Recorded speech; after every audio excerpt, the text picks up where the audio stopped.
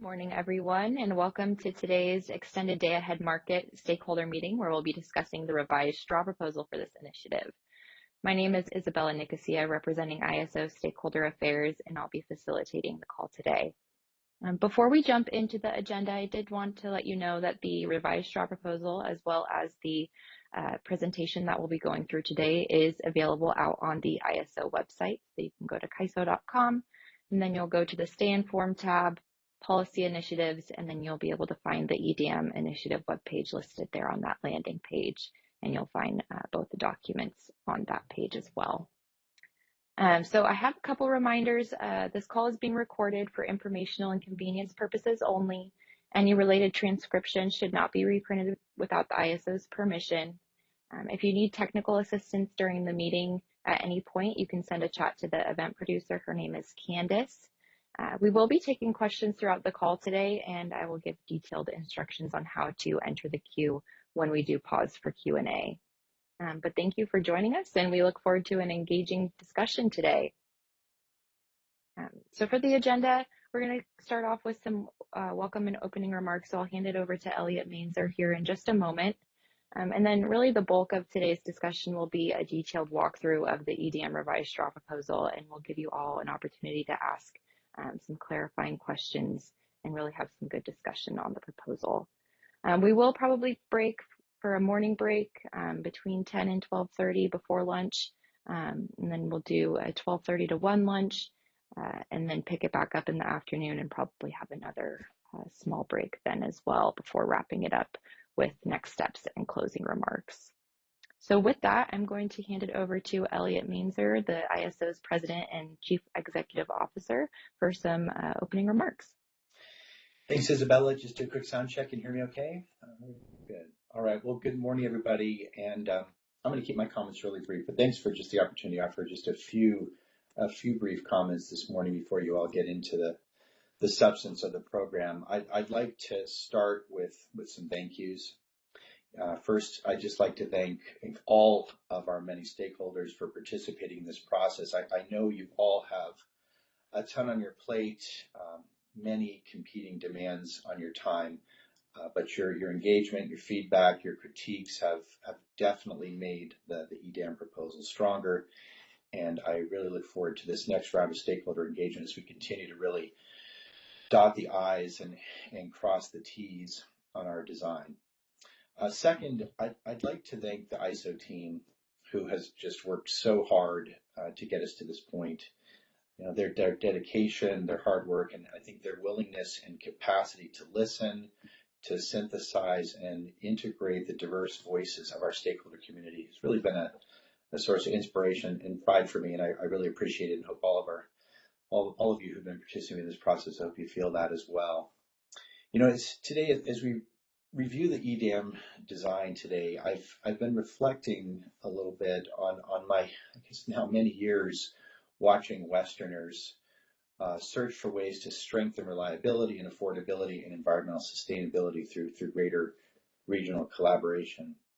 And sitting here now towards the tail end of the summer, I believe we really are on the cusp of taking another major step together in regional market integration. And as we now work out the fine details on issues such as resource sufficiency, transmission access and cost recovery, greenhouse gas accounting, imbalanced reserves, wheel-throughs, and the ever important topic of governance, our shared success really depends on our continued willingness to carry water for each other, to extend the hand of trust and collaboration, and to search for win-win solutions that address our individual needs, but collectively make us stronger and more resilient. I'm really confident that this group of Western stakeholders has the capacity to make that happen, and I look forward to the next steps in finalizing our EDM design and governance proposals and taking that next major step in Western market evolution together. So thank you all so much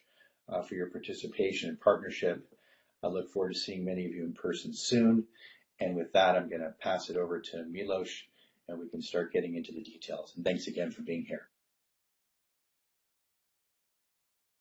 Thank you very much, Elliot, and good morning, everybody, and thank you for joining us for another round of EDAM stakeholder discussions. And I'll just echo what Elliot noted, and I'll take us a step back just to see where we've been and where we are today. We started with a fairly busy, as you may remember, a fairly busy start of the year with roughly 2.5 months of stakeholder working groups that really helped inform the straw proposal. I think it set a kind of base groundwork of knowledge of the issues. We've teased those out, and that really helped inform the development of the straw proposal that we published in late April, and then we held a stakeholder meeting in the mid-May timeframe. We received roughly 47 different sets of stakeholder comments, over 500 pages of stakeholder comments on the straw proposal. We also held a second round of stakeholder workshops in the July timeframe, roughly from July 11th to the 27th. I think we held about 7 or so stakeholder workshops, some of them in person, some of them virtual, half-day, full-day meetings. And you know, I think we certainly appreciate the level of stakeholder engagement and the attention that you're paying to this initiative and the feedback that you're providing throughout all of those processes. And ultimately, those stakeholder comments and the workshops in July helped really inform this revised version of the straw proposal, and we look forward to continuing to work with you and to this next round of comments to really help us continue to shape that design. So we really appreciate your attention and your participation and engagement thus far in these discussions. Today, we're going to dedicate the day to a walkthrough of the revised straw proposal.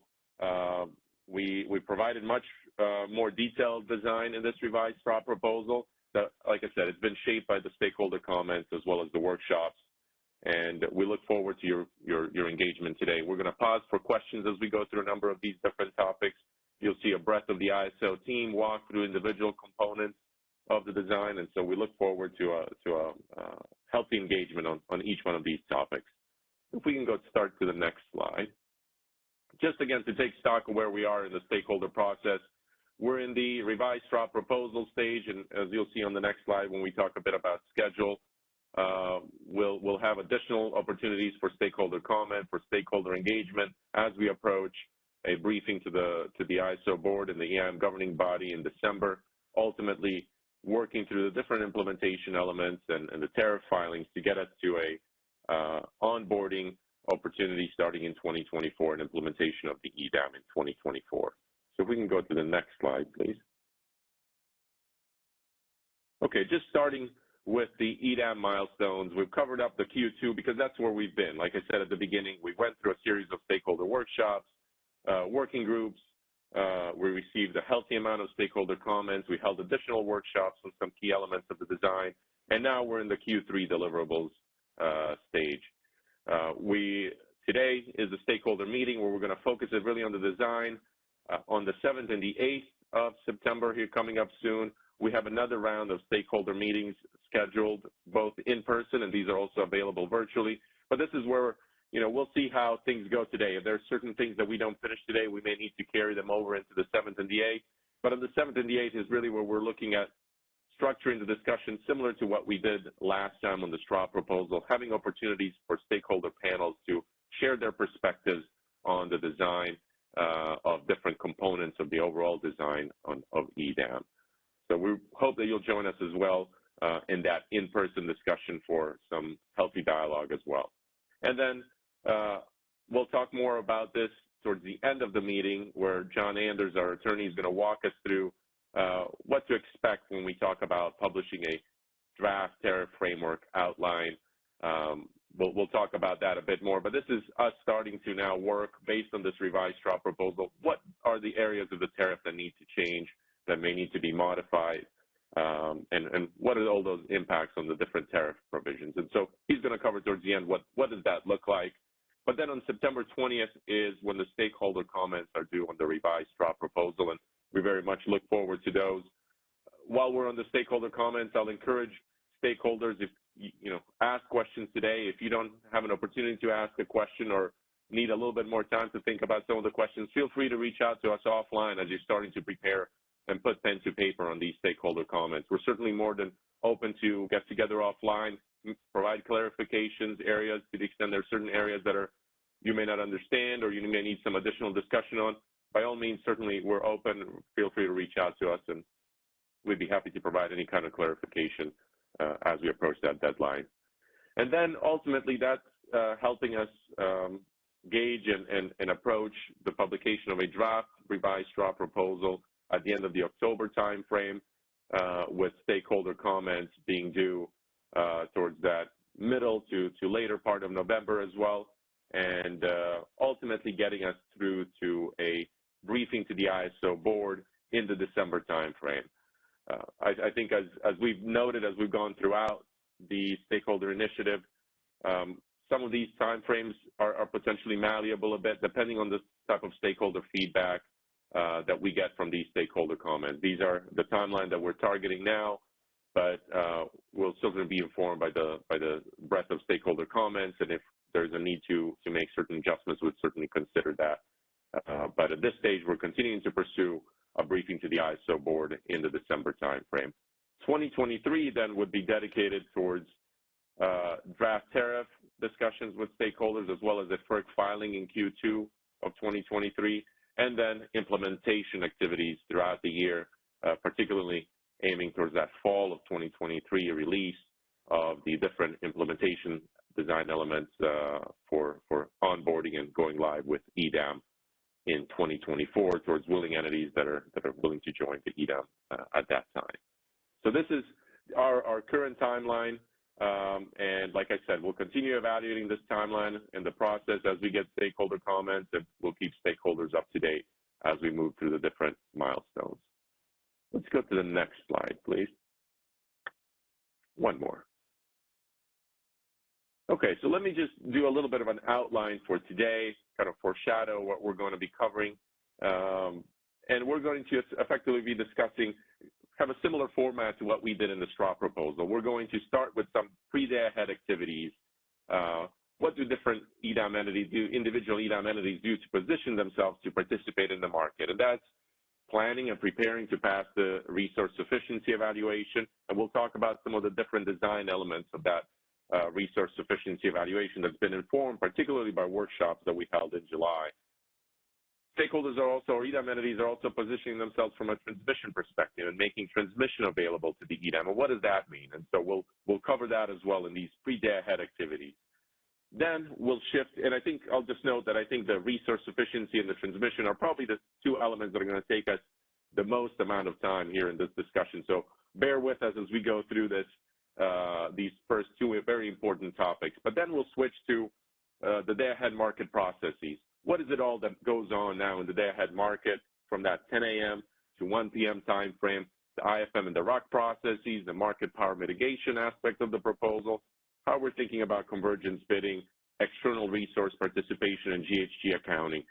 Here we'll also tackle the concept of confidence in EDAM transfers. Ultimately, how do the different design elements that we will have covered up to that point, how do they ultimately build towards that confidence and providing that confidence to the participants in the transfers coming out of the market to ensure that load can be reliably served and that entities have that dependability in that those transfers coming out of the market are going to be there and available to serve load, even under stress system conditions. And then we'll close out with some of the more settlement-like elements in the post-day ahead outputs ultimately that come out of the day-ahead market, which is the settlement components. We'll talk about transfer revenue allocation, as well as some of the settlement aspects, and we'll talk about also EDAM fees framework and design. So that's what you'll hear about today. We'll pause, like I said, at different places and at different stages of each one of these presentations for stakeholder comments, and we certainly encourage your participation.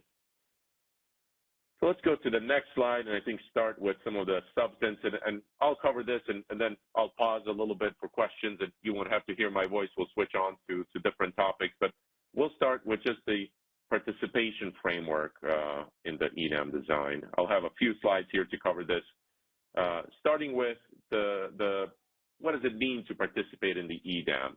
And EDAM participation, the participation of the EDAM, of the EIM entity in the EDAM is a voluntary aspect. EIM entities can voluntarily elect to extend their participation in the EDAM but they can also simply continue to participate in the EIM itself.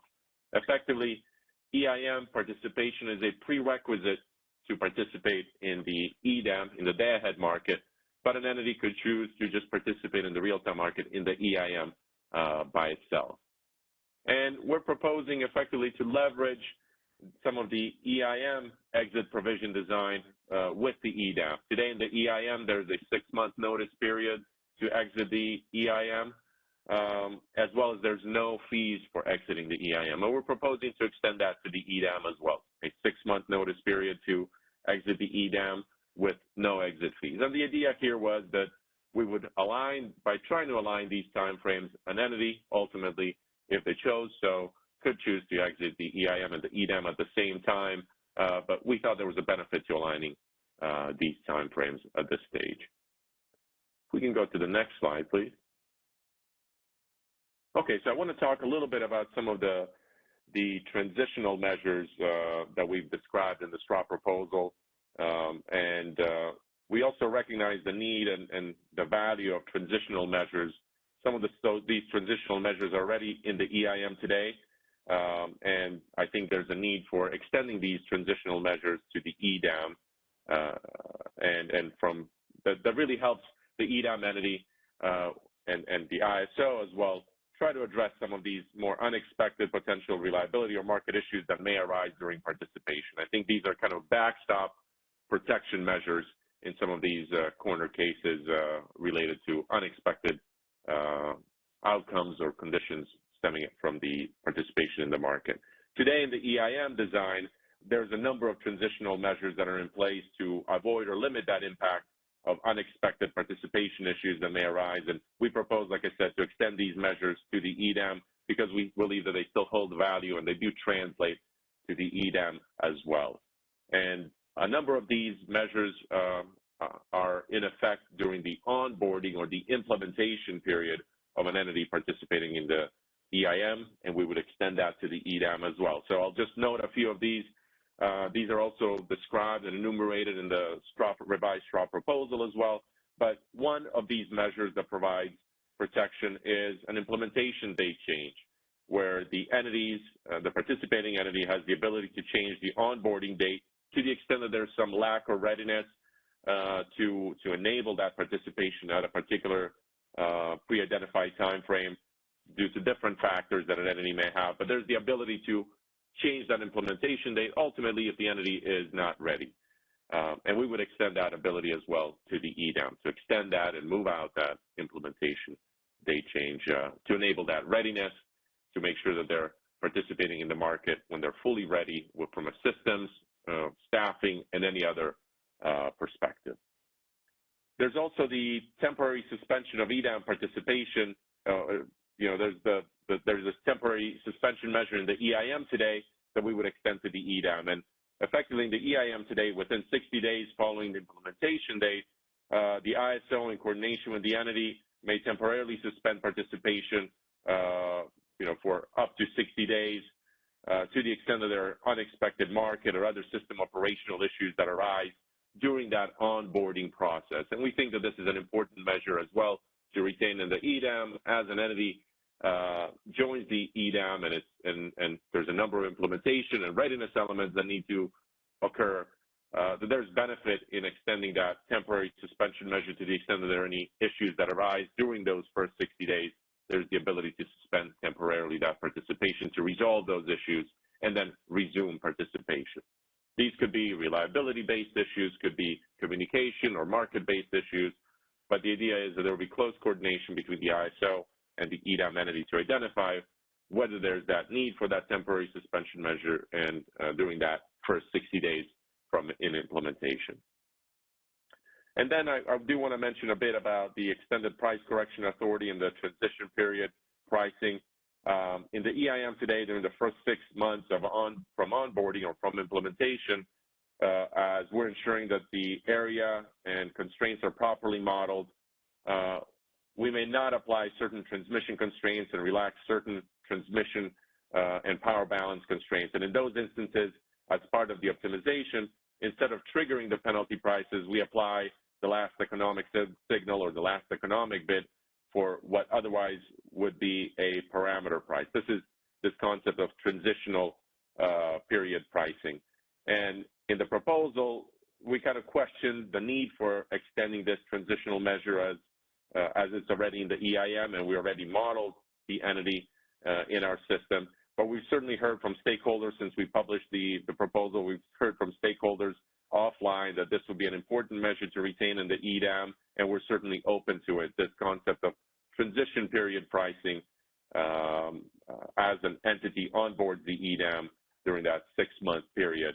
And we would effectively considering extension of that same EIM measure to the EDAM. Another important component here is that in the EIM, we also extend the price correction authority from 5 business days to 10 business days for the first 3 months after onboarding or implementation of an entity.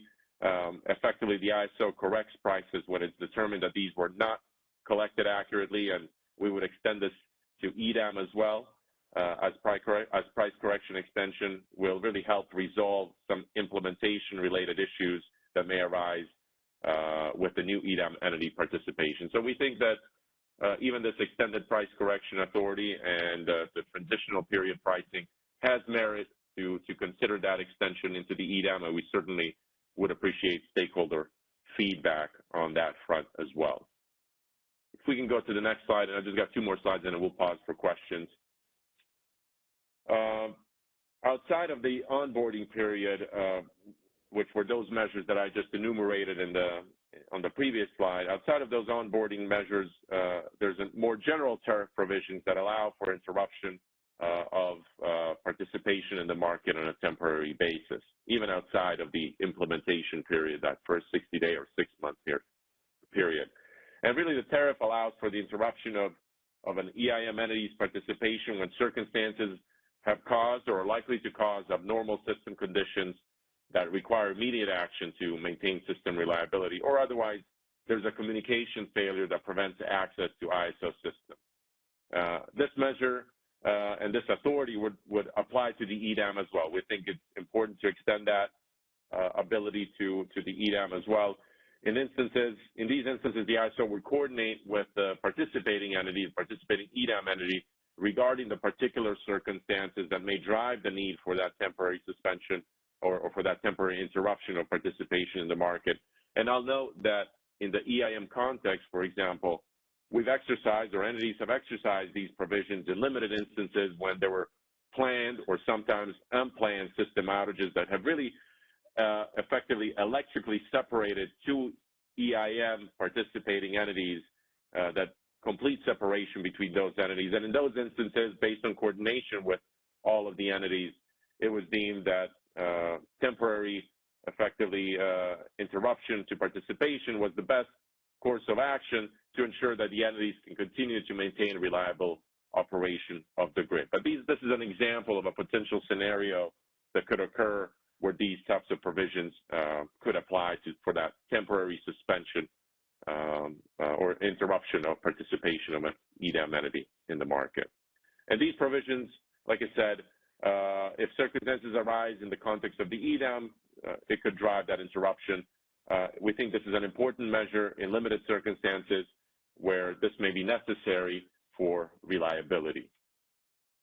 We separately, I think, recognize that extension of the day-ahead market is a fairly complex endeavor from a policy design as well as implementation perspective. And as the EDAM is stood up and implemented, we're committed to expeditiously addressing any systems or technology issues that may arise during that implementation period, but also addressing any unintended consequences of the policy design to the extent that those arise.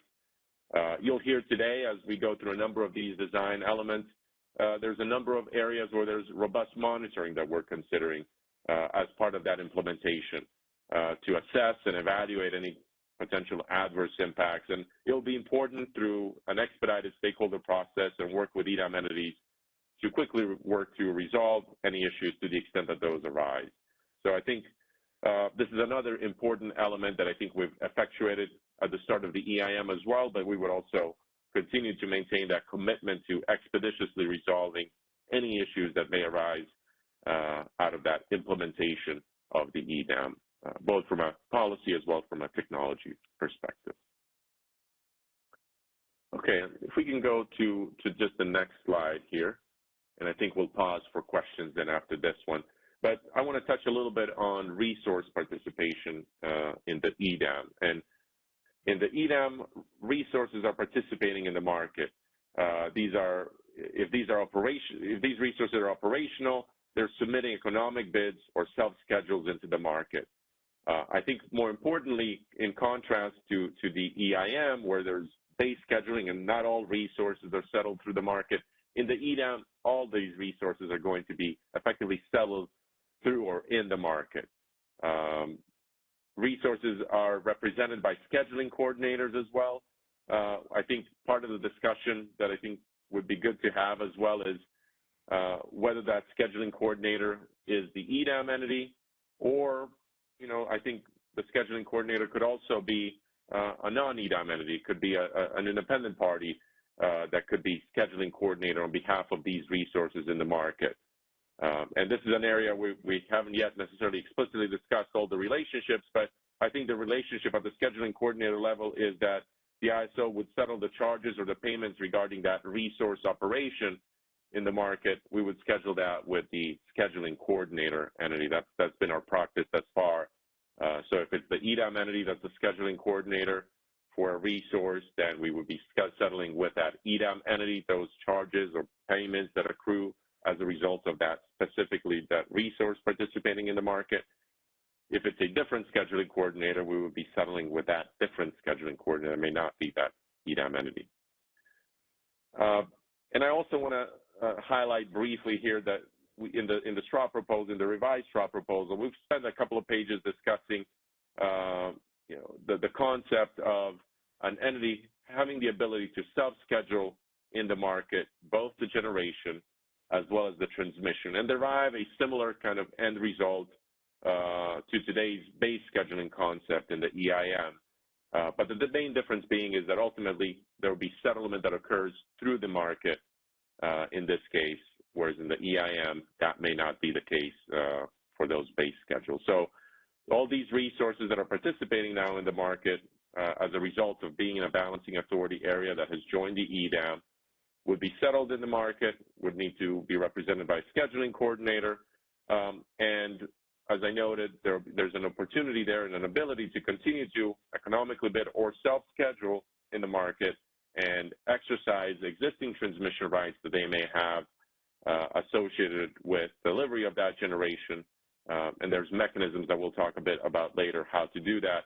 But that should get an entity that is seeking to effectively exercise transmission rights. They have the ability to do that through self-schedules and then identifying the transmission rights that they're looking to exercise. And that should get them to a similar result as base scheduling in the EIM. So I know I've talked a lot here through the EIM, through the EDAM participation framework. We've tackled both. What does it mean from an EDAM entity to participate, from an EIM entity to participate in the EDAM? We've talked about transitional measures that protect entities and allow us to respond quickly to changes in conditions or unexpected impacts of implementation or afterwards when an entity is participating through potential interruption in participation in the market in certain limited instances. And then we've talked about your resource participation in the EDAM. Let me pause here for some questions before we move on to then some of the other substantive elements of the design that we'll turn over to Danny on the resource efficiency evaluation. Let's pause here, see if there are any questions from stakeholders. As a reminder, if you connected to audio through your computer, you can, or use the call me option, you can select the raise hand icon, which is located just to the right above the chat window. If you connected outside of the WebEx, you'll need to press #2 to enter the question queue. And while we're waiting for some people to queue up, we do have a question in the chat. So Miloš, I'll read it out here. Is there not an impact on RTD settlement from EDAM activity?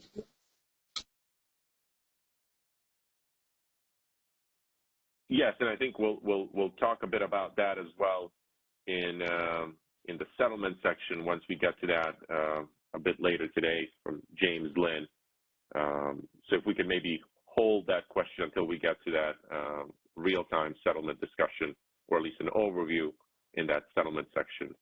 I think hopefully we'll address that question, and feel free to jump in there as well and ask it more pointedly. But I think we'll be addressing what those implications are as well.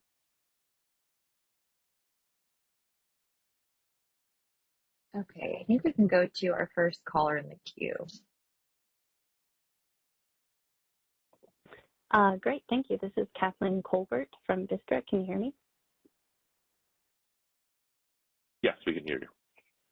Awesome. Hey, Milos, can you go back a few slides? I have a couple comments, maybe on the limiting participation slide.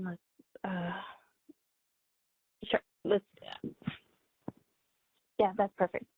So first, I want to thank the CAISO for bringing up this content and having you go through this today. Milos, I think that this is helpful level setting. Some of the content that you're talking about right now are things that we brought up in one of our presentations during the working group meetings back in January. So I'm pleased to see the CAISO coming back to this content. I do think it's important to level set on these things.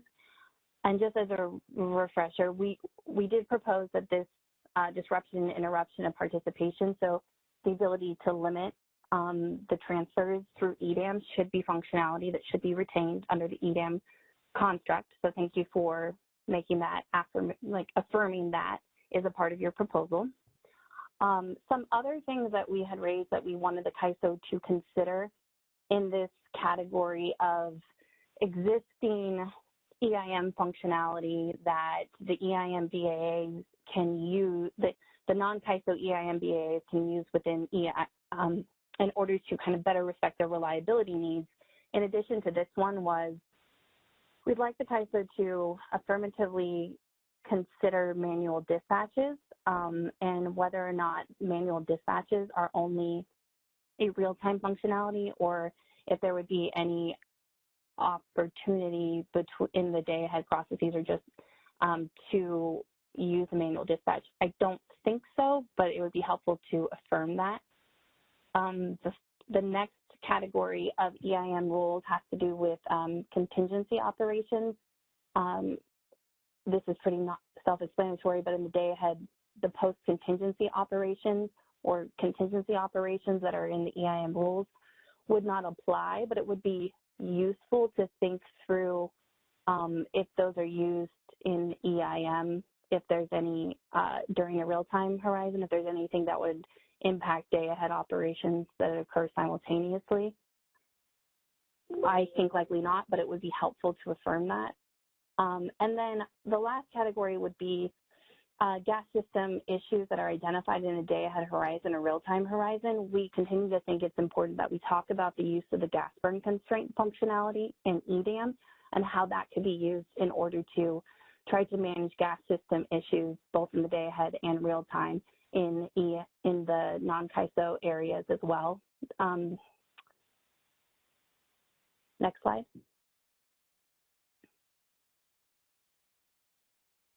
On this, this is something that we have repeatedly asked the CAISO to consider, but I'm just going to make this request again because it is in context of this slide. So bullet 2, I understand where the CAISO is coming from in its statement that it wants all participating resources, but I think it's ignoring a themes issue that's really important, where there are areas that operate under more of the pro forma OATs do designate network resources.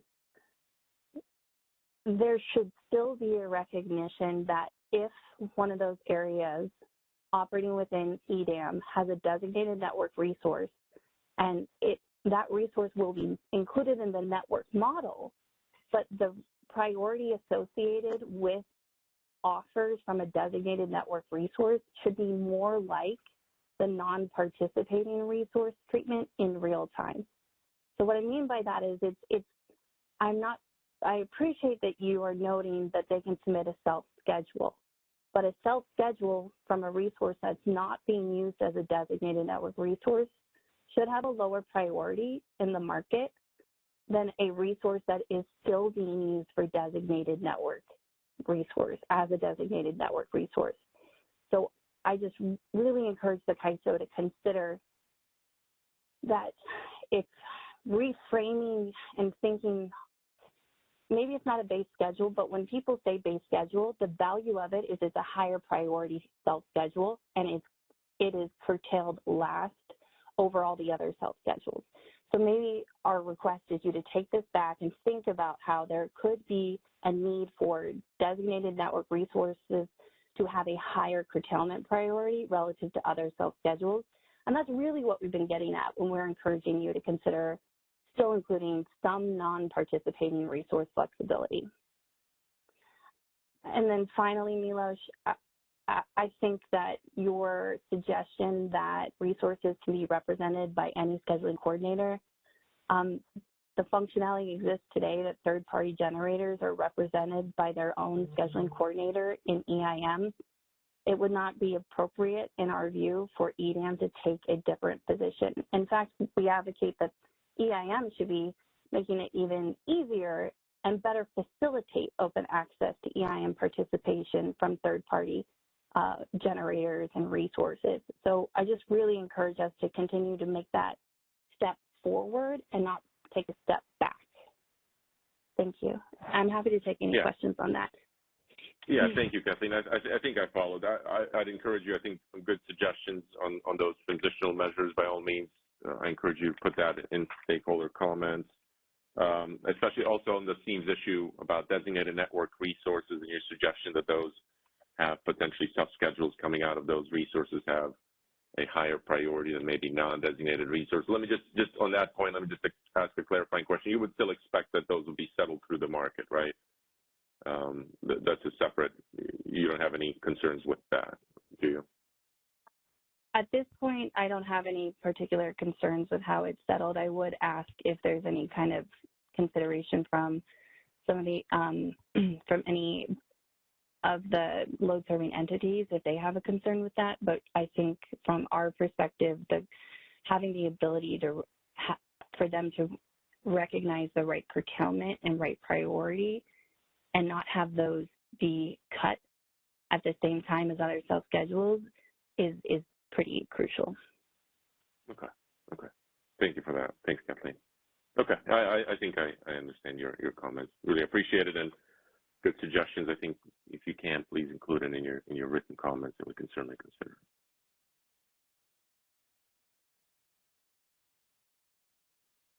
Sounds good. Just as a heads up, they're on slide 9 of the presentation from the second working group on January 18th.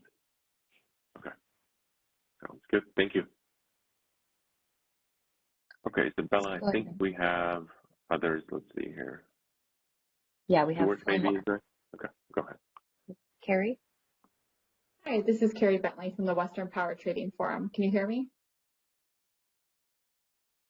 Yes. Oh, great. So very maybe similar points to Kathleen on the resource participation model. She said, though, I agree with many of her comments on that. She said, though, that she understood your reasoning for it. I have to admit, I don't. And I was hoping you could provide more color on why the CAISO was removing the option for resources to be non-participating. It was my understanding that in WEAM, the amount of non-participating resources, that capacity as a percentage is pretty high. So perhaps if you could tell me, is it just why you're removing that option, and then whether you're going to then remove it for WEAM as well, or why you guys are proposing this. Just seems to remove a lot of optionality for people. Thanks. Yeah, thank you, Carrie. Maybe I'll ask George to jump in as well. But I think one of the these base schedule resources today in the EIM are not settled through the market, and we think that there's potential cost shifts, especially in the day-ahead time frame, if resources are operating, are not effectively, they're maybe base scheduled but are not settled through the market, or they could create certain congestion uplifts for other resources. So maybe I'll turn it over to you, George, if you want to provide a bit more color to this as well. Yes, sure, Milos. Thanks. This is George Angelidis. Can you hear me?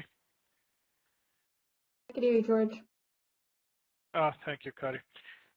Yeah, on your question, why we eliminated the option for the non-participating resource concept that we're using in the Western energy balance market is that we don't see the value for it in the sense that it doesn't give you anything different than a normal resource that participates in the market with a self-schedule and not submitting bids.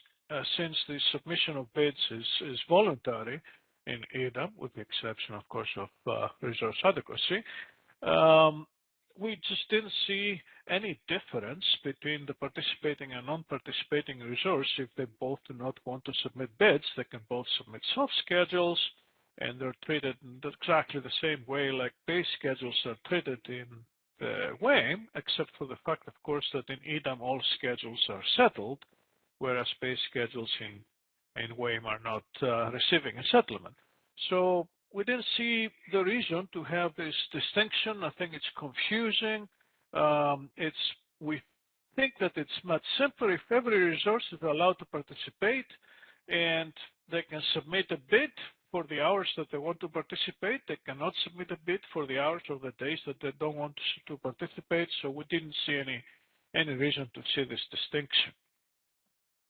I see. Okay, so it's not a cost allocation shift, as Milos was saying, or a settlements issue. It's more you didn't see, I guess, to Kathleen's point, you don't really see a difference in the non-participating priority versus a self-scheduled priority. Yes, the issue with the settlement that Milos was alluding to was that in real time today, base schedules do not receive a settlement, whereas in the day-ahead market, we don't have the concept of a base schedule. We have the concept of the self-schedule that achieves the same operational certainty that it's going to clear the market, yet it receives a settlement. So even non-participating resources today in WAIM that they have base schedules, they still receive a settlement if they deviate from the base schedule. So in any comparison with day-ahead market settlement, there's no real difference between something that you would call a participating resource that can submit bids and another resource that you would label it non-participating that would not be allowed to participate with bids, but it can participate with self-schedule. We just don't see the distinction anymore. I see. Thanks, George. That's helpful. I still do see perhaps a benefit to having the optionality to have a higher priority service than a market self-schedule. That might be appealing to some of these existing non-participating resources, but I understand now why you're proposing this, and that's really helpful. Thank you. Yeah, I heard Kathleen suggesting that there may be different levels of scheduling priority for self-schedules depending on what resource submits a self-schedule. Frankly speaking, in the EDAM, with all the availability of bids out there, you would only cut a self-schedule if it is infeasible due to transmission congestion. And this is a case where you can actually know in advance before you submit your self-schedule if you know that, your transmission connection to the grid is compromised or, derated. So we don't really see the possibility of having different scheduling priorities that would be exercised. It's nothing that we cannot, of course, implement. We already have higher scheduling priorities for transmission contracts like ETCs, TORs. So you could have a different level of scheduling priority if you can have a policy that would distinguish resources. But, the effect of that in the market, I don't think it will be really large, since also schedules are expected to clear. Thanks, George.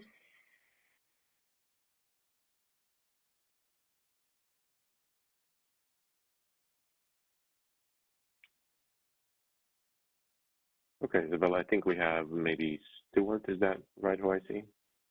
Hi, Milos. Yeah, Stuart Kelly. I'll just start off by saying I appreciate everyone that worked on the straw proposal itself. It's an excellent document and clearly a lot of work went into putting it together. Just on one of your transitional measures, I really welcome CAISO looking at extending the price correction and transitional period pricing being included in the startup of EDAM, and at minimum, I would love to see that at least being for 6 months. So thank you for considering that. I think it's going to be really important. And then lastly, and we'll include this in our comments, there is clearly in the CAISO tariff consideration of system failure at CAISO. When the systems fails, there's an ability to potentially correct prices. And I think there needs to be a linkage in the event an entity has a system failure in EDAM because the volumes are so large. But thank you for at least considering that. Thank you, Stuart. Thank you, Stuart. Good comment. Yeah, thank you.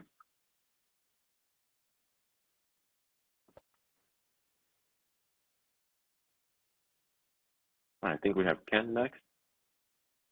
Hi, Milos. Yes, this is Ken Donald with Utilicast. To the point of the question about impacts of EDAM on RTD, what I was getting at is the reasoning behind allowing a separate scheduling coordinator to be settled for EDAM, while presumably the existing EIM SCs would be settled for the other charge codes. I wonder, what is the goal of that? What is it what problem is it that solves?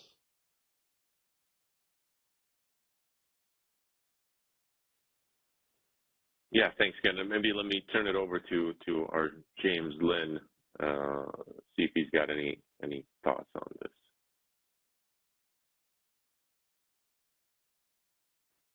After I take myself off a double mute.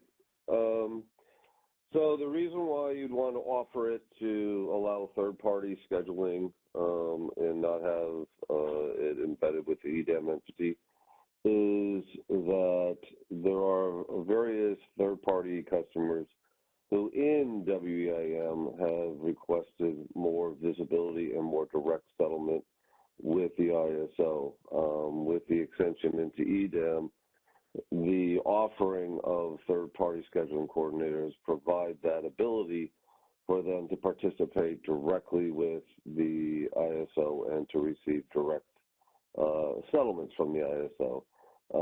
It gives them more control over their resource participation, as well as more visibility into the actual costs and settlement within the market. Okay, so operationally, allowing a third-party generator or a third-party company to take actions and consume settlement information, that kind of makes sense. It just seems like a potential for friction if the bill goes to two different companies. That because what you pay in EIM, it's not as if it stands alone, right? That your EIM settlement is going to be entirely dependent on what that other company did in EDAM.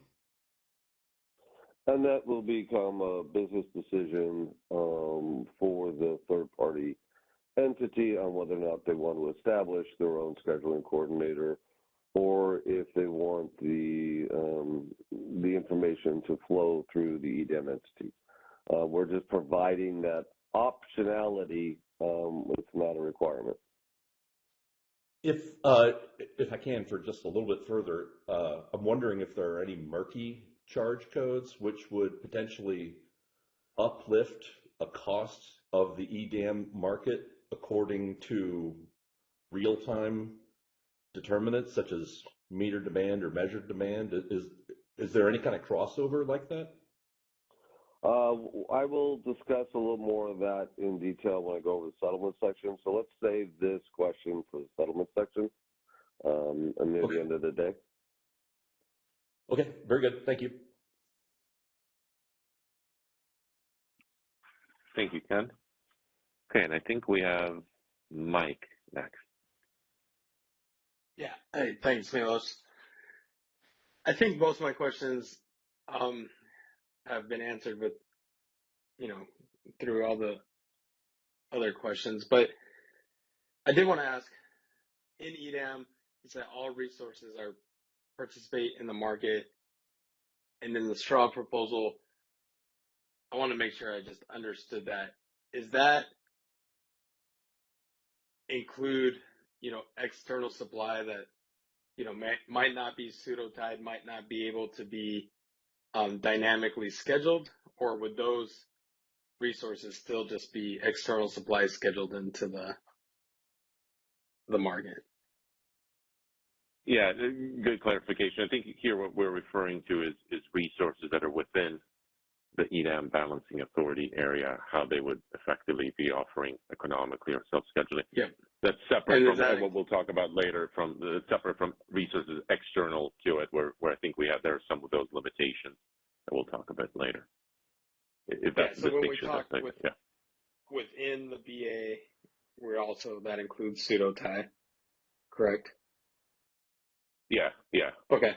Yeah, I think we can. So then my question is, if those resources now are required to be participating resources in EDAM, are they also required to be participating resources in EIM? Well, I think, let me see if I can, and George and others feel free to jump in, but yeah, I want to make sure maybe we're flipping it. Maybe we're tripping over the word participation, but I think, yes, I think the expectation would be that yes, you would also be expected to participate in the EIM as well, just as in the EDAM. I know that, we'll talk a bit about external resource participation a bit later, but I think for intensive purposes, we can consider that these are effectively in the BA and that they'd be expected to offer an economically or self-scheduled in the EDAM and the EIM. Yeah. Okay. Got it. And like I said, I think everything else got answered. So thanks. Okay. Yeah. Thank you, Mike.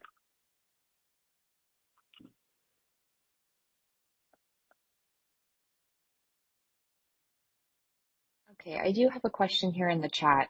I think it's our last question. So in the statement that all resources will submit economic bids or self-schedules the market, does the term resource include load in addition to generation and transmission?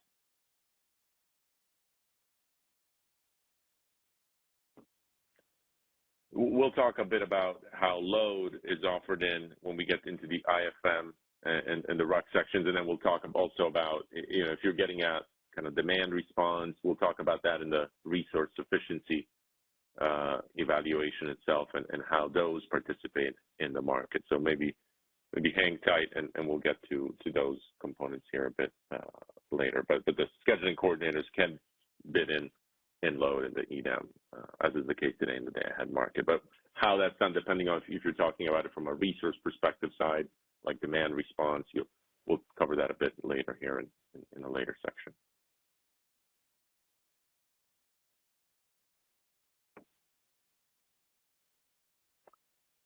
Okay.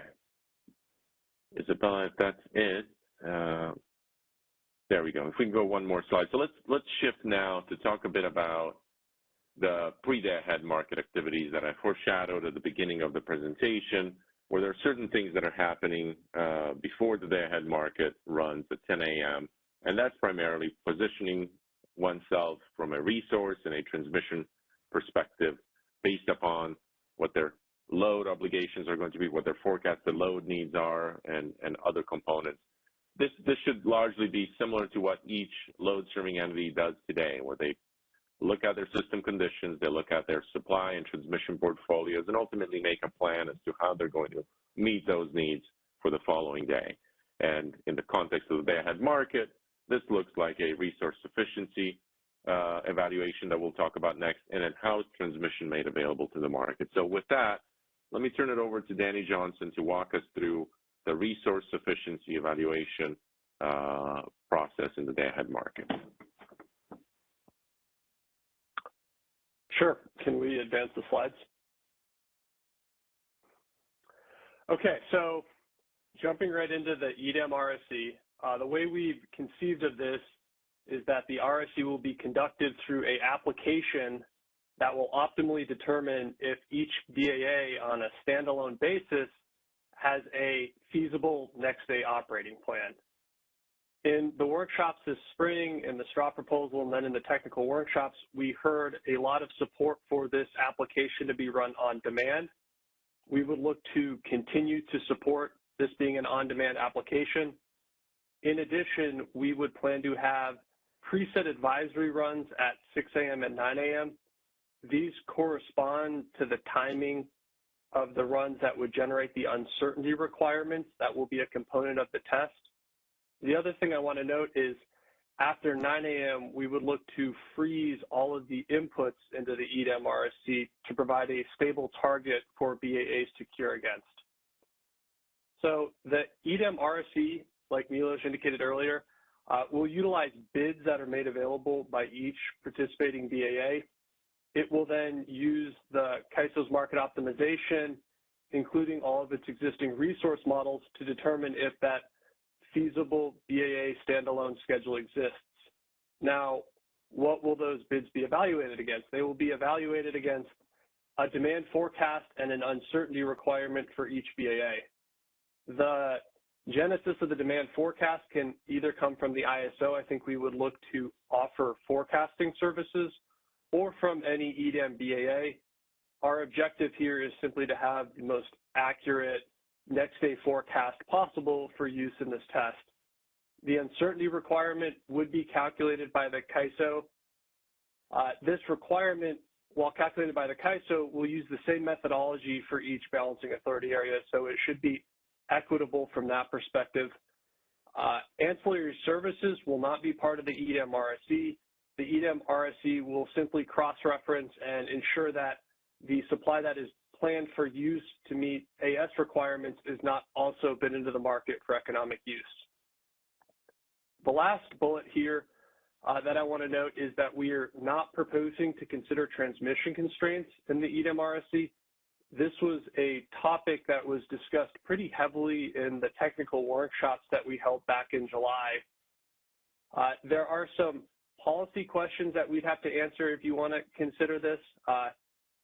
Basically, when you start considering transmission constraints, you start having to look at an expanded network model, which isn't just a single BAA. So the principle of a single BAA having a standalone sufficient next day operating plan comes into question.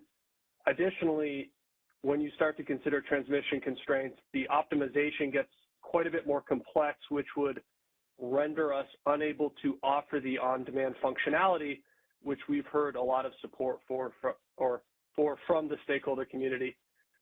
We do recognize the concept of deliverability of the supply being shown in the EDAM RSC is important. So going forward, we would look to monitor this through reviewing the RUC results. We think that should RUC come back as infeasible, meaning that there's not enough supply to meet the obligations, this result could then be cross-referenced against what was submitted in the EDAM RSC, and we would be able to determine if there's supply that is being shown for purposes of passing the RSC that ultimately is bottled up and wouldn't be deliverable in the context of a networked model optimization. I'd like to stop and see if we have any questions on this slide.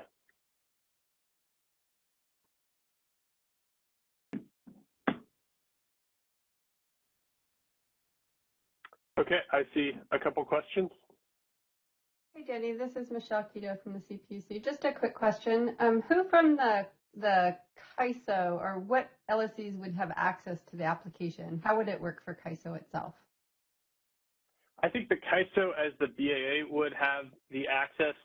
I don't think we've worked out the details of the individual LSC provisioning of that access. Okay, and I have some more questions, but I'll wait until we get to those. Thanks. Yeah, I suspect I know where you're going, and we'll talk about this when we talk about the failure consequences and the curing. I see one more question. Hi, Danny. This is Kathleen from Vistra. I have a couple questions. To help me not be confused as we continue going forward, and hopefully this helps others. Can you remind me if the where the proposal stands as of today includes blocking the transfers between the different BAA areas or not? Is this in the context of the EDAM or the WEIM? EDAM. EDAM proposal today? In the EDAM, we would not look to block transfers between BAAs as a consequence for failure within the revised straw proposal. Oh, in the test? Yeah. Well, okay. So in the test, the easiest way to actually model this is you would just model all of the generation and all of the load on a single bus, and essentially you'd optimize off that single bus. So it truly would be a standalone BAA snapshot of basically a complex unit commitment model. Okay, I think that makes sense. Can I repeat that, make sure I'm catching you? Sure. Is a single BAA, so no transfers, but you're modeling injections into that BAA as a single bus. Are you referring to like the bucket one transfers that are agreed upon before the market is run? Because yeah, those would be modeled as a injection or just a pseudo resource on that bus that was able to meet the demand that's also shown on that bus. I was referring to the resource offers more so than the transmission, but I think it's the same answer. Okay. And are you currently considering any export offers as reductions at that single bus? I don't think we would look for export offers.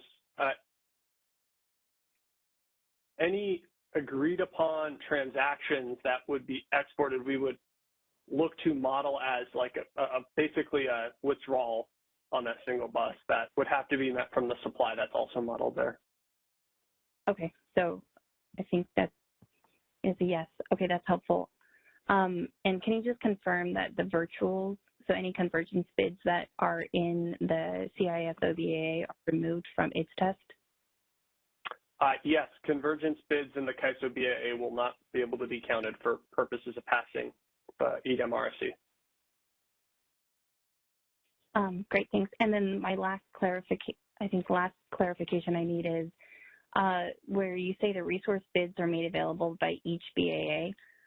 I assume that's just general like language because the resource offers themselves could be from a load serving entity, they could be from a third-party generator, owner operator. Can you just confirm that there's no additional restriction on the type of scheduling coordinator? I don't believe there's any restriction. What I'm trying to highlight, however, is that the responsibility for passing the EDAM RSC is done on a BAA level basis.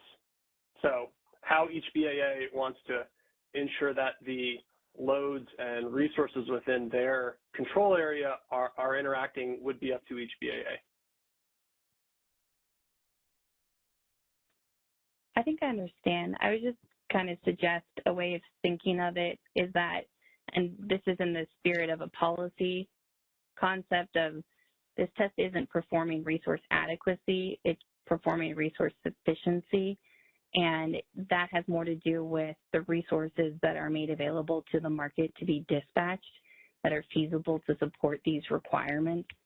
And so it's less about a coordinated BAA effort. This is actually a resource efficiency test to see if the market can successfully clear for that single bus location on an area basis, not so much a functional. And the distinction I'm trying to highlight, Danny, is it's not the functional role of the BAA, it's the geographic area that we're testing, that area as a single bus being modeled can be sufficient. The resources made available to it is sufficient to solve the market. I hear what you're saying, that the results of failure, though, are on a BAA basis. So I think, obviously, we're testing the objective is to test that each BAA has a next day operating plan that can meet their obligations.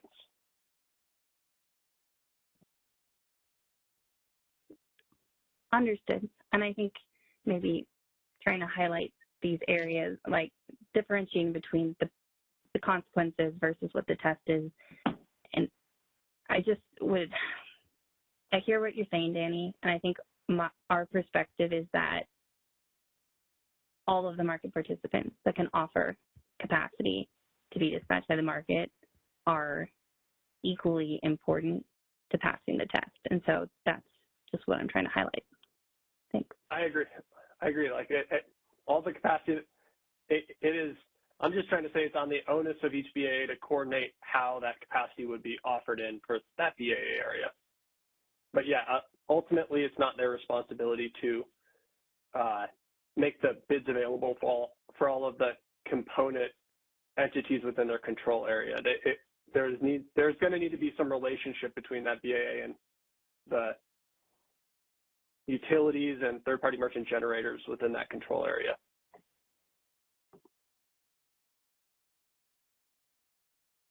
Thank you, Danny. Sure. Okay, we can advance to the next slide. So the proposal looks to account for all different supply types that are used by EDAM BAAs in a manner that instills confidence in the supply and the resultant transfers in the market. This is consistent with the principle that was put forward last fall to try to count all Western LSC supply types that are utilized to meet either resource adequacy or integrated resource plan obligations. For the supply to be counted, though, it does need to have a bid. So I keep harping on this, but we're trying to run a day-ahead market. To do that, we need supply bids. There are a couple supply types that do warrant additional discussion, and we may have to have some rules placed around to instill confidence.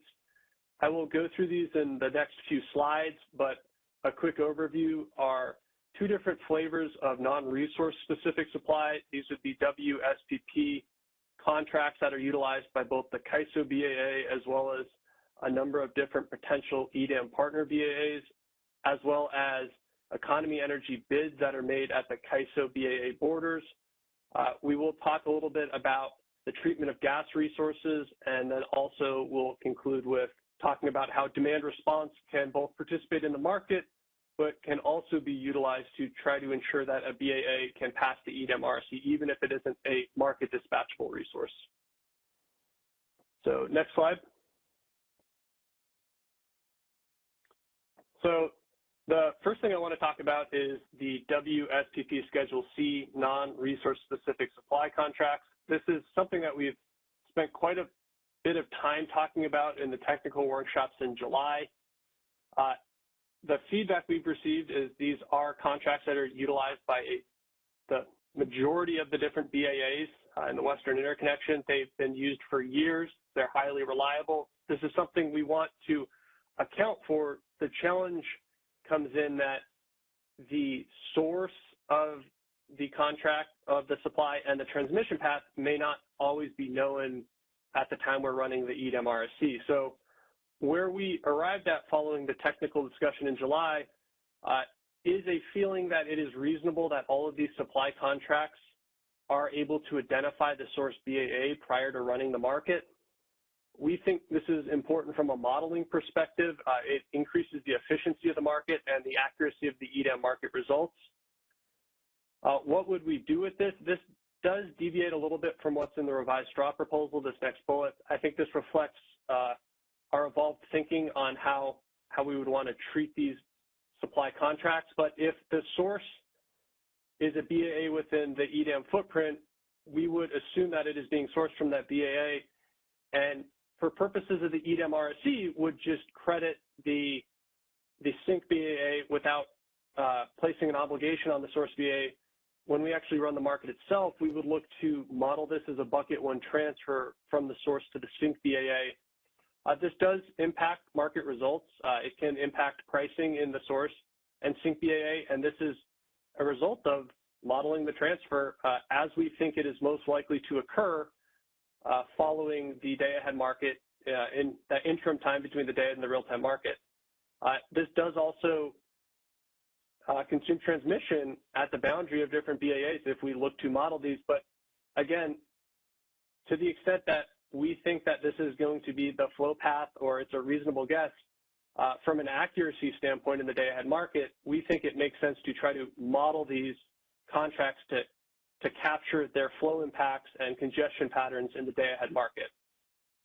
if these are not sourced from a BAA within the EDAM footprint, the CAISO would model the scheduled quantity of megawatts to a DGAP that is the remainder of the Western interconnection for purposes of running the market. Can we go to the next slide? So the other half of this is how do we instill confidence with non-resource specific supply contracts, and the takeaways from the technical workshops we had in July, as well as our internal thinking, is that it's reasonable to require a day-ahead E-tag on these supply type contracts no more than 3 hours after the publication of the EDAM market results. We think that having a day-ahead E-tag is a fairly standard practice across the Western interconnection, and we've heard that it does instill confidence in these types of supply contracts, so we would look to apply this to both WSPP Schedule C supply contracts that are used in the market, as well as economy energy import bids that are cleared by the market that are made at the CAISO BAA's border. Non-tagged schedules would be required to submit E-tags or otherwise cure that shortfall by the start of the stuck horizon for the hour in which the failure to have a tag occurred. The consequence here would be if a BAA does not do this, they would be removed from the pooled WEIM RSC.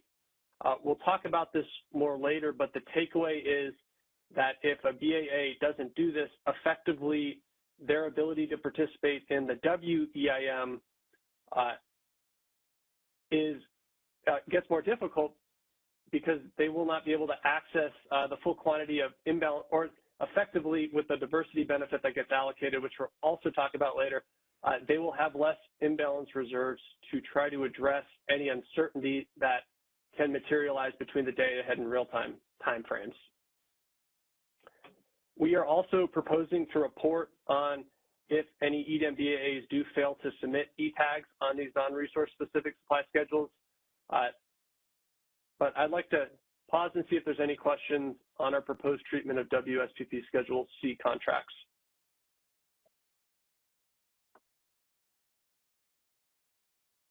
Hey, Danny, this is Michelle Quito from the CPUC. Just a couple of questions. So have you guys thought about transmission market power and the fact that some interties might, the transmission might be held in a concentrated fashion? Yeah, that is something that we are aware of. Okay, and how do you propose to mitigate transmission market power in your proposal? I think that if you look at the different timelines we've set out, there is a requirement to tag by no more than 3 hours after the day-ahead market, but there is a cure period if that is for some reason not able to be accomplished that then looks at the start of the stuck horizon in real time. Okay, so you would imagine that that would be your market power mitigation mechanism. I think that it combined with the transmission release requirements under the OAT frameworks should help to alleviate some of that concern. Okay, so in addition to having to E-tag any of the imports, you also said something about having to E-tag the intertie resources. So those aren't shown in anyone's resource sufficiency test. They just show up at CAISO's borders. If they get accepted, you're saying that they have to be E-tagged? Yes. That would be a change on how economy energy intertie bids that aren't otherwise forward contracted are treated. Okay. So let me just walk you through an example. Sorry. So let's say that the intertie transfers, the intertie bids support an EDAM transfer, and then they fail to E-tag. What happens then? Who takes the hit? So I think that the EDAM transfer would still have to be supported. I think that if you can hold off the last section that we have before the lunch break, we have a couple of tools that we would look to provide each BAA with, including the CAISO BAA, that would let them control the net exports out of their BAA. So to the point that it was a really tight supply day and that was a concern, the CAISO BA would have the ability to control the amount of EDAM transfers out that get cleared by the market. Okay, so if the imports, the intertie imports, okay, so that, I do think I need more information on that. I think that was it for my questions right now. Thanks. Thanks, Michelle.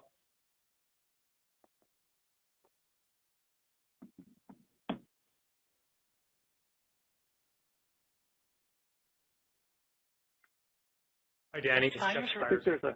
Yeah, hi, Jeff. Sorry, I just got unmuted, so I think it's,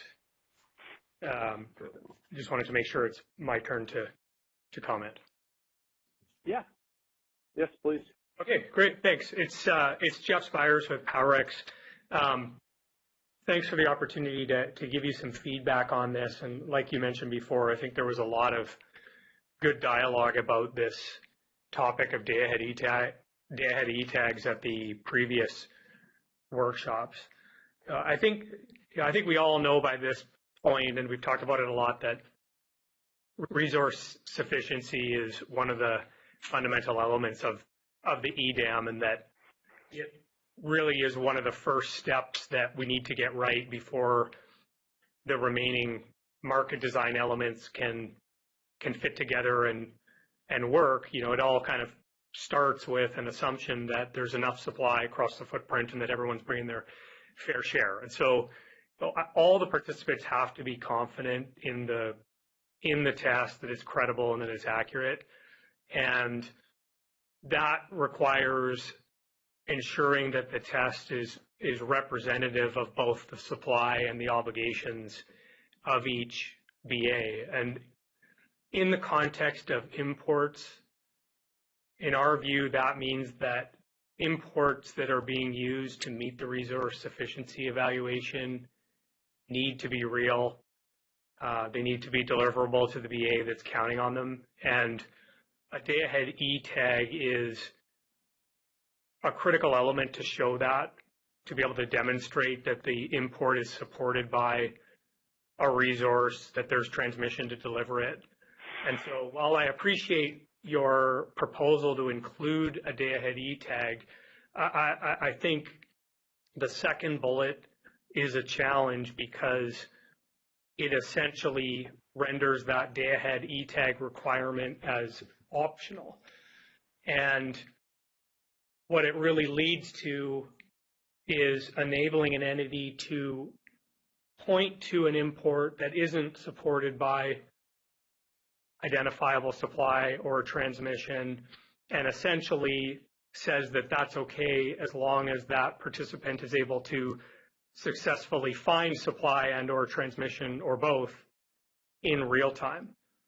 And you know, that's very problematic in our view. It erodes confidence in the test itself because effectively it says that an entity can pass even though they are going into real time short of resources and or transmission. And it's a challenge from a reliability perspective as well because, you know, as we'll discuss later, elements of the EDAM proposal are focused on pooling resources, and in a sense, everyone's in it together once you get into that real-time time frame.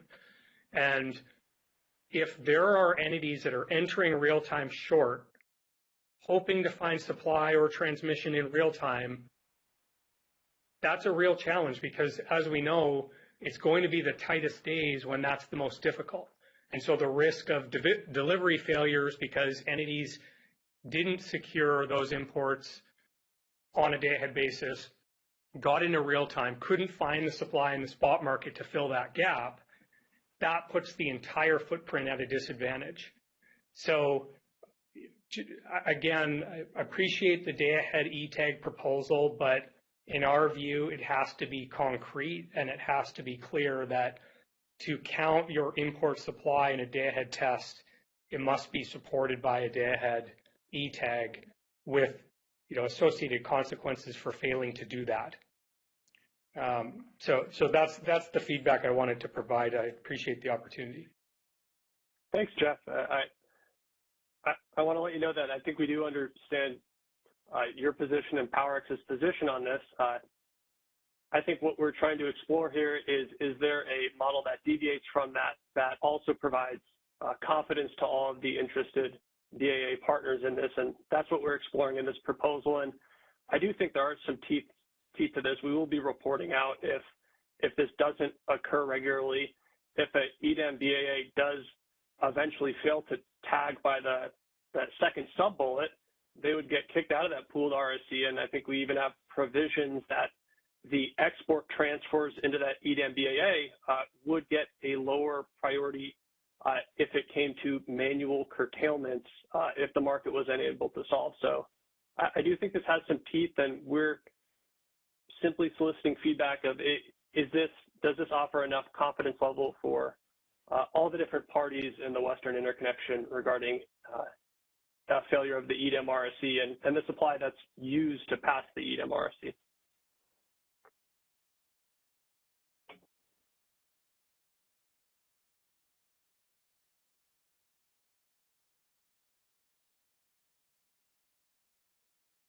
Okay, let's go to Paul Wood. Yeah, thanks, Danny. Paul Wood, PacifiCorp. I just wanted to clarify, I think, a point you made earlier. You're indicating that all intertie bids as well as external supply needs to have an E-tag. Yes. The expectation is they would have a E-tag 3 hours after the publication of the day-ahead market. Okay, perfect. Thanks, Danny. Thanks, Paul.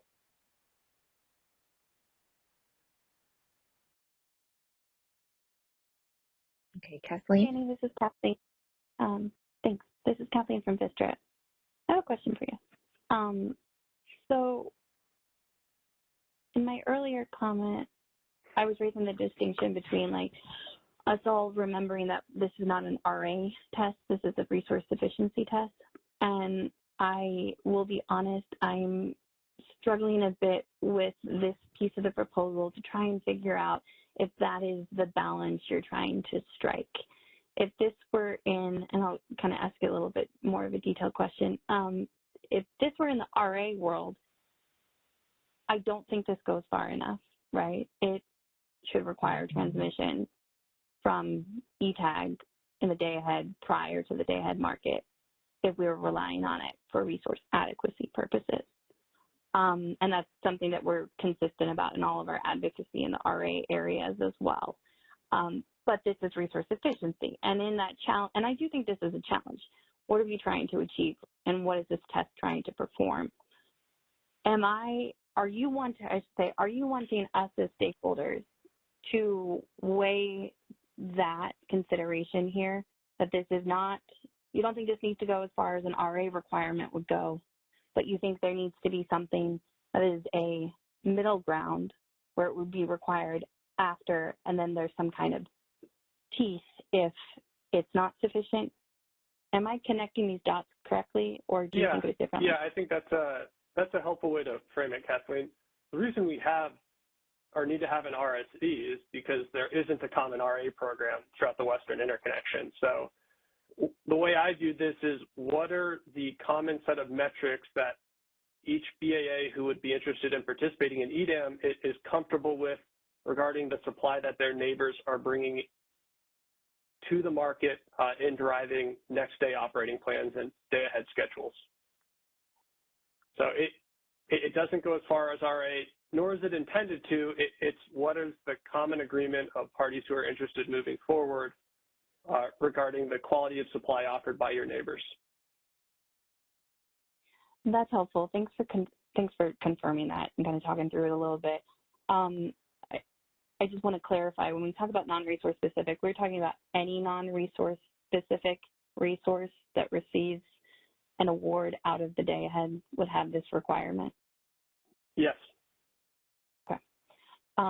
And this probably goes without saying, but remind me, resource specific have this, if they happen to not submit an E-tag or to cancel their E-tag, would they also be removed?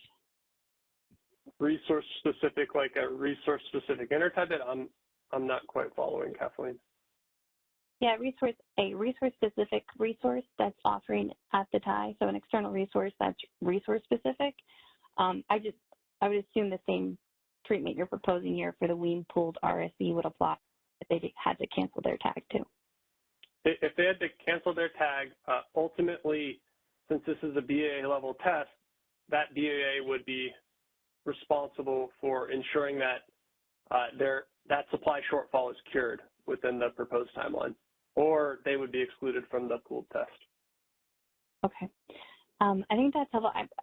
I'm trying to tease out of the non-resource specific is a distinction that may not be necessary. And that your proposal is any off-system injection that's being included, if it does not have an E-tag going into real time, needs to be cured. And I think your answer. That's a good characterization. Okay, thank you, Danny. Thanks, Kathleen.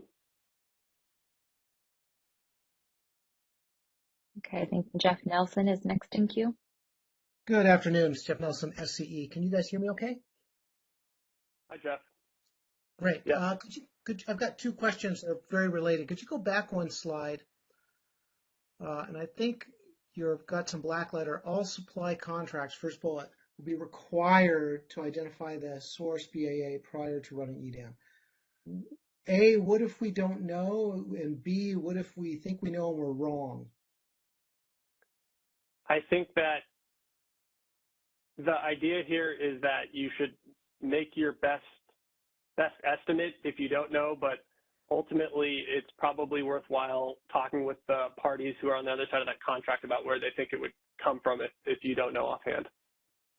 And how is that communicated to the ISO? How would this be communicated? I'd have to defer to George on exactly how it would be communicated. My guess is that we would have some type of field within Cyber, because I'm assuming these are going to come in as self-schedules through Cyber, so it would be some additional designation within that application, but I could be wrong, so George, please let me know if I'm wrong.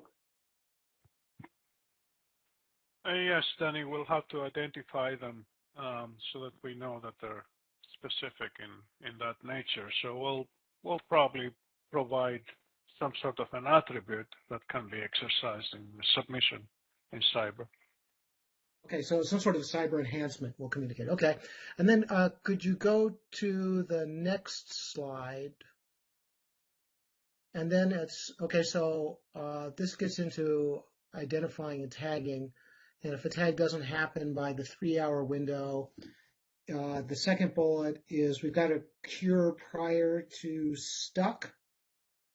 And then tagging, I understand, right? You just get the tag in.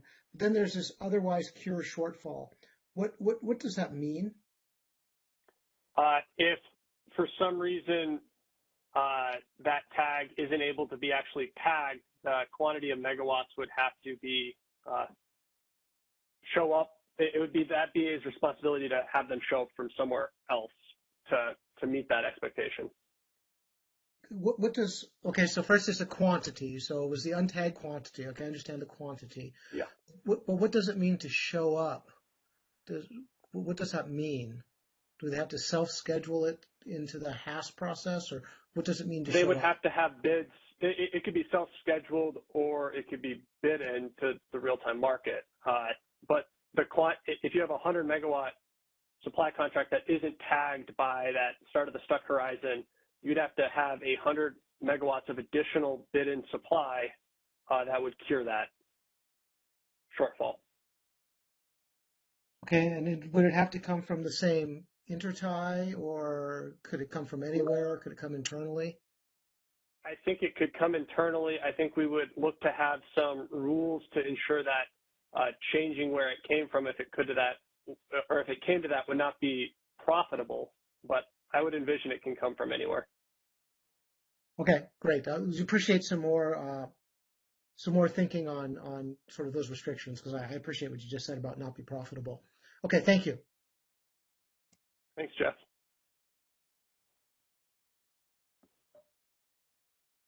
Okay, let's go to Todd Ryan. Hey, Danny, Todd Ryan from Pacific Gas and Electric. Just following up on this line of questioning.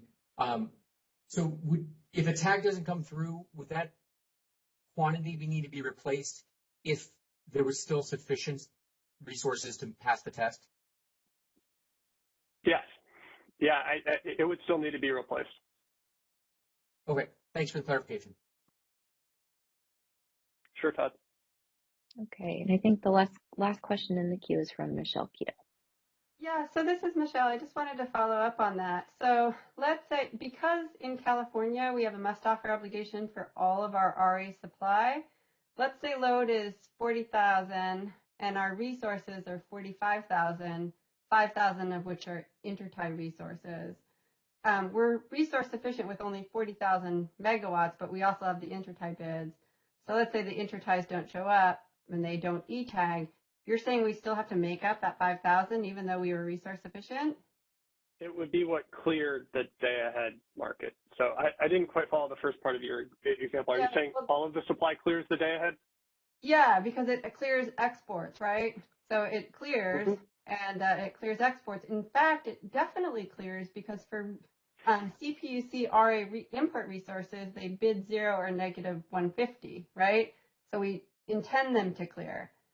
So now they don't show up. We are resource sufficient. We have sufficient resources, but you're saying we still have to, I mean, this is the problem with California bidding in more than its load, right?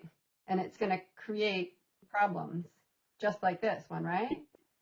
Yeah, I understand the asymmetry with the must offer obligation, which again, after my RSC bit, we do talk through some tools we think that can be used to address that. So on very tight days, the California BAA would have more ability to kind of dictate how exports are cleared out of its BAA to mitigate that risk. Right, but it could not be, it could still happen on a non-tight day. So imagine that you have the imports coming in, but an import line goes down between the day ahead and the real time. And so we fail to tag that resource. You're saying we're still on the hook for it. It seems like a real reliability issue for California because we have the must offer for all of our resources, right? I'm struggling. Yeah, and if the line goes down, I would expect that California would have contingency reserves that cover its MSSC and would be able to participate. Yeah, I get that. But, you know, it also might be the case that other balancing authorities wouldn't let all of that go into the day ahead time frame. They'd say, you know, I want to reserve 10 or 15%, and then I'll bid it into the day ahead. But California is going to be bidding it all into the day ahead. Or, excuse me, the other BAs might wait to bid it into the real time, right? Well, we have a proposal for kind of a day ahead. I think we're calling it day ahead ABC. It would allow the CAISO BAA to withhold quantities of RA supply that goes beyond what is needed to pass the EDAM RSC. We have an export limit that I think that we're going to talk about in the future. So we do think that we have some tools that will provide the CAISO BAA the ability to ensure that its RA supply through that must offer obligation is not always being exported out. And the other thing I'd like to note is I don't think that there's a must offer obligation on all RA. I think there's a significant volume of VERS, particularly wind, that doesn't have a must offer obligation. So I think that we might even see more bids show up in the real time than what was in the day ahead. Okay, thanks. Thanks, Michelle. I see one more question. Hi, this is Doug Boccignone for the Bay Area Municipal Transmission Group. Just follow up on the market power concern that Michelle raised earlier. If the proposed mitigation of the cure through the stuck timeframe in conjunction with the boat providers release provisions, if that's not effective or not acceptable, then it seems like you'd have to have some other way to identify whether there's the potential for parties to exercise market power and then some mechanism to mitigate that, right?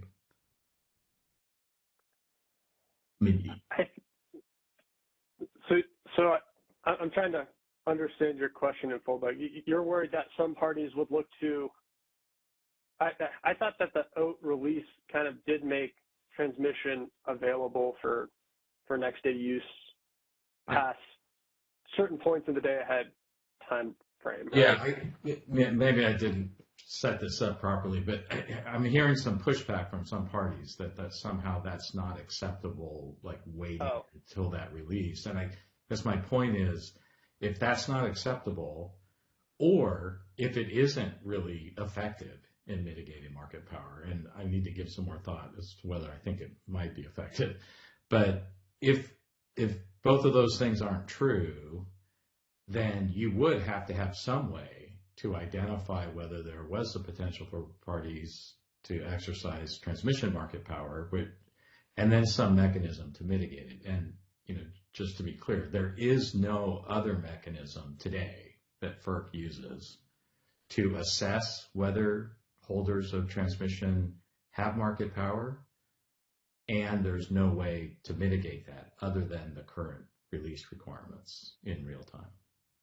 Yeah, I agree with the scenario I understand the scenario you put out there, Doug, and I agree that if firm timelines were required, or if the firm deadline was moved back earlier, that would be something that would have to be addressed. I think what we're trying to do in this proposal is see if we can strike a middle ground that offers confidence while also doesn't require us to try to figure out how to test for and mitigate transmission market power. Yeah, great. Thanks. I appreciate that. Thanks, Doug.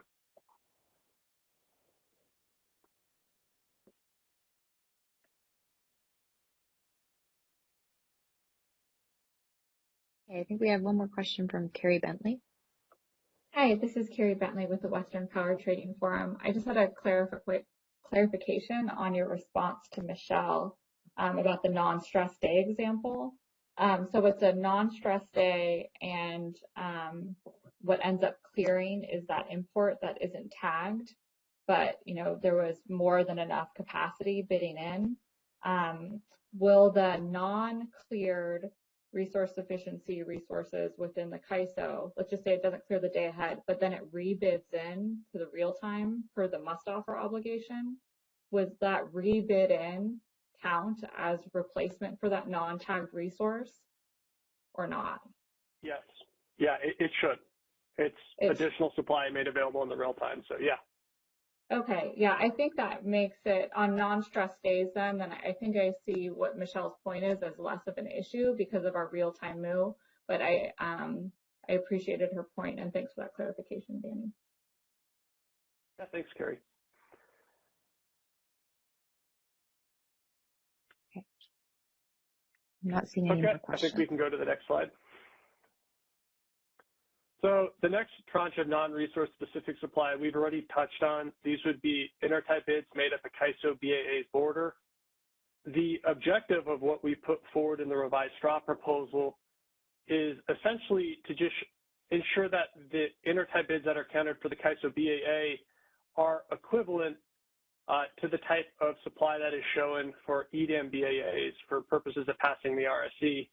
And the tenet here is to only count supply that has some type of contractual relationship with the sync BAA. So for the CAISO, this would be intertype bids that are associated with an RA contract, intertype bids associated with a forward contract but not otherwise shown as part of an RA plan, intertype bids from pseudo-tied resources, from dynamically scheduled resources, and from non-dynamic resource-specific system resources. We do realize that there would need to be some potential additional enhancements within the cyber application to allow the SC submitting these bids to designate that the intertype bids meet some of or one of these criteria, but we would look to do that as part of the implementation. Next slide.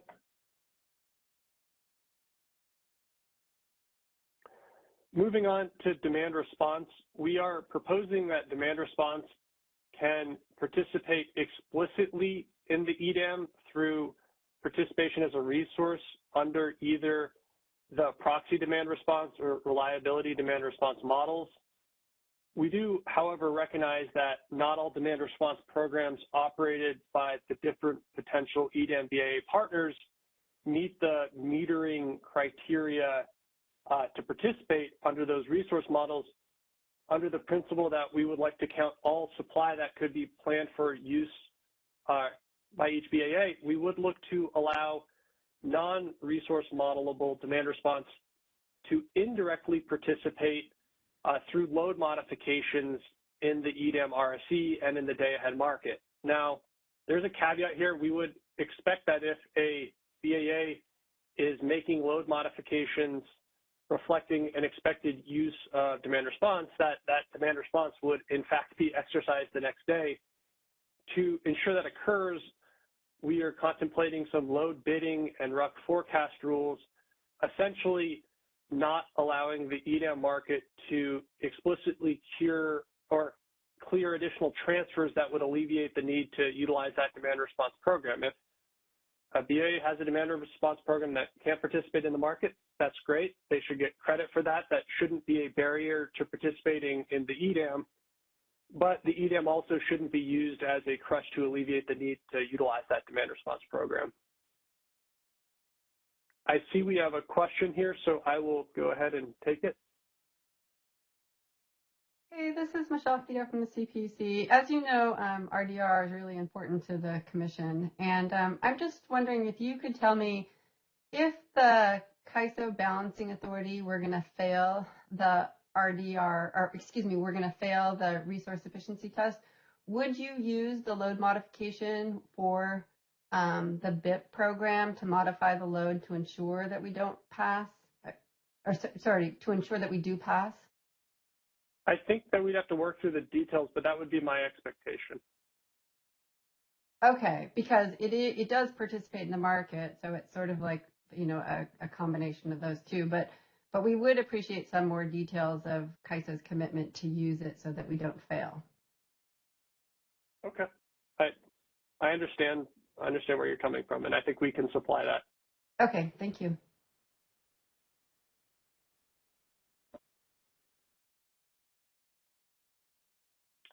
Okay, can we go on to the next slide? So the last kind of resource supply specific thing I want to touch on is gas resources. We have identified, and stakeholders have helped us identify, that there is a misalignment between the day-ahead gas nomination timelines and the timeline on which we're contemplating running the EDAM market. This will result in BAAs having to make assumptions regarding the expected day-ahead market results in their gas nominations prior to when we actually run the market. This is partially mitigated by intraday gas markets and partially mitigated by gas storage. However, we believe an additional tool that can be used to help EDAM BAAs in this is to run a high-quality D+2 market that would give them a pretty good idea of what the expected next day dispatch would be. So we would look to make the D2 results available to all applicable parties.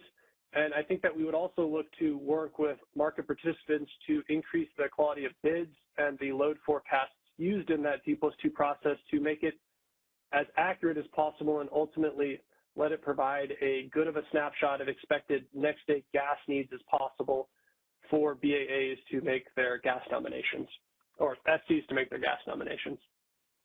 I do see that we have a question.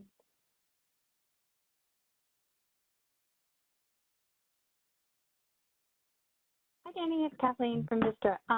I raised my hand for when you were done with this slide. Is this? Yeah. Yeah. Perfect. Thanks for proposing this. I think that this is a great idea. I will note, I think this is a great idea. A couple pieces of feedback. I don't recall if the gas burn report out of D+2 is still using the average heat rate or if it's using segment-specific heat rates. Can you remind me? I do not know offhand. I would have to defer to somebody on the ISO call. Does anyone? Yeah, if someone else would be great.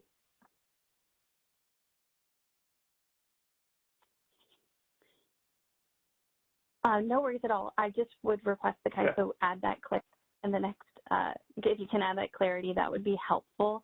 That is one of the challenges with the gas burn report, at least back in, in the past that I have heard, is that the average makes it useful, but not as useful as if it's a segment by segment formulation. I believe there were some implementation challenges, at least in the beginning. So I would just ask you to double check, and if it's possible, and it's not already implemented, the improvement would make this more effective.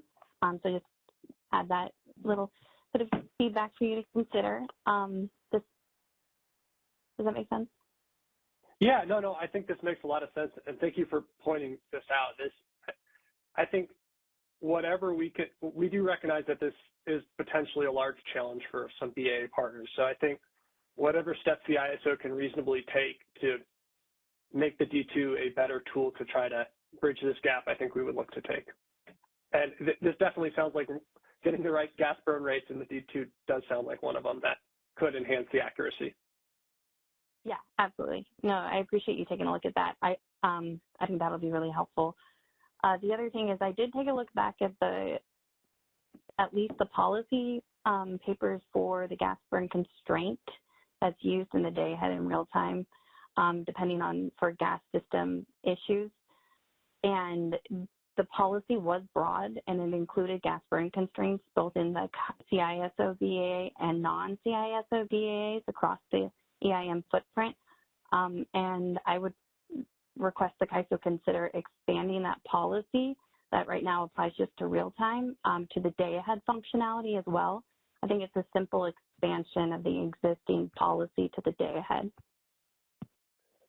Yeah, thank you, Kathleen. I think the existing gas burn nomogram is something that we have in our back pocket and are aware of. To the extent we can find a cleaner solution, I think we'd look to do it. When I've at least thought about that, it starts to get really complicated if you have multiple BAAs that are off the same pipeline, because really that constraints kind of a fixed gas rate and then optimizing the resources off of that quantity of gas. And it does get a little bit murky when you get a bunch of BAAs off the same pipeline or who are in series on a pipeline. So I agree with you. That's something that's a tool in the kit, but to the extent D+2 could be more accurate, I think that's a cleaner solution. Thanks for that additional context. I think it's an important issue, and if you think that there is space to work through it and kind of come up with a better formulation, I would suggest it should be within scope of an EDAM to try and figure out a workable solution, and I'd be interested in helping. So ask the CAISO to consider if making a constraint or some functionality in the market itself to limit dispatches to respect the gas limitations of part of scope. Thanks. Thanks, Kathleen.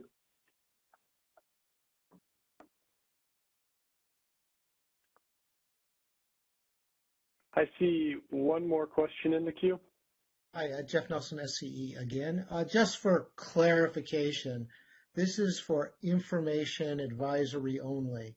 This is not a binding commitment. There is no financial commitment. There is no obligation from this, right? This is information only. Yes.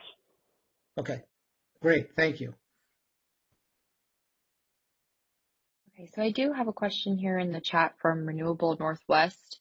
Could you talk a bit about how the EDM RSE interacts with RAP's operational program with regard to sharing and holding back or sharing and hold back requirements? Do these requirements need to be offered into the RSE or kept separate?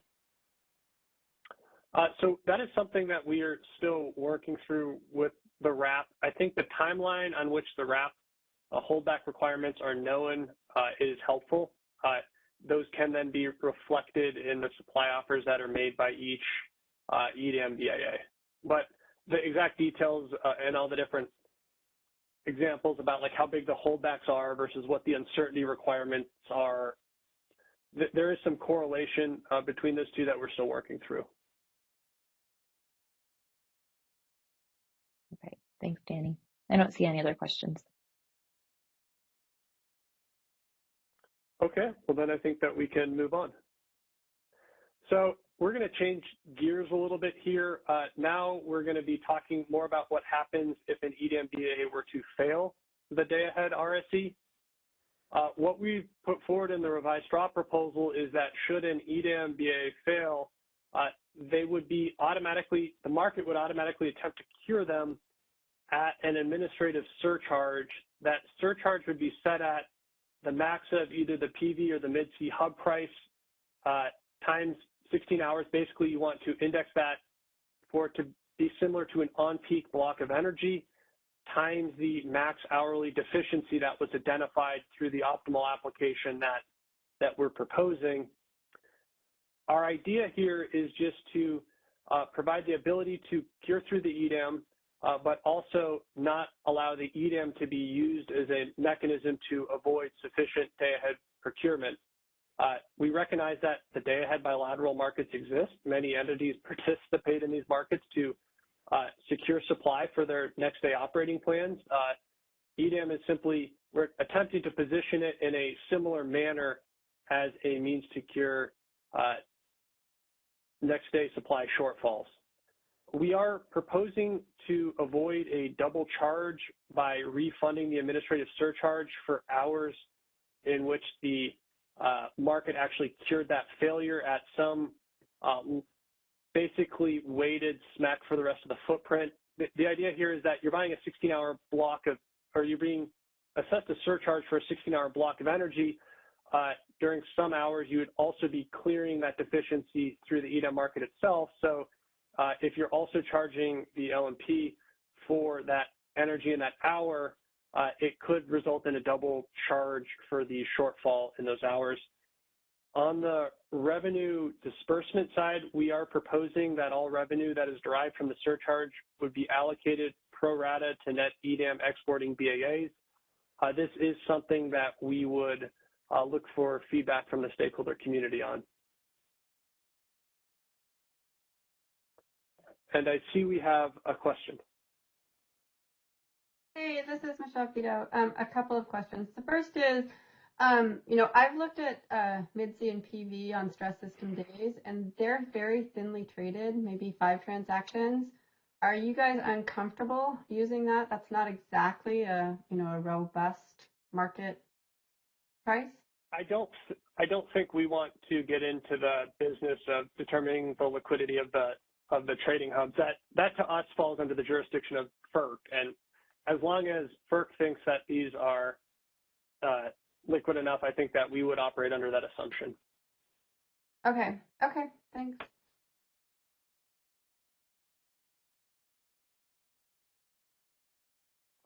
Hey, Danny, this is Todd Bryant, PG&E. Quick question. It seems like you're trying to make a proxy for buying a 16-hour block of power, but it seems like the crediting of the LMP is only for the failure hours. So if you failed for 16 hours, you would get credited for 16 hours, correct? Yeah. If you only failed for 1 hour, better, you would still only get the credit for 1 hour. Yes.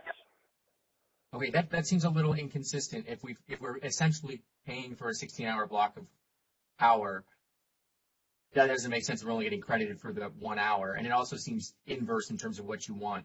You want the person who performs better, who fails less, to feel less pain, and I think it's the other way around. Just a suggestion. Think about. Okay. Yeah. No. That's helpful. And that's something that we'll give some thought to. Is if the back credit is kind of undermining the incentives of having day-ahead procurement, then we would want to address that.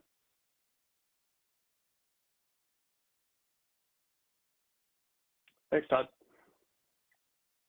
Hi, it's Jeff again, SCE. Sort of a variation on that, a clarification. So if you fail for 1 hour, you charge the hub times 16. If you fail for the 2 hours, are you charge the hub times 16 times 2 for 3 hours, etc., or is it always just hub times 16?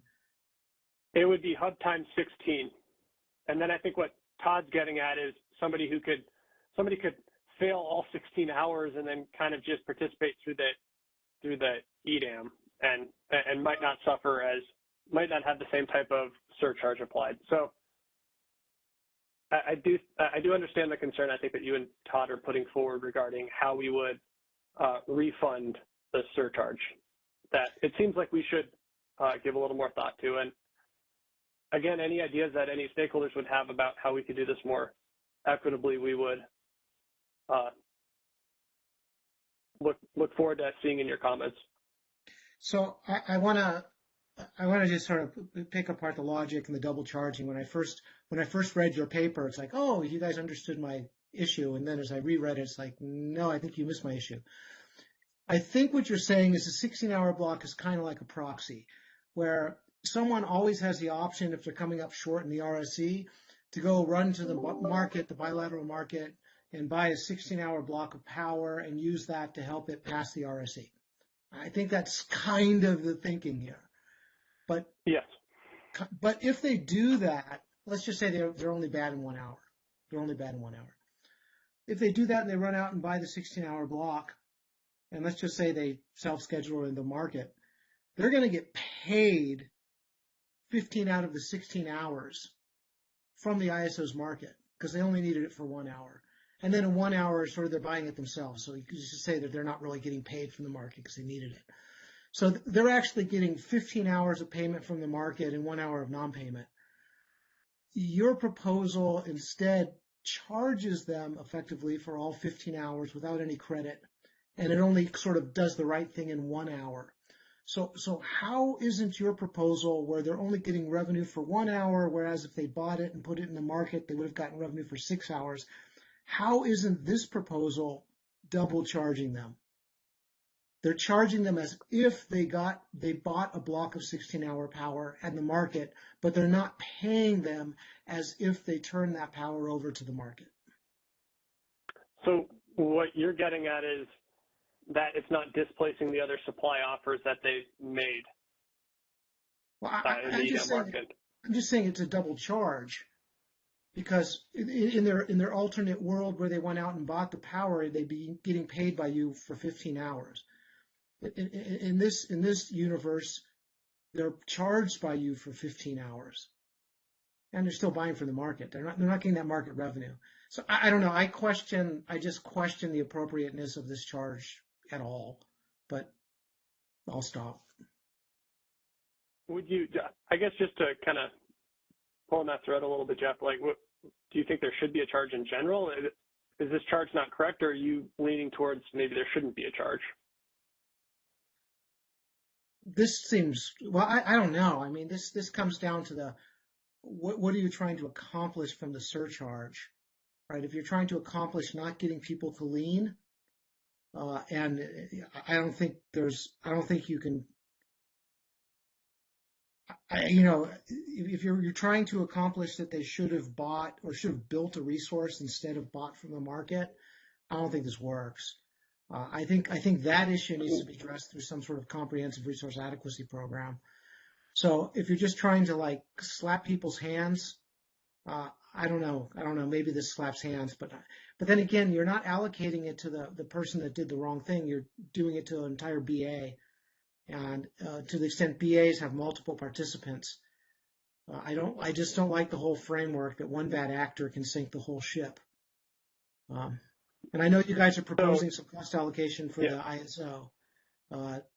Anyways, I think long way of saying, I think we're not clear we support or oppose this right now. We're still thinking about it. Okay.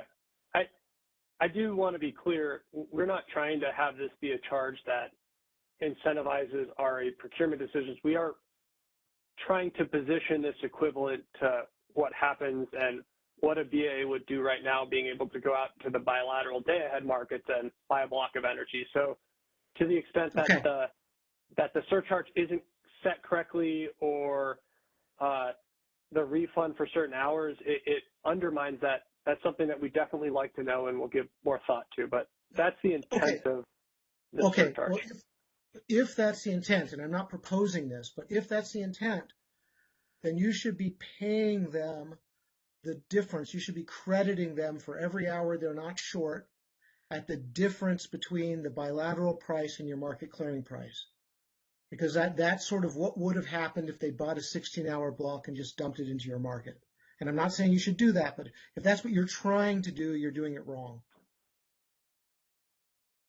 Okay. I mean, it sounds like we very well maybe, but it's something that we will give additional thought to. Yeah. So again, I go back. What are you trying to do with this administrative price? What is the behavioral objective? And we need to be really precise on that to figure out if this is the right number. Fair point, Jeff. Thank you.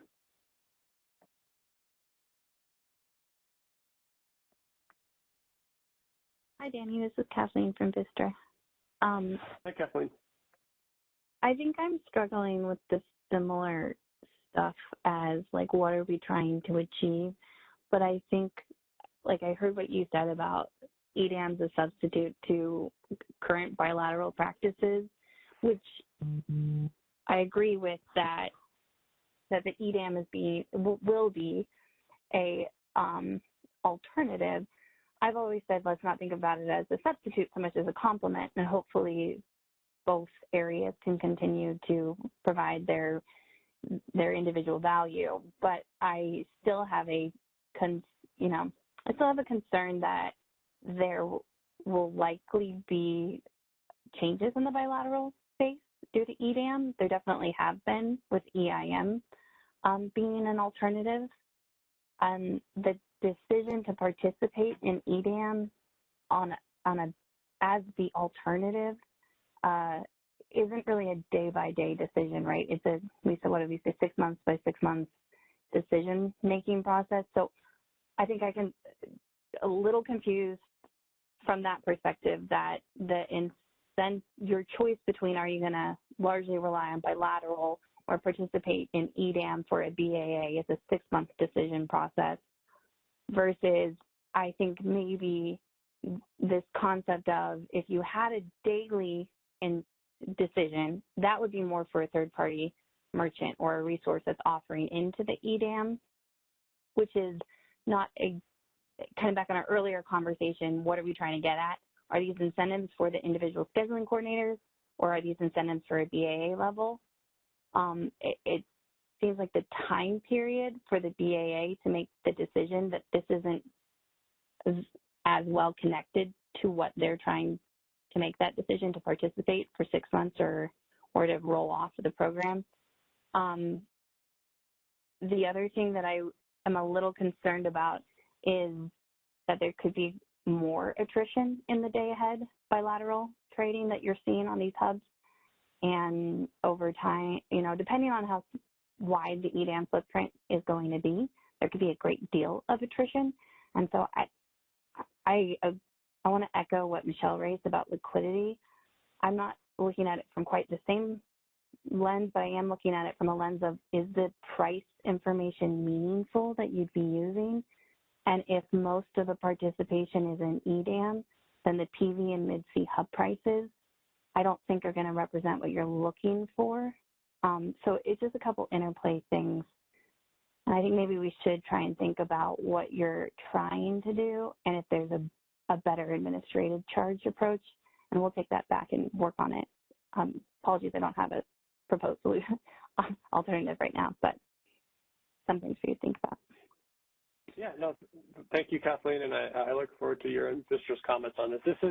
This is not a straightforward thing to design. This is, again, we're trying to position this equivalent to the existing day-ahead bilateral markets and not be used for a BAA to be able to just buy 1 hour of power on the day-ahead market or through the EDAM, because that would probably undermine the existing day-ahead bilateral markets. But to the extent this doesn't strike that right balance, I think that I'll look forward to hearing feedback and all stakeholders' comments about where they think that balance might be.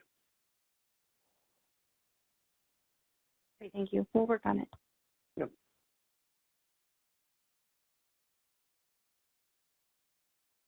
Okay, I think we can go to the next slide. Oh, yes. Oh, sorry, I got unmuted, so I thought that was my cue. This is Oh. Mike. from PacifiCorp. I just wanted to maybe jump in here. Really appreciate this and this part of the proposal. When talking about what the purpose is, I think what you just said really hits it. I agree that a surcharge in the day ahead is not going to be enough to incentivize someone to go out and build. That has to be done through the various different RA programs. So understand that, because obviously if you haven't built by the day ahead, there's larger issues at play. But I think what this does and what we're trying to accomplish is we're trying to incentivize, in my mind, what this accomplished is it tries to incentivize participants and, setting aside the BA and LSE issue and what that does, but it's incentivizing participants to procure that energy and to pass the day ahead RSC. And if that means your best alternative, as opposed to just buying a single hour in the EDAM, like you said, is the day ahead market, I think this works. And I don't think if this administrative price is, charged to a participant, I don't think you can give them a refund for all 16 hours, because if they're charged this administrative price, they didn't bring the energy to the market. Whereas in the event that they did go out and buy that Schedule C block, they would have brought that energy to the market, and then that energy could be sold and displace other resources. And so the BA that brought that 16-hour block would get compensated for that. But because they're not bringing that 16-hour block, I don't think there's a compensation for those other hours. And so maybe I just wanted to test that and get your thoughts there and others even. So. Yeah, thanks, Mike. I think that does kind of help to frame where we were going with this. Is if you do credit them back for every other hour, then essentially they just bought 1 hour of power through the EDAM rather than the day-ahead market. And we do want BAAs to not completely rely on the EDAM to cure shortfalls in their next day supply plan. So it's trying to have some reasonable surcharge that does that. So, yeah, we want this to be the worst option, I guess, to just be clear about it. And we want this to be priced as such so that an entity would go to the bilateral market to fill that need in the day ahead. Yeah, I think that's accurate. We want, to the extent possible, entities to come into the EDAM RSC with enough supply to meet their own obligations in the next day.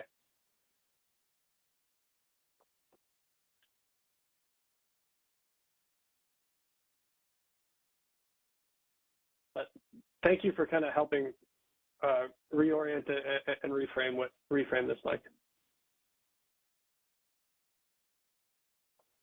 Danny, this is Libby Kirby from Bonneville. I just got unmuted, so I think now it's my turn. I have a quick question. This sounds mainly like we're talking about the surcharge side of it, but the title says they are cured through the EDAM market. Are we saying that, assuming there's liquidity, the market solution will legitimately send energy or secure reserves or whatever is needed in terms of curing them? It sounds like we're talking about how the financial side of it works, but it wasn't clear to me if we actually are, like that failed BA actually is cured in the sense that the EDAM optimization has assigned energy or capacity for them. Yeah, we would look to allow the EDAM market to meet all of their bid-in load needs, and then through the RUC process, their forecast through EDAM or reliability capacity transfers if able to. And then you're right, this is the financial side of what do you do if that occurs. Okay, and then what we're saying is, and admittedly, I haven't had a chance to read through all the full proposal side of it yet, but for this piece of it, but are we saying that in hours that the EDAM, the optimization does cure it, and thus they're settled through the EDAM price, there actually isn't a surcharge? Is the surcharge only relevant when the EDAM wasn't able to cure it? That's the way it's proposed, right? No. The surcharge would be, if your biggest failure is for 10 megawatts, it would be, we want this to look like a peak block of power you had to buy for 10 megawatts, but if you only failed in 1 hour, we would look to credit back the charge for curing through the market at that hour, and you would have bought it for the other hours. And then Jeff's point is, and if you do that, the day ahead bilateral market, you could then offer that into the market and collect revenues on that block of power that you've bid in. So, right. And my point was essentially you didn't do that, so why do you get? I again, a little bit new to this conversation, but I think what Mike said made sense to me, that the idea is you actually did not go out and secure 16 hours worth of 10 megawatts, so you would not get a credit as if you brought 10 megawatts. Somebody else brought 10 megawatts that you are using in this 1 hour. Yes. Okay. I understand slightly better. Definitely going to go read through the proposal a little more closely. Thank you. Okay. Thanks, Libby.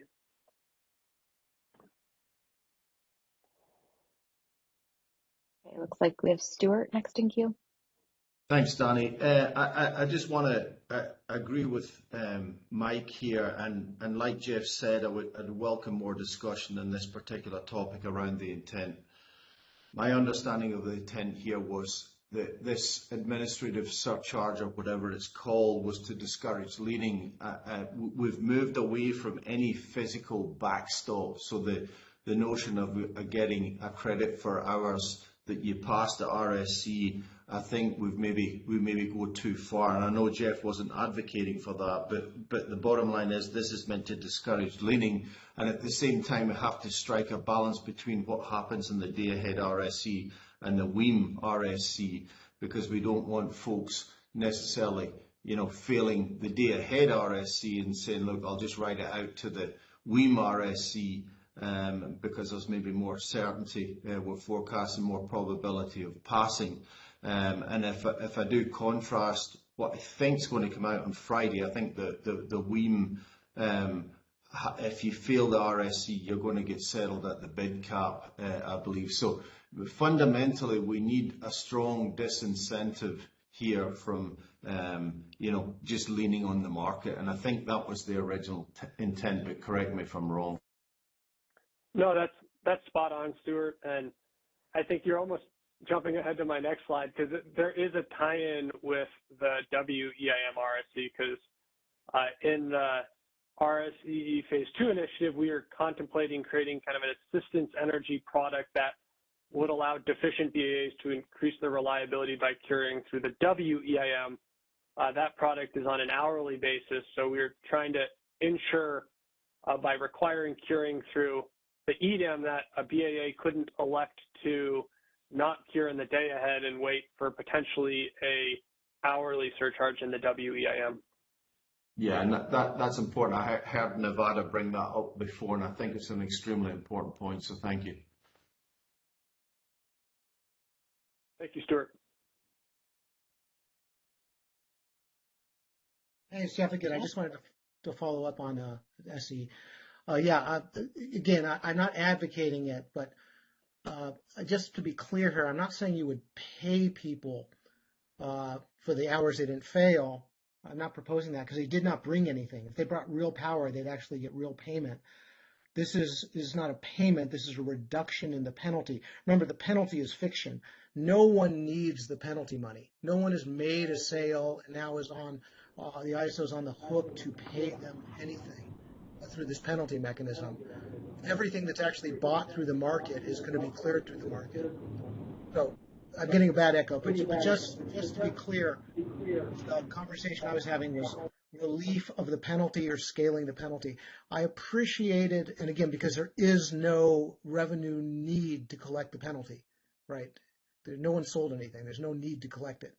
So back to the incentive. What I did hear articulated I thought was pretty good is the incentive we're trying to give people here is that this is always a bad economic deal if you go this path compared to curing it through the bilateral markets.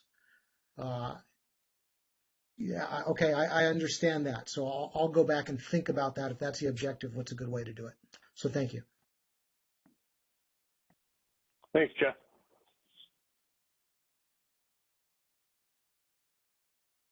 Mike? Thanks, Danny. Thanks, Jeff. This is Mike from PAC again.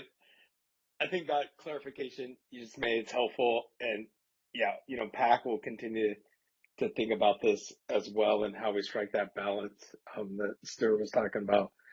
But Danny, I just wanted to maybe clarify one thing. This administrative charge would be charged to any entity that failed the RSE, regardless of whether EDAM was able to solve for that need or not, and in all conditions, right? We've gone away from the stressed and non-stressed conditions. Is that correct? Yes, that's correct. Thanks. Thank you, actually, Mike. I probably should have led with that. This does differ from what we put out in the straw proposal in that it's a penalty that would be assessed all the time, and it does get us as a collective out of the determining what a stress system condition looks like. So the hub prices should automatically reflect that, was our thought.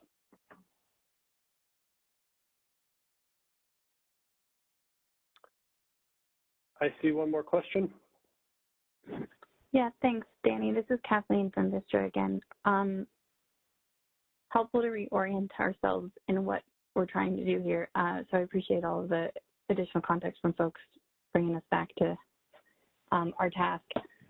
I'll be honest that I think why I struggle with this is that it's just pretty far away from where our thinking was on what the failure consequences for a financial consequence should be for an RSE failure out of the EDAM. And I'll just share with you that we thought of it more as a disincent or a penalty for an EDAM BAA that fails the test to incentivize them to cure that for the following days, right? So the idea is to send an incentive to come in sufficient the next day and the next day and the next day and the next day. I don't think we have thought about it from the perspective of trying to make your decision on the same day. So I'm wondering if that's one of the core differences in how we've been thinking about what that financial consequence should be doing, is sending a signal and an incentive to know that you need to cure that going into real time, but you also need to set up your offers for the next day ahead process to pass. And so it's more of an iterative day over day signal than it is the same day signal. The way that I think we had hoped the financial consequence would work is that the resource efficiency evaluation test, which is just testing the single bus, would be running essentially the same, a very simple, the integrated forward market with a few changes, which we've discussed, using forecasts, less uncertainty, not allowing for transfers, removing the virtuals. I also hoped it would include internal constraints, but that all aside, it would result, if you failed the test, you would have that run would fail. And like any time that our power balance constraint is violated, it sets a price at, you can say the cap, but it says a price based on the penalty price associated with that cap.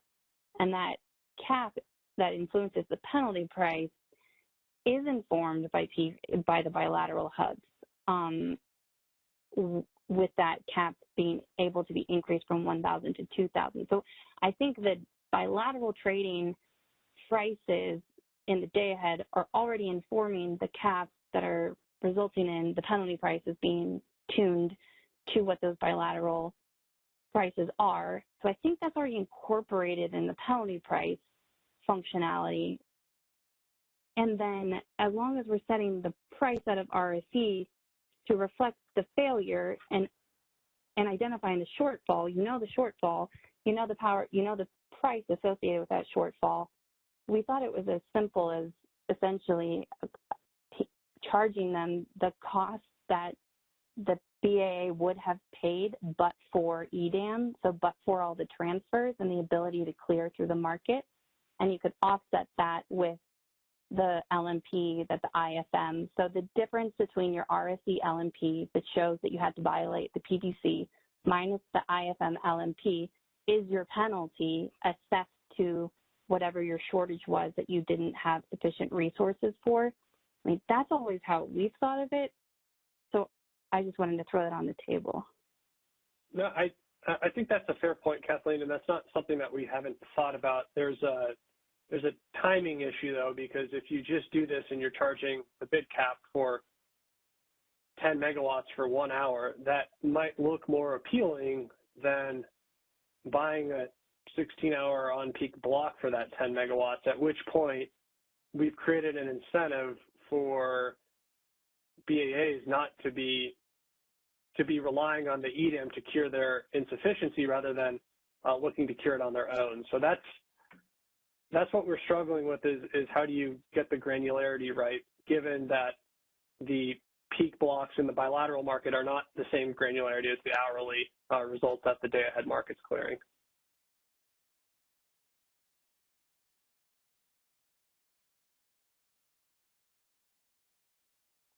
Does that make sense? I think it makes sense, but I'm not entirely sure that what you're proposing wouldn't actually be, depending on what the PV mid-C prices are, it's hard to know whether it's similar and whether it's sending a greater signal. So maybe something that would have value is if you could show what that surcharge would look like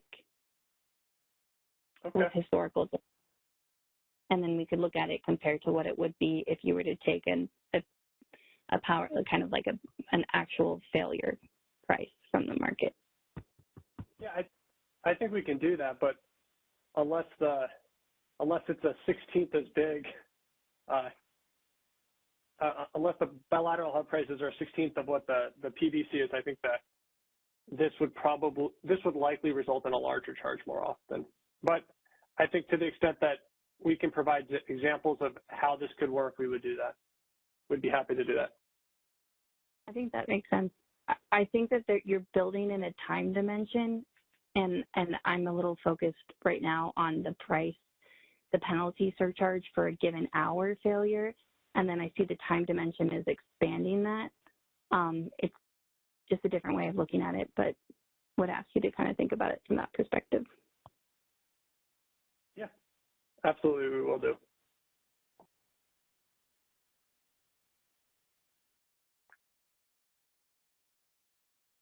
Okay, well, I think we have 1 or 2 more slides left that should be brief, and then we'll take a break and jump back into the RSE after lunch. So if you bear with me, can we go to the next slide?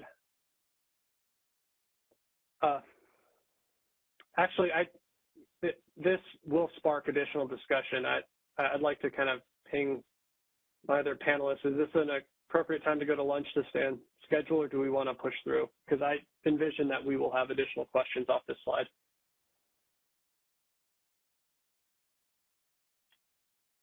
Isabella, do you have any idea?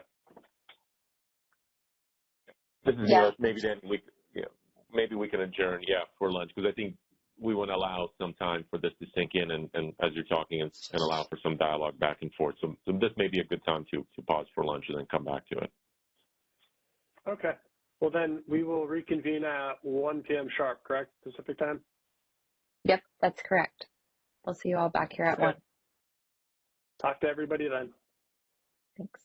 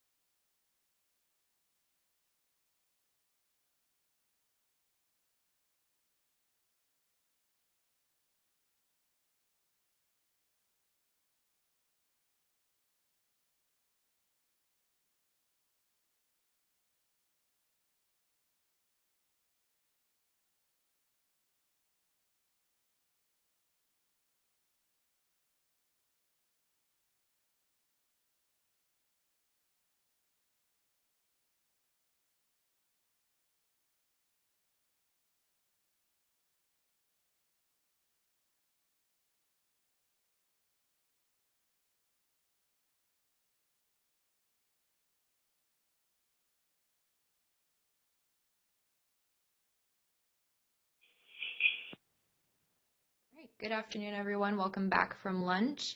I'm going to hand it back over to Danny Johnson, and we will pick up with our RSE discussions. Let me get us back to the slide. Danny, go ahead. Thanks, Isabella. So where we left off was what happens if a BAA remains deficient after the day-ahead process. So neither the IFM nor RUC can cure the supply shortfall. The first point would be the deficient BAA would be excluded from the WEIM pooled RSE approach. Effectively, this raises the burden for that BAA to pass the WEIM RSE and places their real-time participation in the WEIM or in the WEIM at risk. This is again due to the lower procurement of imbalance reserves coming out of the day-ahead process. The second consequence of the supply footprint being unable to cure the shortfall would be EDAM transfers into the deficient BAA in real time would have a lower priority.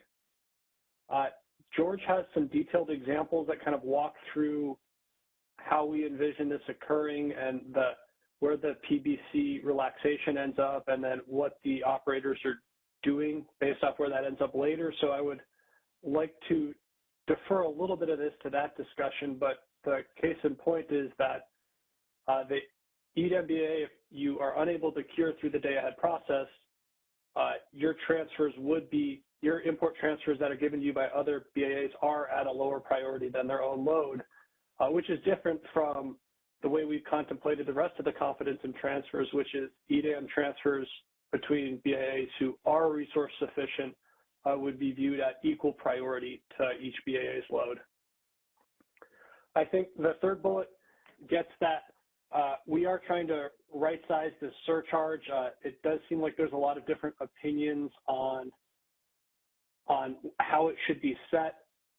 We were proposing to monitor whatever surcharge eventually does get put in place to make sure that it's achieving its objective of not undermining the need to have sufficient day-ahead procurement. The other thing that came up in the technical workshops that we held back in July was if the surcharge should be the same price depending upon the quantity of failure. And the demarcation point that was brought up is, what if a BAA has sufficient supply to meet its demand and imbalance reserves up to 75% confidence level? Should it have the same penalty as if it's unable to meet its demand in the first place? This is something that we're not proposing to differentiate in the revised straw proposal, but would look for additional stakeholder feedback on in the comments that are submitted. I do see a couple questions, so I think we can pause and go to the phone lines. Hey, Danny, this is Michelle Keto from the CPUC. I'm still struggling with something. So let's say the CAISO Balancing Authority fails the RSE, and it goes into the day-ahead market. But let's say there are sufficient intertie bids for it to meet its load. Does it still fail the RSE? In the day-ahead market, or in which RSE are you referencing, So Michelle? there's the EDAM RSE, right? So we fail, the CAISO fails the RSE, the EDAM RSE, and then the IFM runs, but there's sufficient intertie bids for it to meet its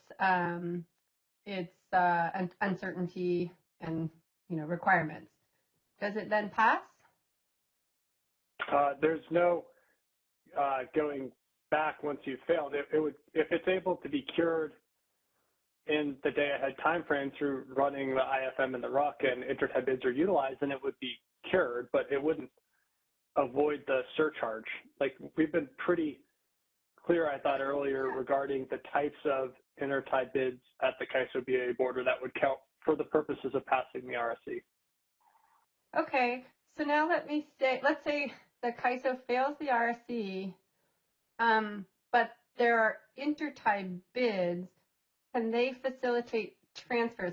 You say that a BAA that fails can't support transfers.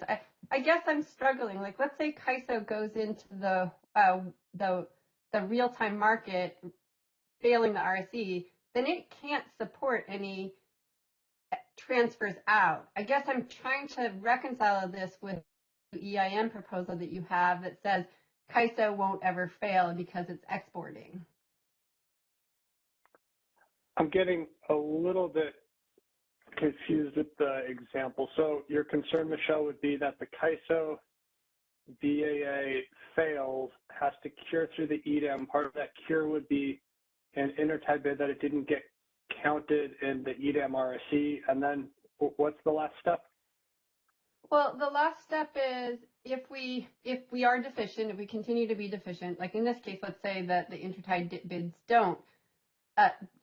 Basically, if CAISO fails, do we no longer support transfers?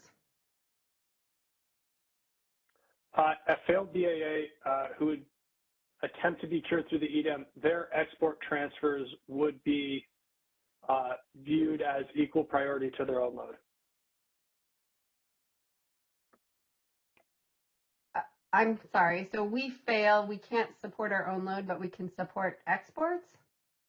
I mean, realistically, I think we're going to talk about it, but if the CAISO BAA doesn't have confidence that it is a BAA can pass the EDAM RSE, my suspicion is that net export limit that we're going to talk about would be set very low, so it's not clearing EDAM transfers out. Okay, got it. Okay, because it wouldn't make sense, right, for a failed BAA to be supporting transfers.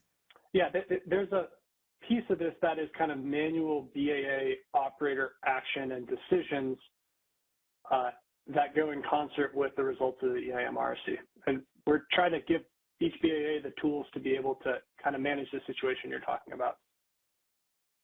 Okay, thanks.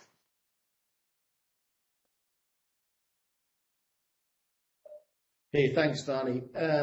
Just as you stated, the proposal contemplates, interaction obviously between grid operators. So on the second bullet, whereby there is a lower priority, I'm just trying to understand the process between day ahead and real time and what the grid operator has in terms of situational awareness. I presume ISO is contemplating making the ODITS system or kind of summary schedules available to operators so that they can view what transactions are tagged, the CRN number would be in there, and they also can look at the priority of some of those transactions, and that's where they would go to view the lower priority transfers that potentially could be cut. And then CAISO would be populating BSAP in real time from the schedules that clear day ahead, both in terms of generation and in terms of interchange, and we would ultimately just push back incremental changes to those as we try to cure. Is my understanding correct? That's how I would envision it working, Stuart.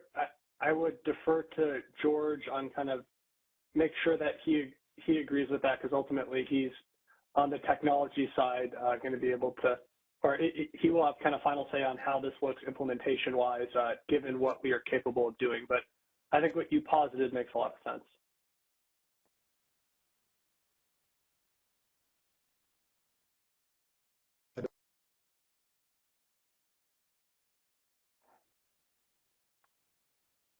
Thought I heard somebody speaking and then cut out. Oh, okay. There we go. Can you hear me okay? Yes. Hi, Jeff.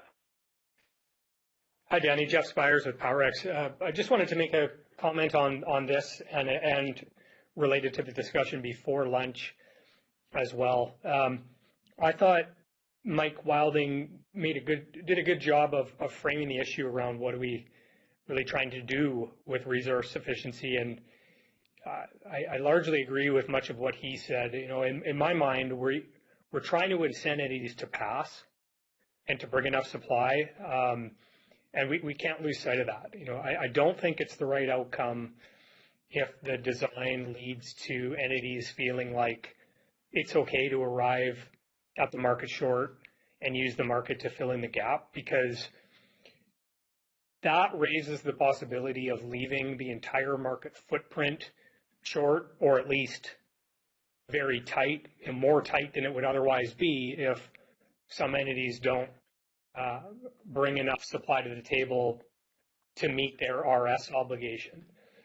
And I think that that's pretty problematic as a starting point. So I think, as we're talking about this, we should be focused on what do we need to incentivize doing what needs to be done ahead of time to pass the test. The second thing I would say is that I think we also need to recognize that even a very high financial charge doesn't necessarily achieve that on its own, because an entity can fail on the tightest day of the year, pay that penalty, and leave the footprint short. That might still be an economic option to the extent that that happens infrequently, but when it does happen, it's obviously detrimental to the entire market if it's occurring on those critical days.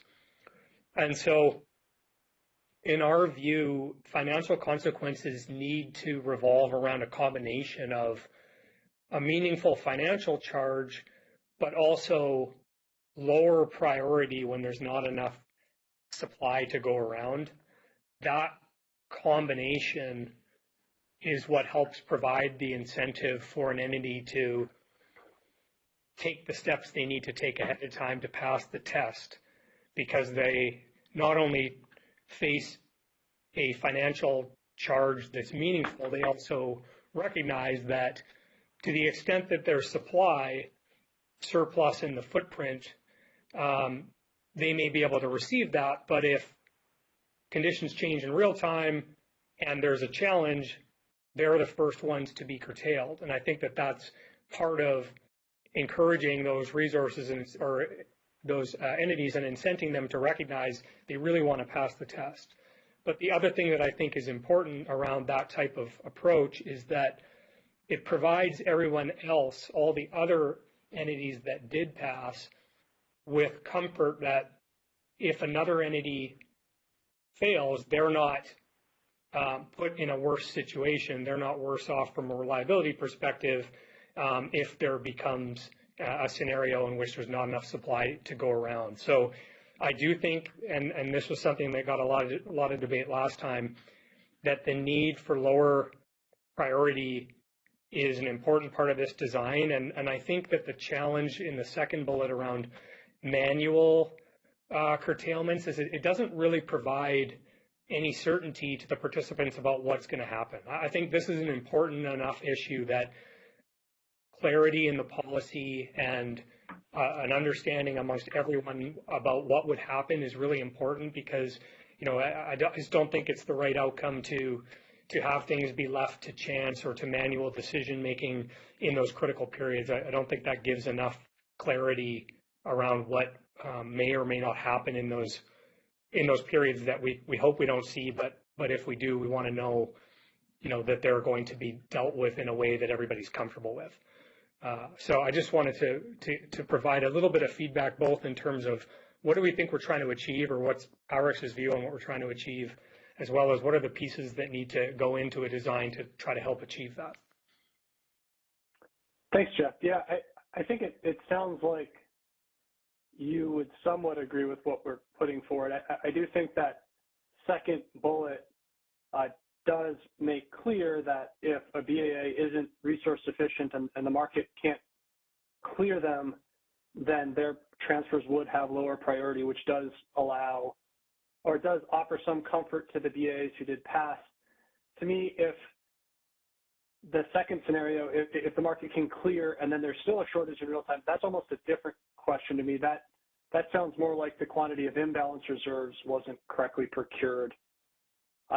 We want transfers that clear the EDAM, since they're cleared optimally, to be equal priority. And to the extent that a BAA isn't able to be made whole, then yeah, they would have essentially participated in the EDAM almost under a false premise of being resource sufficient, and their transfers would have a lower priority.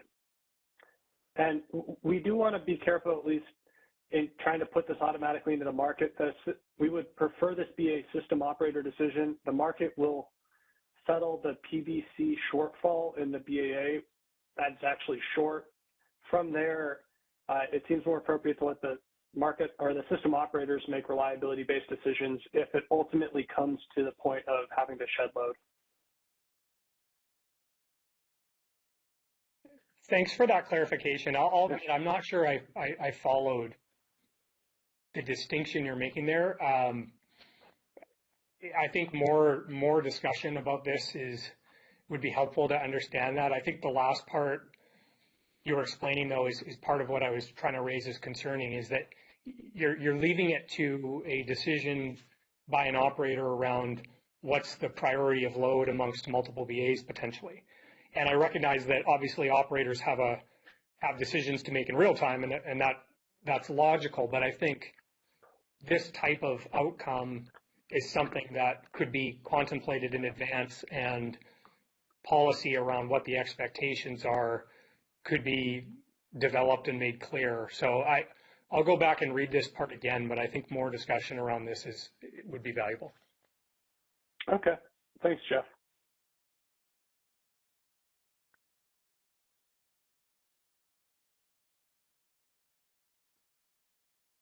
Hi again, Jeff Nelson, SE. So I've got a couple questions.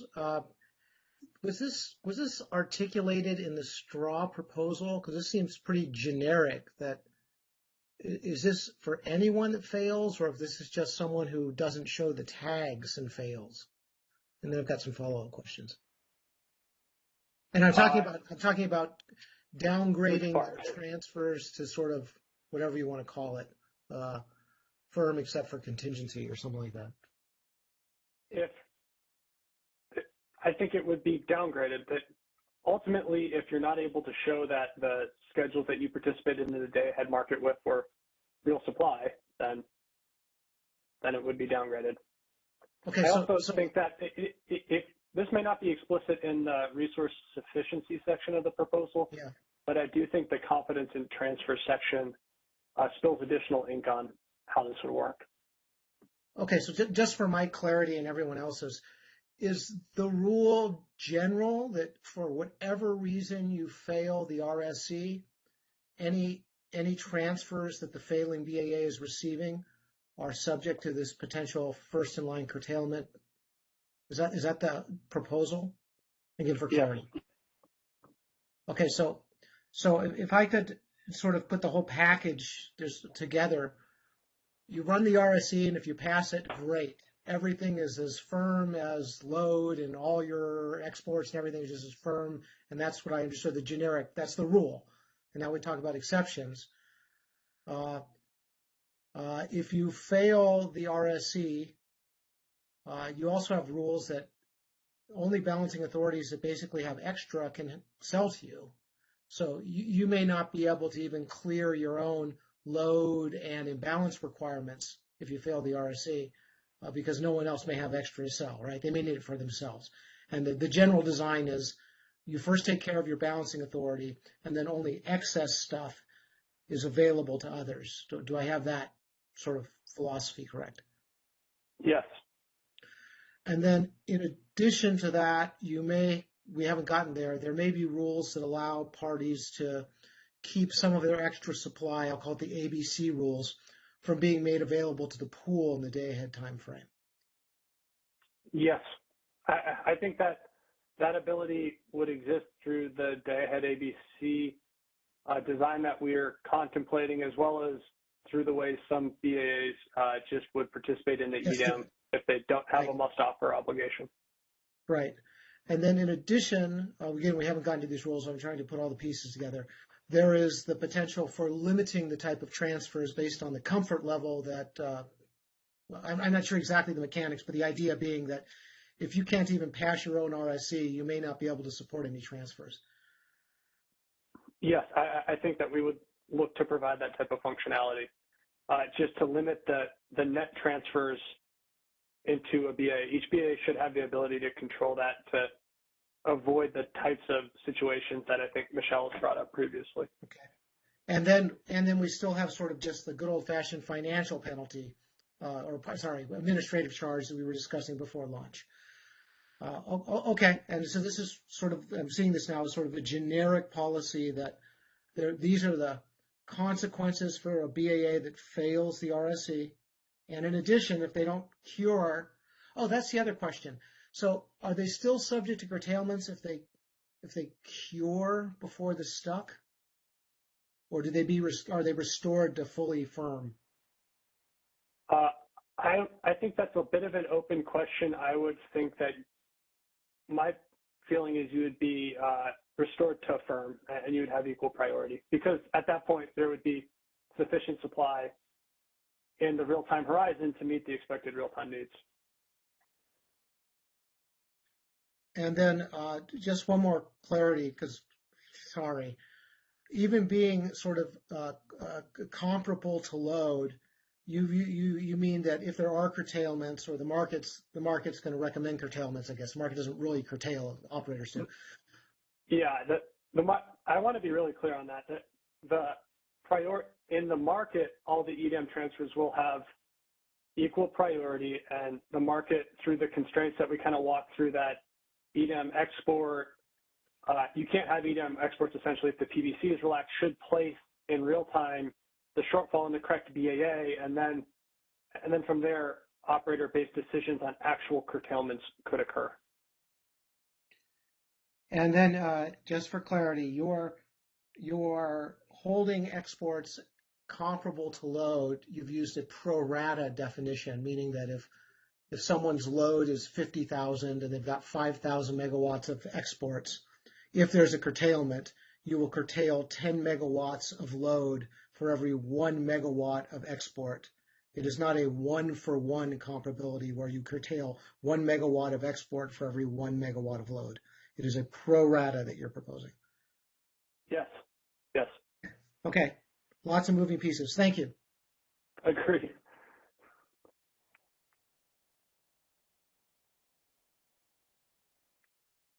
I think I see Lindsay next.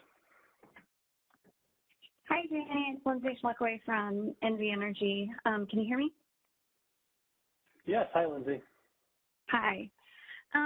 So yeah, I have similar questions to the EDAM transfers being manually curtailed by other BAs. I'm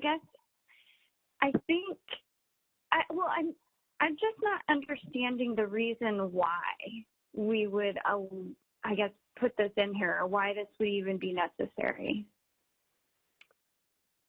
Because the market has protection. I think what we've heard from the stakeholder community is, if one BAA is very short, and they're known to be very short, if the other BAAs are only comfortable engaging in transfers with them with certain protections, and some of those protections are the ability to prioritize their own load if there's a shortfall in real time.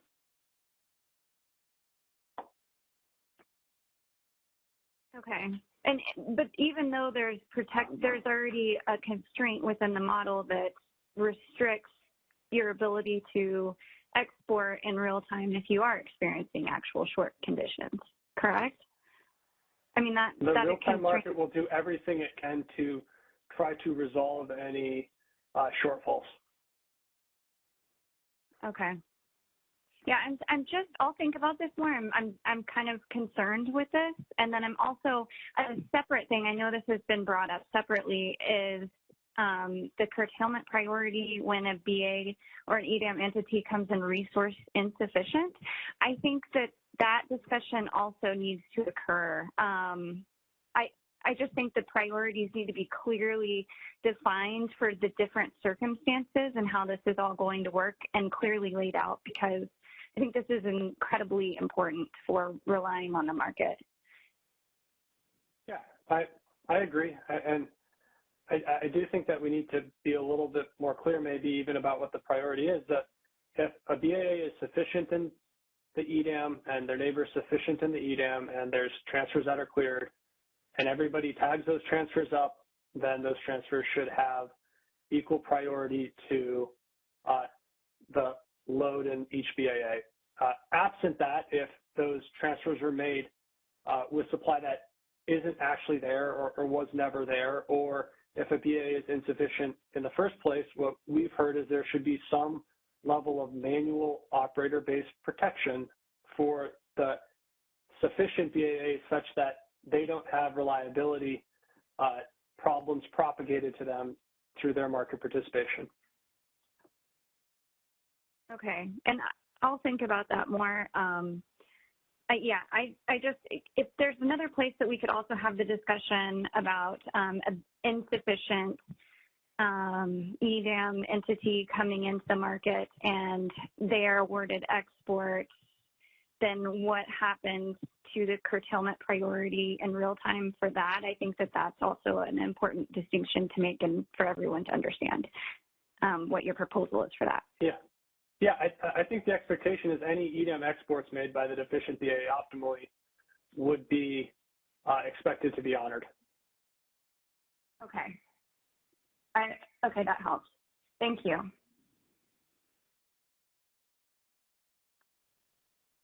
Hey, this is Michelle. I guess I just heard the opposite of what I was asking about, whether a deficient BAA would have EDAM transfers, but I just feel like you just said that they would have EDAM transfers. I don't think it's likely.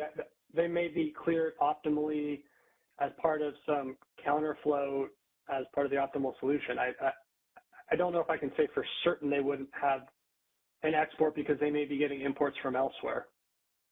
Okay, so let me just ask a couple of questions. So I just want to make sure when you talk about EDAM transfers, those are over and above like RA imports, is that right? So we'd still get the CAISO itself would still get the RA imports, right? That wouldn't be considered an EDAM transfer. That would be I think that would be modeled as a bucket one transfer, but I do think that that point is worth clarifying. We would want to protect all forward contracted supply that's shown in the EDAM from real-time manual curtailments because that was supply that was designated as serving a BAA's load. Okay, so it's really just the EDAM transfers over and above those dedicated resources, including imports. Yeah, and that's something, if that's not clear, which I'm not sure it's explicit, we will look to clarify that.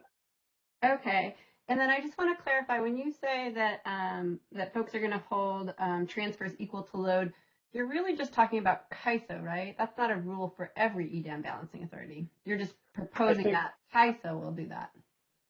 No, I think what we're proposing is a common set of agreements that all BAAs would operate under who participate in the EDAM. Okay, so then if there is a sort of a system-wide event, do you imagine that everyone would take the load cut since they all came in resource sufficient and then there's some sort of perturbation or something? Are you saying we'd all equally cut load? The expectation is, yeah, it should be the same for each BAA participating. Okay. Okay, I think that's it for now. Thank you. Sure.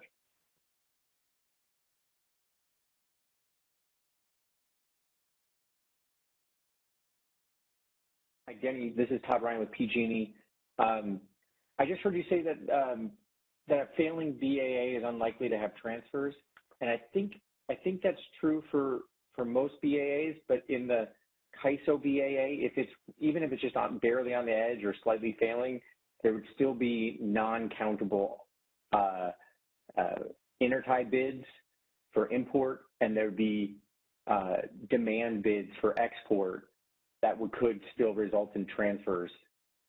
And so I think it's worth thinking about that in particular, and in the case of looking at the net export limitations, whether net is the right word, because when we get to it later on today or tomorrow with the net, I think there are issues when CAISO has these bids, intertie bids supporting self-scheduled demand exports. Okay, yeah, so I think the first point is the way we've conceived of this net export constraint, it would be for EDAM exports. So give us a little more time to think, and let's address this a little bit later today when we talk about the constraint. Great, thanks.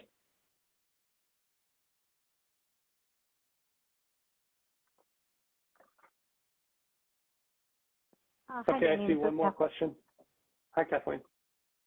From District. So I think I understand that this focus is just following the day-ahead market process. but some of the questions have gotten at the resources that are being offered or the offers going into the day ahead process, how those would be considered on the curtailment priority within this if they were, depending on what their own firmness was going into the day ahead. I think that's an interesting connection that was being raised, but I think this is very complicated, and I just wanted to acknowledge that that's probably why this is challenging for everyone to talk about and think through the multiple implications. But it's also, I would just ask the CAISO to recognize that when we're talking about, like, for instance, the question about, well, RA imports. Well, some RA resources may have firm transmission arranged prior to day ahead, and some may not. And so when we start talking about you're providing different priorities for curtailment in real time, I think we need to consider not just like that it's a transfer, but the firmness of the transport that someone had coming into the market. So if someone had arranged for firm transmission, it makes sense they would have a higher curtailment priority than a resource that had not arranged for transmission going into the day ahead. But these are sticky issues, and I recognize that. But I think that's the water that we are beginning to wade into with these discussions. Yeah, that's a fair point, Kathleen. I think once we start getting down the quality of transmission for airtight offers, this really starts to look like setting RA criteria and really dictating what supply types entities are able to utilize in formulating their day-ahead operating plans. So to the extent that we can stay away from that and agree upon a design that they have to have tags the afternoon 3 hours following the day-ahead market, and then a cure period, and then definitely have stuff tagged by stuck, I think is the direction we'd want to go in.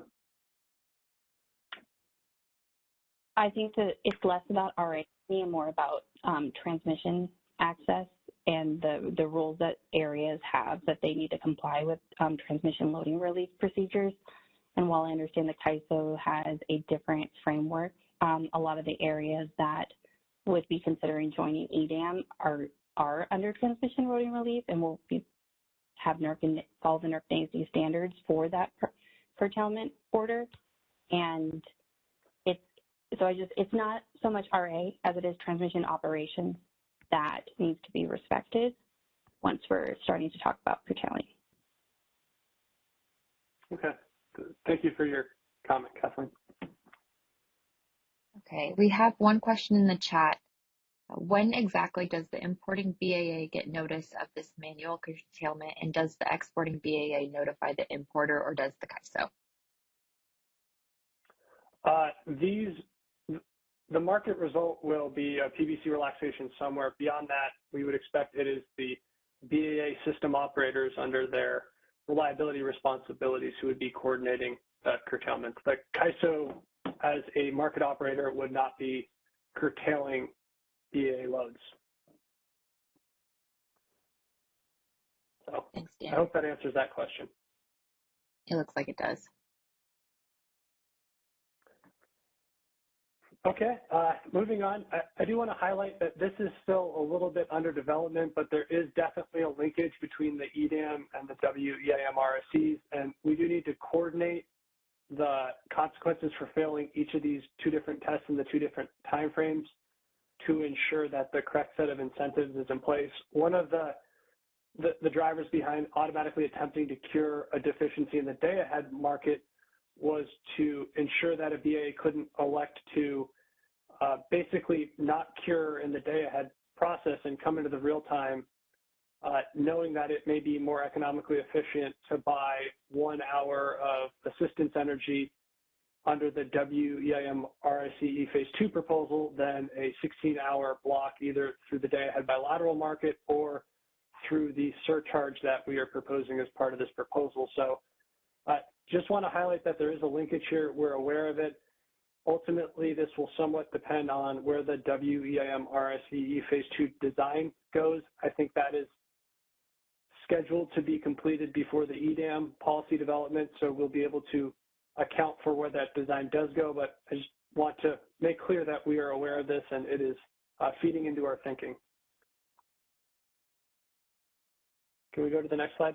So this is a graphic that attempts to capture the flow through between the EDAM and the WEIM regarding the different roles and decision points for each BAA. It's broken up into pre-day ahead process, the EDAM process, and intraday process, and the WEIM. So in that pre-day ahead process, we would look to provide an application that can be run to, in an advisory manner, determine if resource sufficiency is there. If it's not, participating BAs may have a number of different tools to try to cure that insufficiency. These can include bilateral transactions, making additional supply available from within their own BAA, or the bid range trading platform, which we're going to talk about next. All of this then feeds into the EDAM RSE, which we would look to run immediately prior to the day-ahead market itself, so right around 10 a.m. If a BAA isn't sufficient, they would be cured or attempted to be cured through the EDAM and that market clearing process. You then get into the intraday period, and if there's sufficient supply and the market can clear all BAAs, then the only outstanding expectation would be non-resource specific supply being tagged by that stuck timeline or otherwise replaced if it's not tagged in the day ahead process itself. So first you've looked at tag it 3 hours after, then there's the curing period, and then kind of a much harder deadline or at the stuck horizon. If there isn't sufficient supply to cure the market, or the non-resource specific supply tags aren't actually tagged, then the BAA would have to try to cure this through the WEIM. Ultimately, they would be tested as a standalone BAA if they're unable to cure the deficiency. If they're able to cure by that stuck time frame the missing megawatts, then they would be able to continue to participate as part of the pooled WEIM RSC. So just for reference, hopefully this kind of sequences what we've talked about so far. Can we go to the next slide? So the last thing on this topic is the bid range trading platform. This is something that we've talked about a few different times, I think starting in 2019 when this idea originally came up. The idea here is to provide a fancy bulletin board, basically, that EDAM BAAs or their component members can make residual supply and transmission available to their neighboring BAAs prior to running the day-ahead market to essentially have offsetting requirements in the EDAM RSC. The benefit, and we think a reason why this may be useful when considering the revised straw proposal in totality, is the allocation curing through the market is proposed to go to net EDAM exporters. Here it would go entirely to the other side of the transaction that had the offsetting requirement. So this does create somewhat of a incentive for BAAs to help their neighbors be resource sufficient for intervals smaller than that on-peak block prior to running the EDAM market. And the example here is just a really simple numeric example that I lifted out of the paper that shows how the obligations would matriculate between the different BAAs based off their agreements. I do see a question. You could finish the example, but you called it a fancy bulletin board. I'm just trying to figure out what the ISO's software actually has to do. Is this completely outside of the optimization, or is this feeding into the optimization kind of like, I don't know, it's changing the actual obligations and the optimization needs to be informed at this? So how offline is it and how integrated is it? I think it would be fairly integrated. So in the RSE, this would be reflected as offsetting obligations that you would see in this table. So BAA1 basically sells BAA 250 megawatts, their obligation, or buys 50 megawatts, their obligation goes down, BA2's goes up. That's straightforward. In the market itself, we would look to model these as bucket one transfers. Yeah, so that's what I'm wondering is like, where's the transmission handled and where's the reclassification of the transmission? So I would defer the reclassification of the transmission. The way I've conceived of this is that unless there are transmission rights holders that have transmission rights stringing between all the different participating BAAs, this may, at least with Go Live, primarily be neighboring BAAs who, whoever holds the residual supply may also have transmission on one of their ties with one of their neighbors. So it goes from bucket 3, sort of unsold transmission, into bucket 1 when one of these trades happens? I would defer to somebody who's more on our transmission side to see if they've kind of thought that through.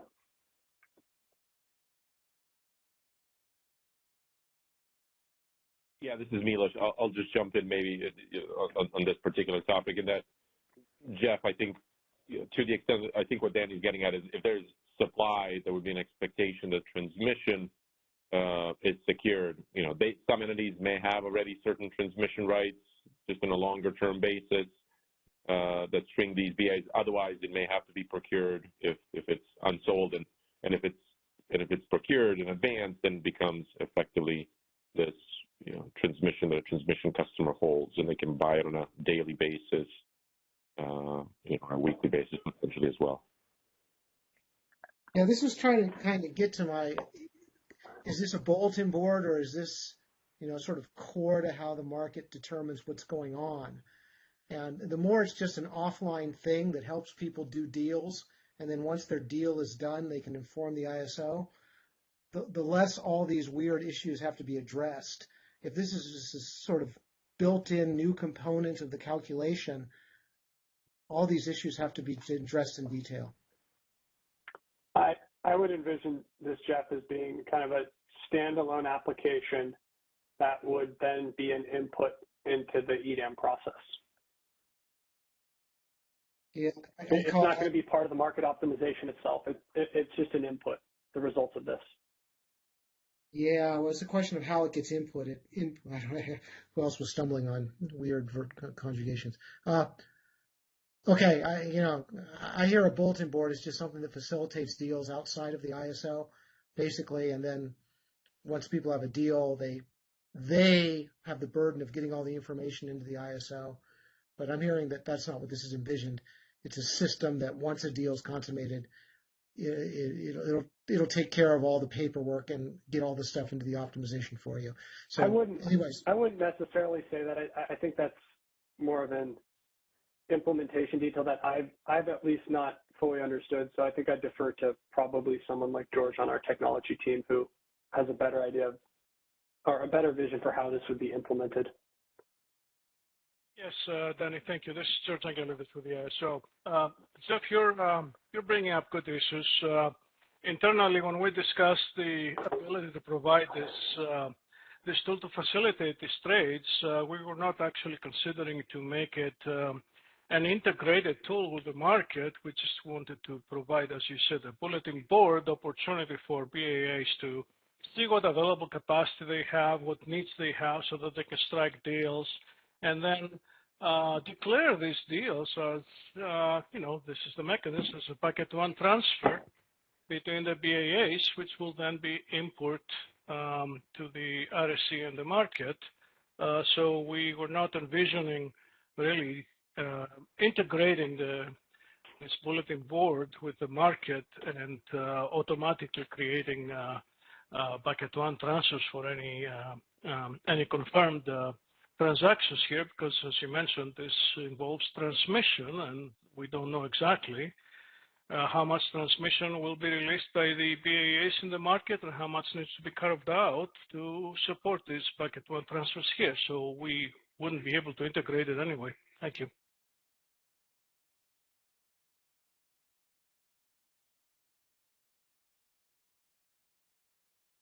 Thank you, George.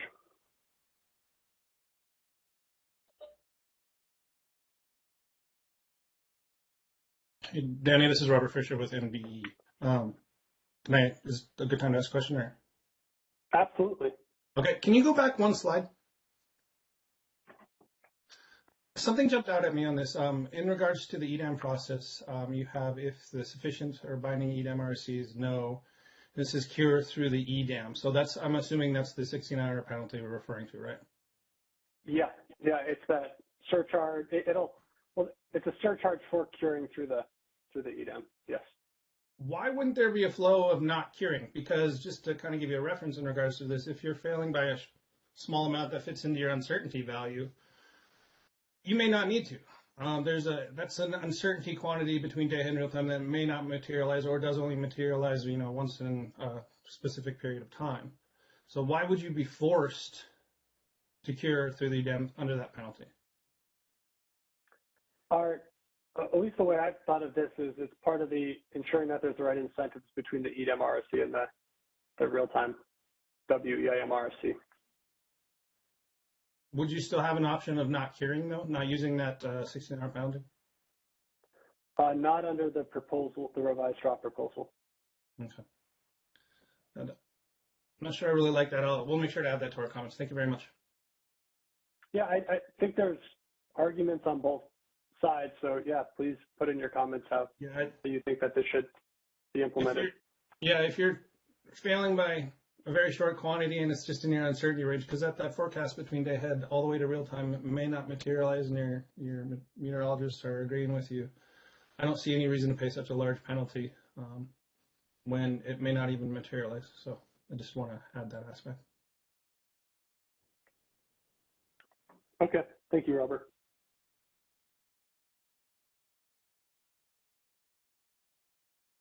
Hi, this is Kathleen from District. Can you go to the next slide?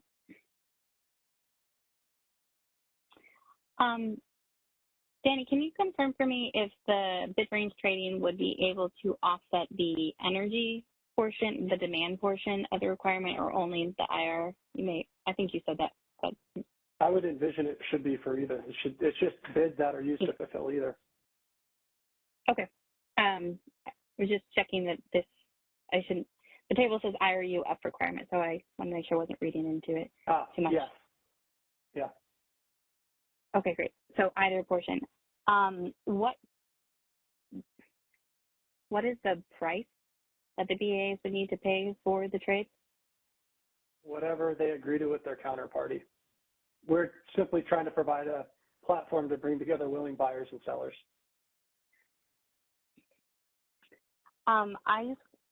Okay, that's helpful context, and we'll put this in our comments as well. But I would flag that this definitely appears to be a substitute for arranging capacity in advance of the market.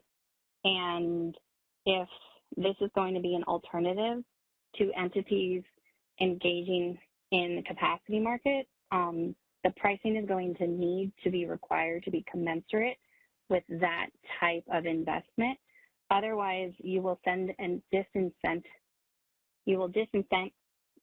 entities from procuring sufficient resources upfront to submit into the RSC and be able to utilize EDAM instead of capacity equivalent resources. And this could have quite a bit of a disruption in the marketplace. So I just want to raise that concern. We'll make sure to document it. But this isn't, if you're going to allow this functionality, you should recognize that that is going to be part of the signal it's going to send, is it could be relied on instead of capacity arrangements. Okay, please put that in your comments, Kathleen. I think ultimately, whoever is reselling that capacity, having the ability to value it and say what they're willing to sell it for, should go a long way towards addressing that concern. But to the extent it doesn't, please put that in your comments. Can you expand on that, Danny? So hypothetical scenario,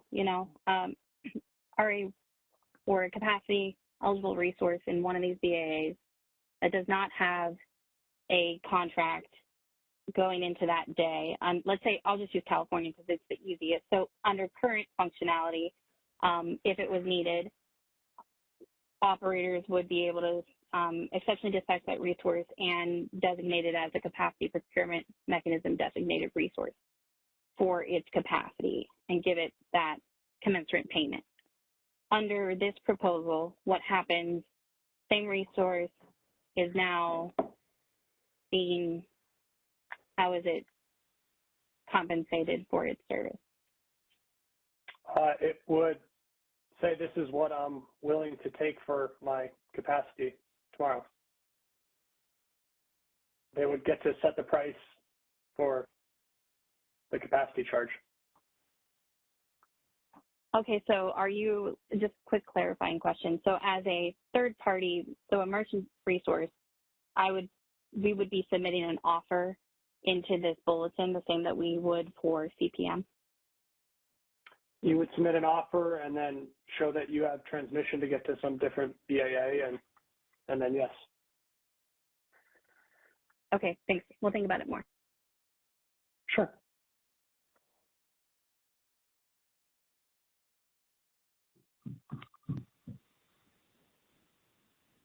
Hi, Danny. This is Laura Trelease from the Energy Authority. Can you hear me? Yes. Hi, Laura. Hi. I had a question about who is eligible to sell on this platform. Is it just the merchant function of the BA, or could a third-party seller also be eligible to sell an RS requirement to a deficient BA? I would imagine it would be the latter. Okay, thank you. We have a couple questions in the chat. The first one from SRP. Will the CAISO publish the results to all of the EDAM BAA of the results of the RSE pass failure for the entire EDAM footprint? I would assume that the results would be publicly posted, but I would need to think through that and make sure, check with like John Anders and our legal team to make sure that doesn't create any advantages. And then the second question from DWR, is there a dependency on the transmission service and market scheduling priorities initiative? I think that does have some interplay regarding the ability to reserve transmission through the CAISO. So yes, the extent of it, I think, is somewhat dependent upon what that initiative or where that initiative ends. And I would defer to Milos. I know he's on the call and leading that effort. So Milos, do you have any thoughts?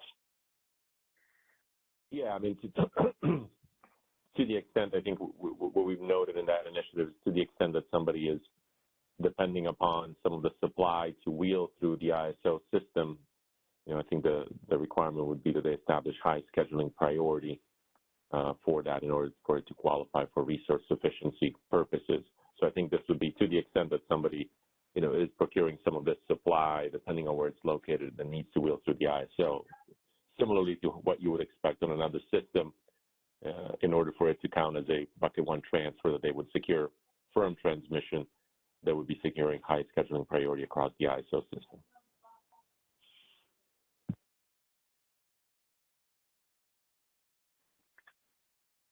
Thank you, Milos.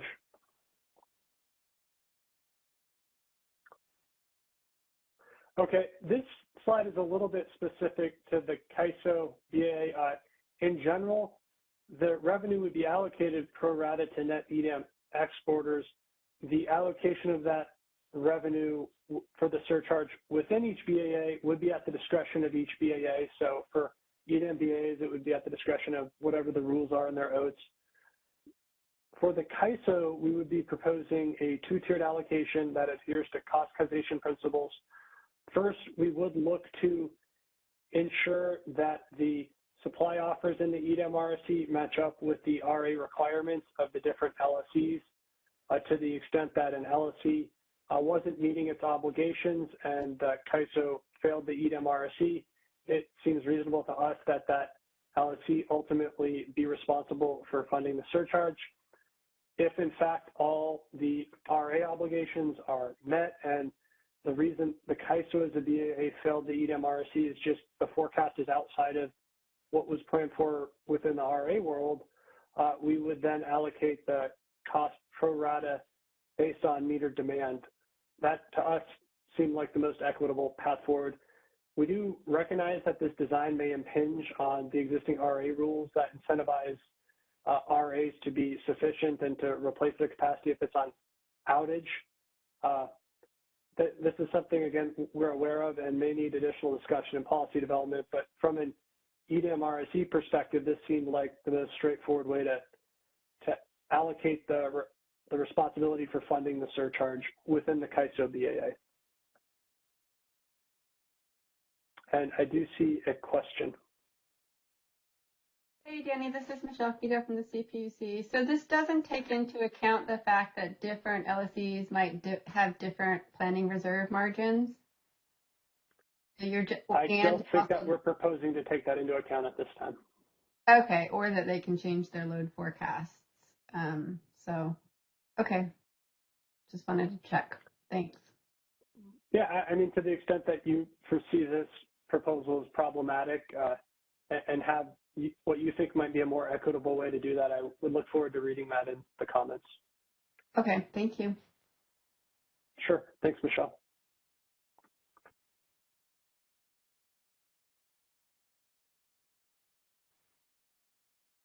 Okay, so the last topic that I wanted to touch on during my time today is walking through the pooled WEAM RSC coming out of the EDAM. We think that this is important to do for a couple of reasons from a flow from the EDAM to WEAM and can actually be used to increase the reliability of EDAM as well. The first reason this is important gets to the diversity benefit that we are proposing to allocate as part of the EDAM. This is essentially created by offsetting uncertainty requirements due to a larger, more diverse geographic footprint. I think the simple way to think of this, and we have an example later, but if you have 5 BAAs who have 10 megawatts of uncertainty, each standalone, they might only have 40 megawatts of uncertainty as a footprint. If you only procure 40 megawatts of imbalance reserve and you test them in a standalone manner in the real time, then each BAA only has 8 megawatts of imbalance reserves rather than 10, which is where that upper confidence band within the DAME process or the upper confidence band of 97.5 that we proposed through the DAME process would be set at. So testing in a pooled manner simply doesn't disadvantage any BAA from receiving an imbalance reserve diversity benefit in the EDAM process. It also creates incentives for the BAAs to tag their non-resource specific schedules or otherwise cure those shortfalls prior to running the EDAM. If you get kicked out of the pool, it does become more difficult to participate in the WEAM. So remaining in the pool is beneficial from our perspective. Can we go to the next slide? So here's the example. I give a much more simplified example. This one is fairly carefully engineered to show how this could actually impact a BAA. You see the imbalance reserve requirement. BAA3 under a 97.5% upward confidence band would have procured 750 megawatts. They get a diversity benefit. They're now only procuring 450 megawatts. If that high level of uncertainty were to arise in the real-time process, they would only have schedules coming out of the day-ahead market for 9,450 megawatts of supply. Their obligation would be 9,750 because that's where the forecast came in at that upper uncertainty bound. They would fail the WEAM RSC just due to the fact that they took a diversity benefit in the EDAM. If you test them all as a pool, then the entire footprint is able to pass, given that the footprint procured imbalance reserves up to a 97.5% confidence level. So this is a fairly straightforward example. Can we go to the next slide? So how this can then be leveraged to increase reliability would, especially at the inception of the EDAM, be due to only allocating a partial diversity benefit. Our thought is the EDAM footprint may agree on a certain amount of additional megawatts of imbalance reserve up that should be procured for footprint-wide use. That would then be reflected as slightly less of a diversity benefit in the EDAM RSE showing process.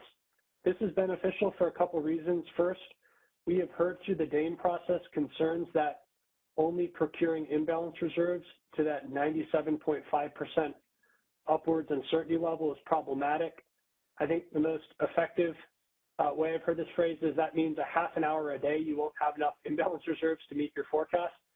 I don't think that's quite a fair characterization. This becomes a problem if that half an hour a day occurs during the net load peak, which then occurs during a couple of the really stressed system conditions across the year. But nonetheless, it is not an absolute guarantee that BAA would be able to meet their real-time obligations under all circumstances.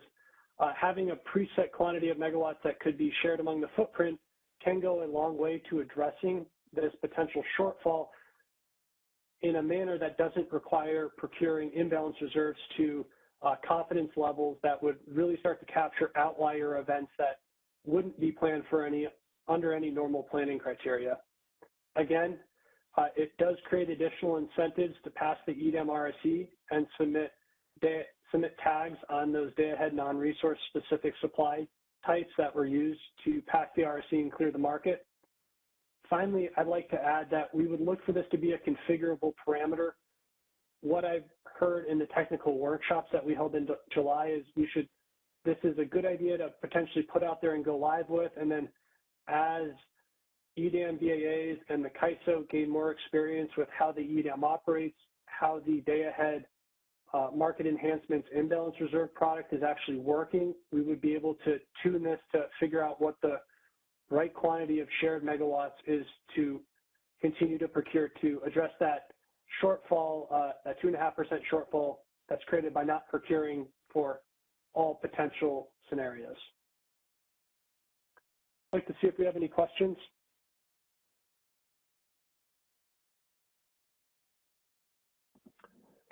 Okay, we can move on.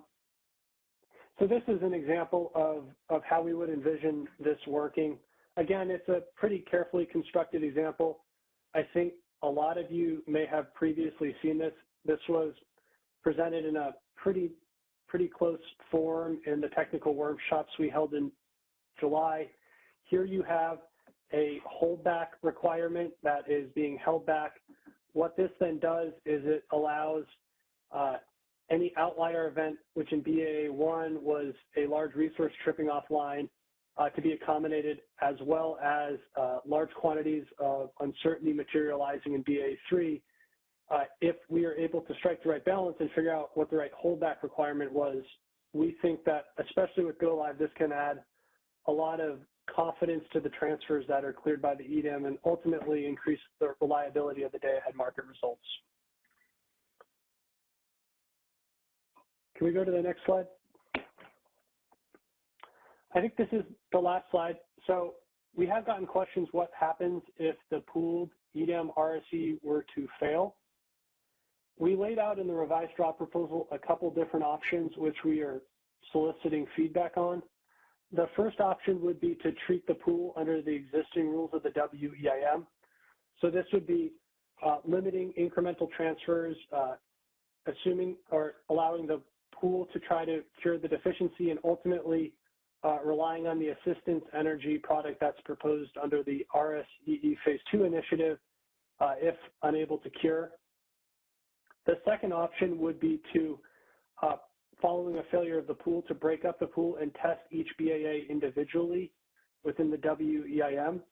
This definitely would isolate the BAA or BAAs whose deficiency ultimately caused the pool to fail. The issue here is that it does create the potential for spurious failures. Again, we talked about that really simple diversity benefit example of everybody would have procured 10 megawatts, they're only procuring 8. If uncertainty comes in at 9 megawatts for a BAA, that could have been within the threshold that was procured in the day ahead, and through no fault of their own, they could also fail the EDAM RSE. So our leaning is towards, or WEIM RSE, please. Our leaning is towards option 1, but again, this is something that we would like stakeholder feedback on what is the correct approach moving between the EDAM and the WEIM. So I think that concludes the EDAM RSE slides. I'd like to pause again and see if there's any questions before I hand it back over to Milos.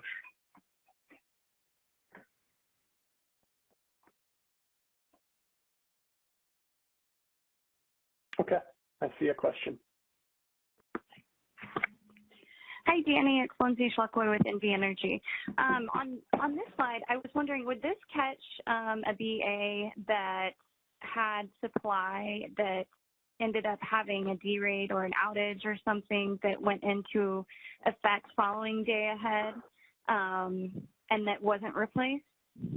Or how would that be treated? Each BAA should have reserves that are able to be utilized to address any generation outages. Okay, yeah. Okay. So if something, okay, so let's say you're relying on a generator. I understand that if that happens in the, I guess, okay, so you're in the day. If that occurs, yeah, you would go directly into your reserves. But then for future hours, if that persists, then would you be responsible to replace that generation? Like how would that? Yeah, I think the expectation is that BAA should be able to have contingency reserves for any generation outages. What you're getting at is the lack of an explicit replacement reserve product, which is something that we may look to develop at some point, but ultimately AS right now under the current construct of EDAM would still remain the responsibility of each BAA. Okay. And if you, like, option 2 may seem appealing because you're going to say, oh, that BAA is going to fail.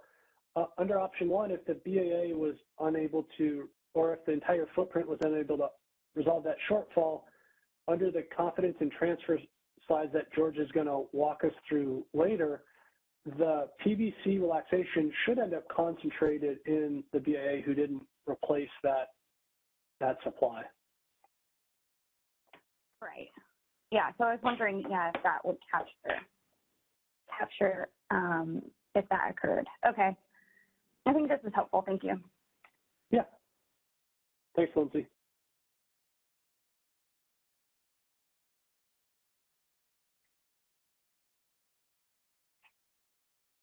Okay, there are no more questions.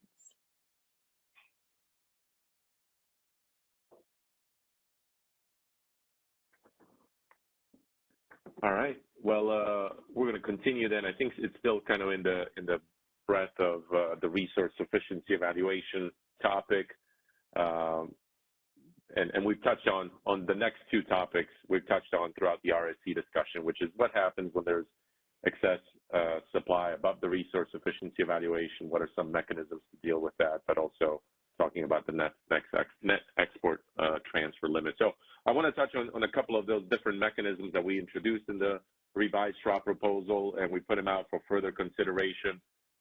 These stem from concerns that we've heard from stakeholders in the comments, particularly from ISO load serving entities, with how resource adequacy capacity and overall capacity in excess of the resource sufficiency evaluation, how that could potentially remain available to respond to stress system conditions and avoid exporting this capacity if it may be needed for reliability reasons, effectively continuing or providing an ability for the BA to retain some control over resources in the EDAM to be able to respond to changed system conditions, particularly when uncertainty materializes more than expected. And so we identified two mechanisms for potentially addressing these issues in the STRA proposal, in the revised STRA proposal, that we wanted to get some additional stakeholder input on. Some have greater detail than others, but I think we're going to hope to work with stakeholders and through comments and develop these a bit further. So we're certainly open to your suggestions.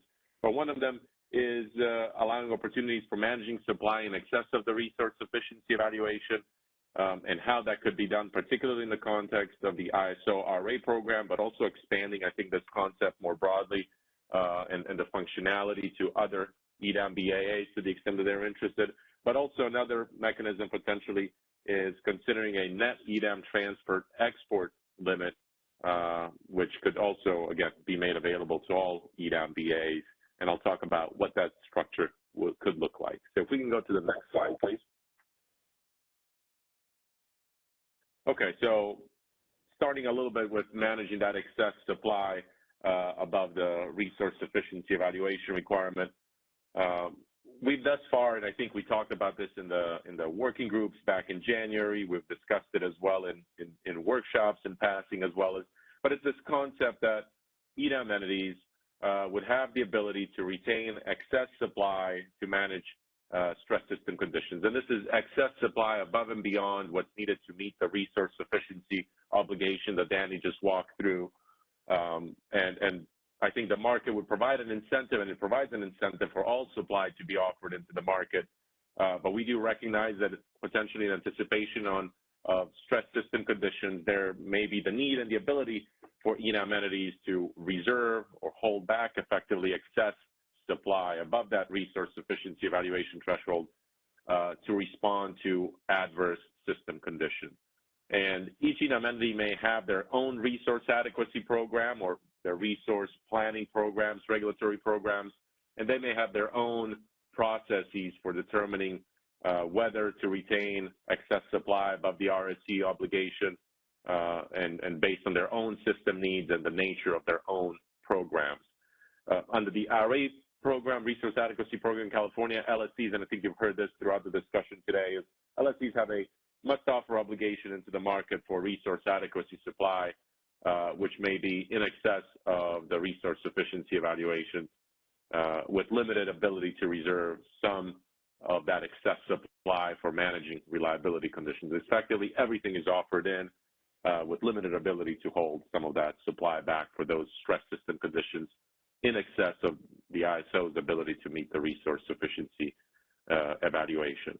And so one mechanism here to consider that we put forward is, that I'll talk about in the next slide in a bit more detail, is how that excess supply could be reserved for further responding to these conditions where that collective uncertainty may materialize at levels that is not covered by operating reserves, imbalanced reserves, or reliability capacity. That excess supply could remain available then to manage some of those more stress system conditions. So we'll go one more slide on this particular mechanism, then we'll talk about the net EDAM export transfers. And I'll note, like I said again, that these mechanisms could be made available to all EDAM BAs, but also, I think part of the feedback that we're seeking are these complementary to each other. We could see these working together, but that's something certainly that we're seeking stakeholder feedback on. So in the context of, again, the ISO and its load-serving entities, we would provide the ability or the mechanism for load-serving entities to indicate whether, if the resource adequacy supply is in excess of the resource sufficiency evaluation, whether it should be reserved for managing those stress system conditions that I just mentioned. And load-serving entities would still be required to submit a bid and offer that supply into the market, similar to how they do today, but they would have the ability to indicate within that bid whether to reserve that supply if it is deemed that it's in excess of the resource sufficiency evaluation. And if it is in excess of that resource sufficiency evaluation, they would then have the ability, that bid then would not necessarily be carried forward into the IFM, depending on what's indicated on the bid. The default option would be that all bids that are submitted into the market automatically flow into the IFM, unless the load-serving entity or the submitter, the scheduling coordinator, indicates otherwise in the bid, that if that supply is deemed to be in excess of the resource sufficiency evaluation, that it would not be carried forward into the IFM, and it would effectively be held back for those stress system conditions. We would expect that in normal conditions, there not to be any kind of reserved supply or very limited amount of supply to be reserved in excess of what's needed to meet the resource sufficiency evaluation. Rather, we would expect everything to be offered in those normal conditions. But in stress system conditions or in anticipation of stress system conditions, that's where I think we've heard other potential EDAM entities consider holding back some supply for those uncertainties and for those reliability conditions. And that's where we would expect as well that some portion of that excess supply could be reserved as well within the ISO for managing some of those adverse conditions that may materialize. In determining the RSE stack, the capacity that's submitted into the market and that's bid into the market, when we're evaluating the resource sufficiency evaluation, when we're looking at that stack of supply, and I'm talking here again in the ISO context, we would consider the different resource parameters, but also the economic set of bids that are submitted to identify the optimal resource sufficiency evaluation portfolio. And that would help determine ultimately is there and what supply may be in excess of what's needed to meet the resource sufficiency evaluation. That's where you would look and see, did somebody identify that if that supply is in excess of the resource sufficiency evaluation, should that be held back for reliability conditions? To the extent that there is that excess supply that somebody has indicated or a load serving entity has indicated that it be held back for reliability conditions, then that excess supply would be available to the ISO as the balancing authority area for exceptional dispatch between day ahead and real time if the uncertainty materializes beyond the expected levels in those rare kind of corner case system conditions. To the extent that that supply ultimately is not called upon, it's not exceptionally dispatched, then that RA supply would effectively revert back to the scheduling coordinator or the load serving entity to offer into the real-time market consistent with the must-offer obligations that may be in place at the time. So that's the concept description of this, of how this would apply, again, to the ISO in light of our resource adequacy program. But this type of functionality is something that we certainly could make available to others to the extent that this is the path that we pursue. This is some functionality that we could provide to other EDAM entities to the extent that they wanted to manage their excess supply in a similar way. But again, we recognize that each EDAM entity may have their own process for determining when and how much excess supply above the RSC to offer into that market. And we believe the incentives are there for it to be offered, but we do recognize that it may be a reliability tool in certain instances that entities may want to hold on to some element of excess supply. So let me pause here on this mechanism one approach, and then we'll talk about, I think I have a slide on the net EDAM export transfer limit and talk a bit about that more. But let me pause here and see if there are any questions on this concept. I think I see Jeff. Hey again, Jeff Nelson-Nessie. Just questions on some of the thinking on this. Is this sort of all or nothing, or is this sort of like unit by unit? Like, okay, if this unit's not needed for the RSC, keep it out of the full optimization? Or is it check one box for all resource adequacy units and everything that's outside of the RSC is out? And my strong preference is the former, not the latter. Great question, Jeff. And I think we were thinking about it as this being on a unit by unit basis. There may be different contractual arrangements that each one of these is under, and so we would leave it to each scheduling core, or each LSC to ultimately, based on each individual bid, determine what they want to do with that excess. So, and who's making the determination? Is it the RA tag holder, or is it the scheduling coordinator for the unit? Great question as well. I mean, again, we were thinking about it as the scheduling coordinator that's representing the unit that's working with the load serving entity that's submitting that into the market. We were considering that they would be the ones that are ultimately identifying how they want this supply, this excess supply to be applied. Do you continue offering into the market, or do you hold that back? Yeah, I would suggest that what you're trying to do here, it needs to be to the tag holder to be making the decision, because the tag holder may be very different than the scheduling coordinator. One other question: how does this? Could you sort of expound a little bit on the exceptional dispatch? So, what's that scenario? So here we've gone through the RSC test, and a certain amount of supply said, look, I wasn't needed for the RSC, so sort of park me away from the IFM. Where would sort of exceptional dispatch come in?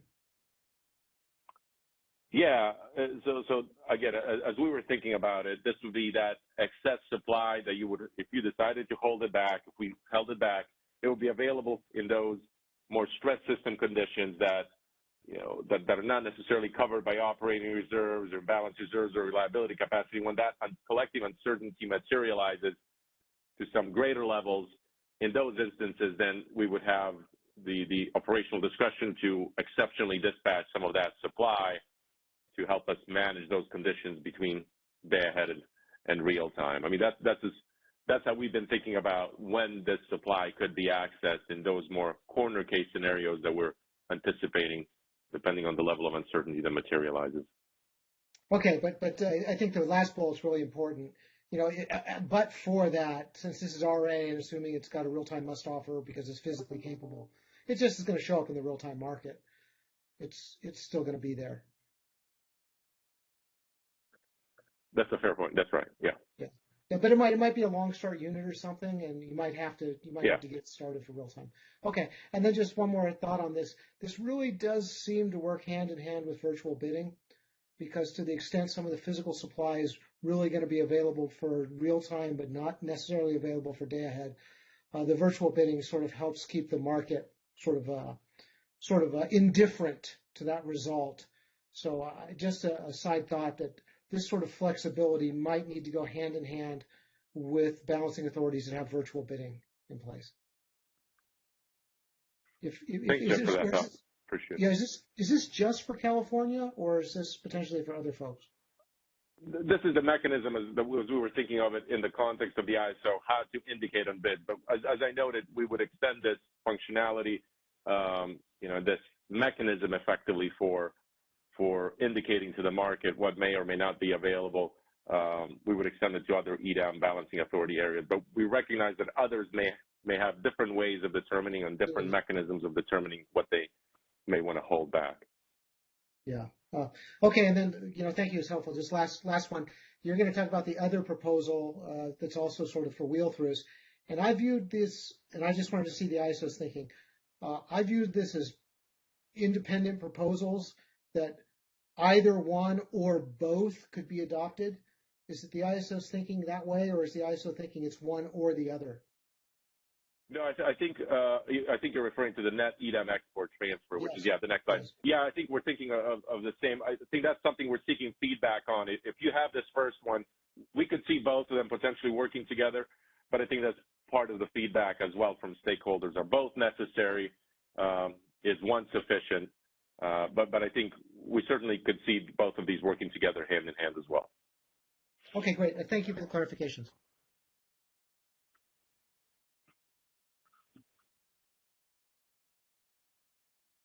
Hi, Milos. This is Kathleen Colbert from Vistra. Can you hear me? Hello. Yeah. Hi. So, in hearing your proposal, and I recognize that you could be extended, but since you have it framed for CAISO LSEs, let's focus on that. So this proposal reads a lot like incorporating into the CAISO's tariff an acknowledgement that physical withholding is acceptable in the day-ahead market time horizon. I appreciate that Jeff raised the convergence bidding. They are interrelated, but I would remind, kind of emphasize that convergence bidding is there not as a substitute for physical supply that is submitted by load-serving entities, not a substitute for the demand that is offered in by load-serving entities into the IFM for the cleared bid-in demand portion.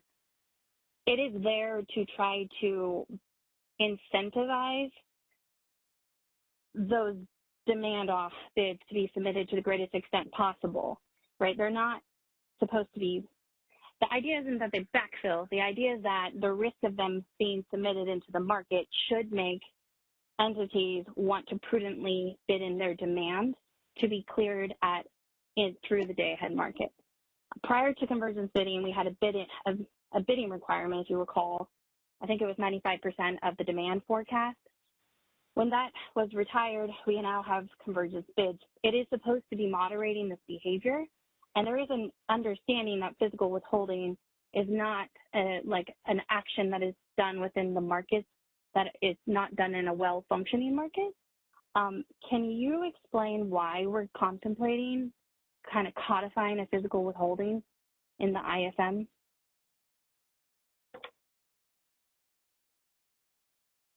Sure, I'll give it a shot. I wouldn't necessarily classify it as physical withholding, but I'll start, and then maybe others, Danny and others, you can jump in and help me out as well. But I think what we're trying to capture here is recognizing that the obligation to offer into the market is sufficient supply to meet each entity's resource sufficiency obligation, which is the load plus the uncertainty level plus a demonstration that they've procured sufficient supply to meet their ancillary service obligations as well. And effectively what we're at that point is there may be some excess supply in certain instances that a BA may choose, just as I think they may have the discretion to do today, to hold back in anticipation of certain stress system conditions to be able to respond to those. I think what we're trying to find a mechanism here is to do something similar for the ISO, where all the supply is offered into the market, and if it's offered into the market, there may be limited ability to retain some supply for those stress system conditions because the market may dispatch it all. So it's a mechanism for us to, again, find in some of these stress system conditions ways of making sure that we're set up for reliability events that may materialize based on what we're seeing coming on the horizon. But let me see if there are others from the ISO that want to also supplement anything I mentioned.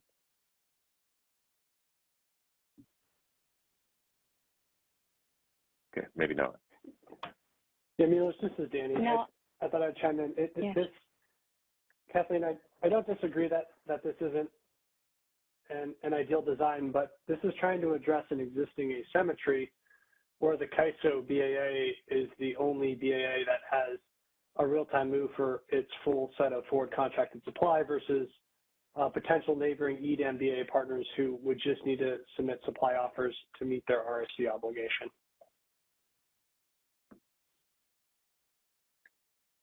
Thanks, Danny and Milos. That's helpful. I'll share some.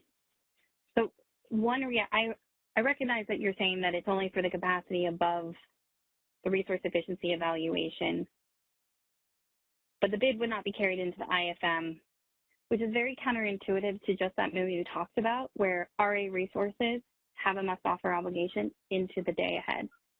So I struggle with that concept of saying that RA resources will be withheld from the IFM clearing process, because that is the requirement. So maybe we crosstalked a little bit here. My understanding of this design is it would utilize the same bid set as the IFM itself. So what would flow into the IFM would be the optimally cleared resources as part of the WEAM RSC.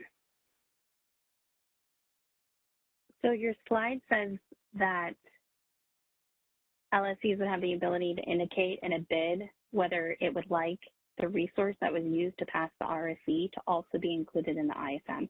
I recognize I just recharacterized that, but if you read bullet 2 in the sub-bullet, the bid that's used in the RSC would not be carried into IFM is what it says. Yeah. So again, the idea here is, as Danny noted, as I noted before as well, is there's a certain asymmetry in terms of, based on the current day-ahead must-offer obligations. I think this is maybe a little bit more of a loosening of those day-ahead must-offer obligations as more of a must-show supply, and then the ability of some of that supply to the extent that it's in excess of all the obligations that the balancing authority has identified it needs to meet in that day-ahead time frame, again, which is load, uncertainty, plus demonstration of the ability to meet ancillary services. It's that excess supply that may potentially, the BA may want to hold back for risk of uncertainty materializing beyond some of those collective levels that have been planned for to be able to respond to those reliability conditions. So we don't necessarily see it as physical withholding, but more of that relaxation a little bit on the day-ahead must-offer obligation towards a must-show effectively obligation in the day-ahead time frame.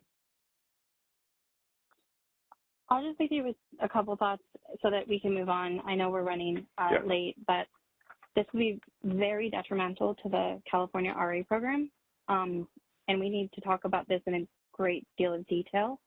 If I hear your concern, I've always thought that the ability to support non-participating resources was critical to ensuring that the resources needed and wanting to be held to meet your load. The non-participating portion of your load would be through a non-participating resource bid, which is why we continue to ask the CAISO to consider this as a feature of the market so that it can address the concern you're raising. But the proposed solution will cause major issues to RA. It would have serious issues on price formation out of the IFM market as well. I strongly encourage you to provide more time to talk about this.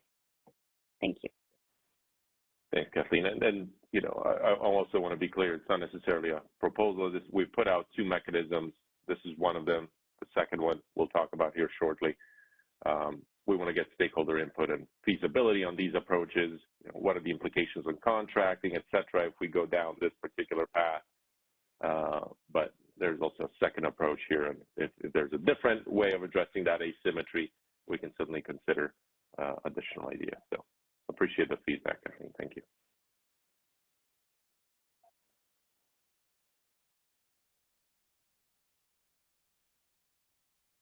Go ahead, Don. Hi, this is Don from TDS Associates.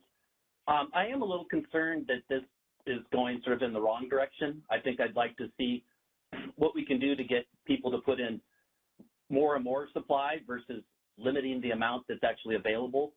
I think if you think about it at an extreme example, if everyone put in just what is basically necessary to pass the resource sufficiency evaluation, then you're not going to get any of the unit commitment savings that EDAM's supposed to deliver.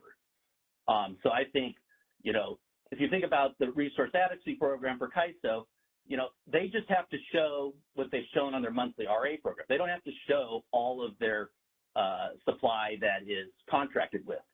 So I think if there was a way to get something similar to that, where you're putting in more than what you need on a specific day, that's how you actually get the EDAM benefits of unit commitment savings. And then second, on this proposal, I am a little concerned that the resource sufficiency evaluation does not take into consideration transmission limits. So what would happen if the capacity on one of these resources isn't needed for the RSE, but it's actually needed for congestion management? Have you thought through the repercussions of that? Great. Good points. Good points, Don. Appreciate the feedback.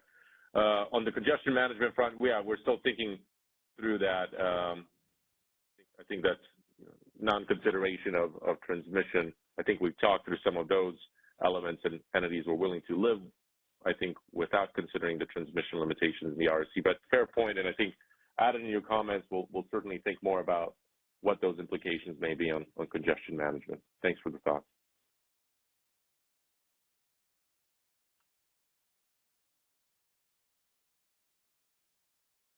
I think, Isabella, do we have, let's see, TJ maybe? Yep, we have one more. Yes, can you guys hear me? Yes. Yes. Can you go back one slide?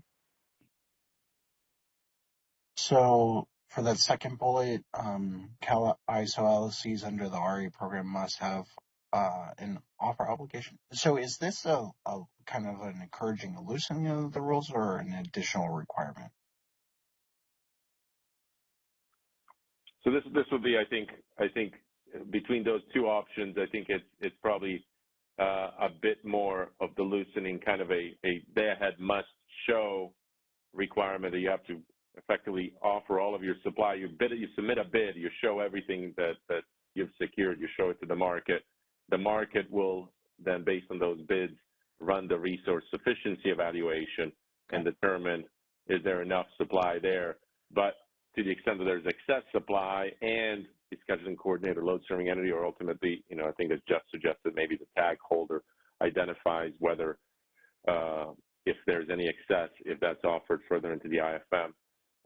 That's where that distinction comes in, that some of that excess supply potentially may be held to respond to some of these more extreme case reliability conditions. Thank you. That's all I had. Yeah. Thank you, TJ.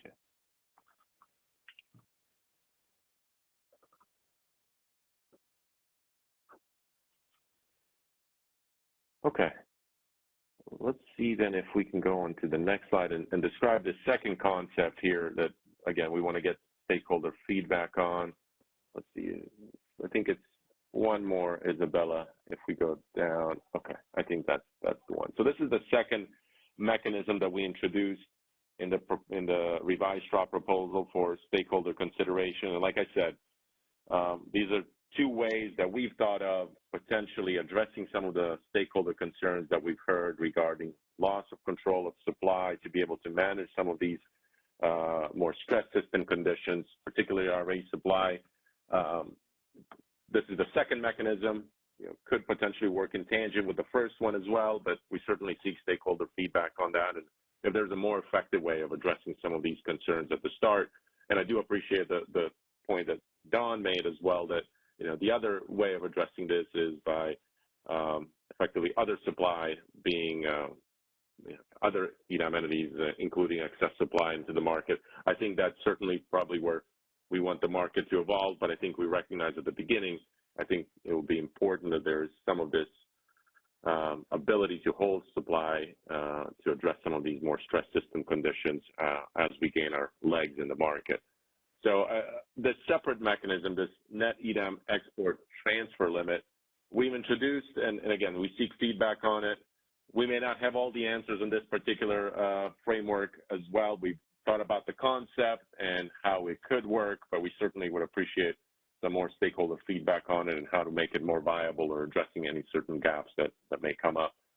But it allows another way of the ability for the BA to control and manage some of that supply, particularly in anticipation of stress system conditions. And the concept here is that a balancing authority area could introduce a net EDAM export transfer limit constraint that would allow the EDAM balancing authority area to limit the net export transfers out of its balancing authority area as a further reliability tool and to maintain control over a level of supply in the EDAM. It allows the balancing authority area to manage the volume of export transfers that are supported in effect by internal supply, but it also contributes to confidence that relying upon countable resource adequacy supply, that supply coming out of the BA is supported by supply that's counted for the resource sufficiency evaluation. I think the question is, how would we derive this net EDAM export transfer limit?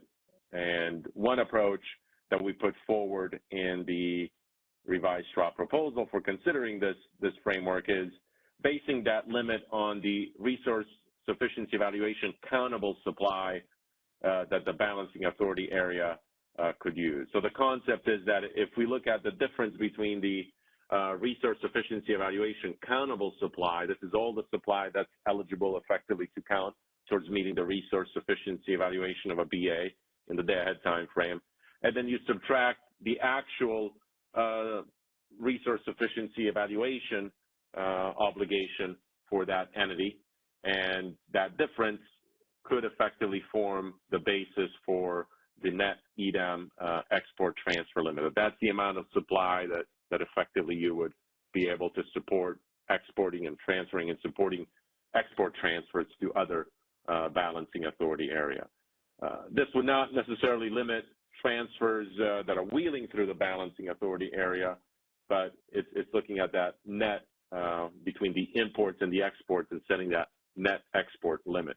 So a simple example just to illustrate this, and then I'll pause here for questions and reactions, and based on everything you heard today on the RSC discussion as to the viability of this approach. But a simple example just to illustrate it is, presume a balancing authority area has 3,000 megawatts of RSC countable supply, supply that's eligible to be effectively meet the resource sufficiency evaluation of the BA, and on a particular day or a particular time frame, the resource sufficiency obligation or the peak resource sufficiency obligation is 2,500 megawatts. So that difference is 500 megawatts. And so that net export limit, net EDAM export transfer limit would be 500 megawatts. So if you have 1,000 megawatts of import transfers, you could effectively export 1,500 out of that BA to be within that net export limit of 500 megawatts. And the thought here is that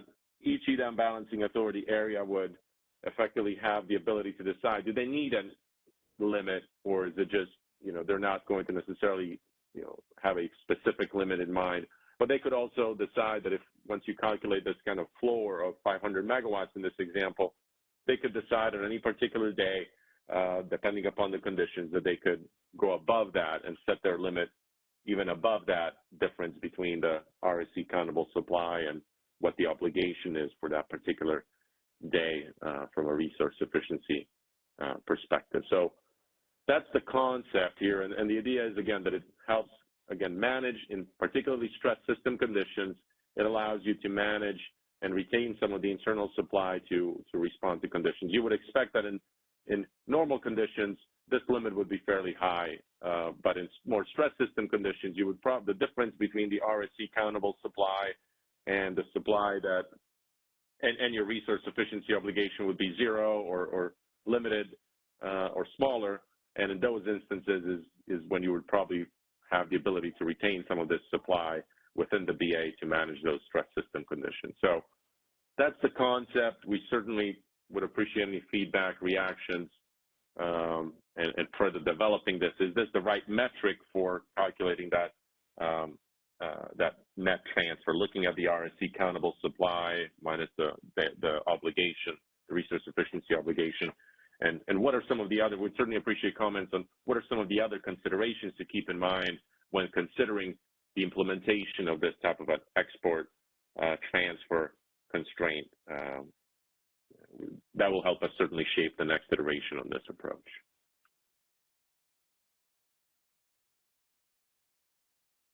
Okay, I think we can pause for questions here. Okay, looks like we have one in the queue. Let's go to Todd Ryan. Hey, Milos, this is Todd Ryan with Pacific Gas and Electric. Thank you for presenting this. I just want to clarify that, like using your example numbers, I want to clarify where the baseline is for netting. So you said 3 gigawatts of RSC countable, 2.5 gigawatts for RSC target. Let's assume that one of the 3 gigawatts of RSC countable is imported, over firm transmission. Would those actually add to the export limit? Because those are imports. So that you could actually get to 1 gig offsetting those imports plus the 500 net export limit brings you to 1.5 gigs of exports. Yeah, good question. And I would envision, so if we're looking at setting the limit versus how it applies, within the actual time frames, I would envision that, and Danny and others, feel free to jump in here if I mischaracterize how we've talked about this, but I would envision that if you're relying on 1,000 megawatts of imports towards meeting your resource sufficiency evaluation in the day-ahead time frame, that's resource sufficiency countable supply. So that's part of your stack of supply that you would be effectively relying upon to potentially pass the resource sufficiency evaluation.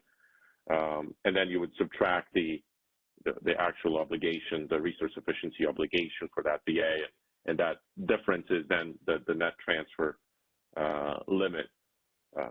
Once you get into the operational time frame and this limit is in place, then it would look and see how much are your EDAM transfer imports, and that would determine how much exports effectively you can support here to get within that net export limit of 500 megawatts. So if you have, if for example you have 1,000 megawatts of import EDAM transfers that have been, optimally identified, then you could support upwards of 1,500 megawatts effectively, or 1,500 megawatts export transfers coming out of your BA, because that's going to get you to that net limit of 500 megawatts, the difference between the import transfers and the export transfers that you may be supporting on any given time. I don't know if that addressed your question, So Todd, I hopefully. think what I heard you say is in the day-ahead time frame in IFM, the limit would be on economically scheduled transfers. So that gig of import, bucket one imports, would be not considered transfers. Right. It would be part of your RSC countable supply that sets the limit, and then on any given hour, effectively, you would look and see, are you staying within that 500 net export limit threshold? But let me just pause here. Let me just confirm with our folks, Danny and George. Am I thinking about this when explaining it right, or do you want to clarify anything on my behalf here?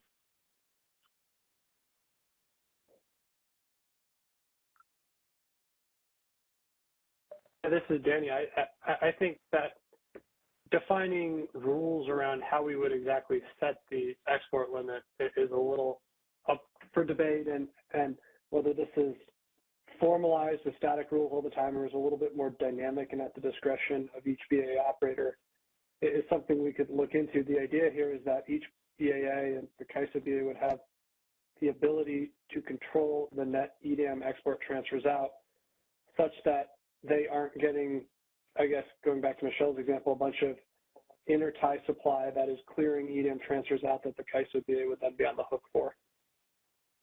Yeah, and to that point, I think this, if it's looking at just net interchange, I don't think this would work because to take Milos's example, his numbers, 3 gigs of countable supply, 2.5 gigs of obligation, gives you 500 megawatts of net export limit, but you're already importing, some quantity of RSC countable supply, which would increase your amount of export if you're just looking at it from an interchange perspective. And then adding to that the non-countable intertie bids, which wouldn't be necessarily, it would be a net zero because you schedule them in and then you schedule them out. You could get to the situation where you have a great quantity of firm exports that CAISO is signing up for, and then if anything were to happen with like non-tagged import supply or non-tagged intertie supply that's non-countable, CAISO could be overextended. I think you might want to consider looking at whether there's and this is an absolute number in terms of firm exports that CAISO, the balancing area, would sign up for. Anyways, thanks. Yeah, thanks, Todd. And I'll just note that, again, as we've been thinking about it, this is not necessarily a net interchange limit, but it's more, again, focused on the volume of EDAM transfers, the net EDAM export transfer limit itself. And would you be able to distinguish between?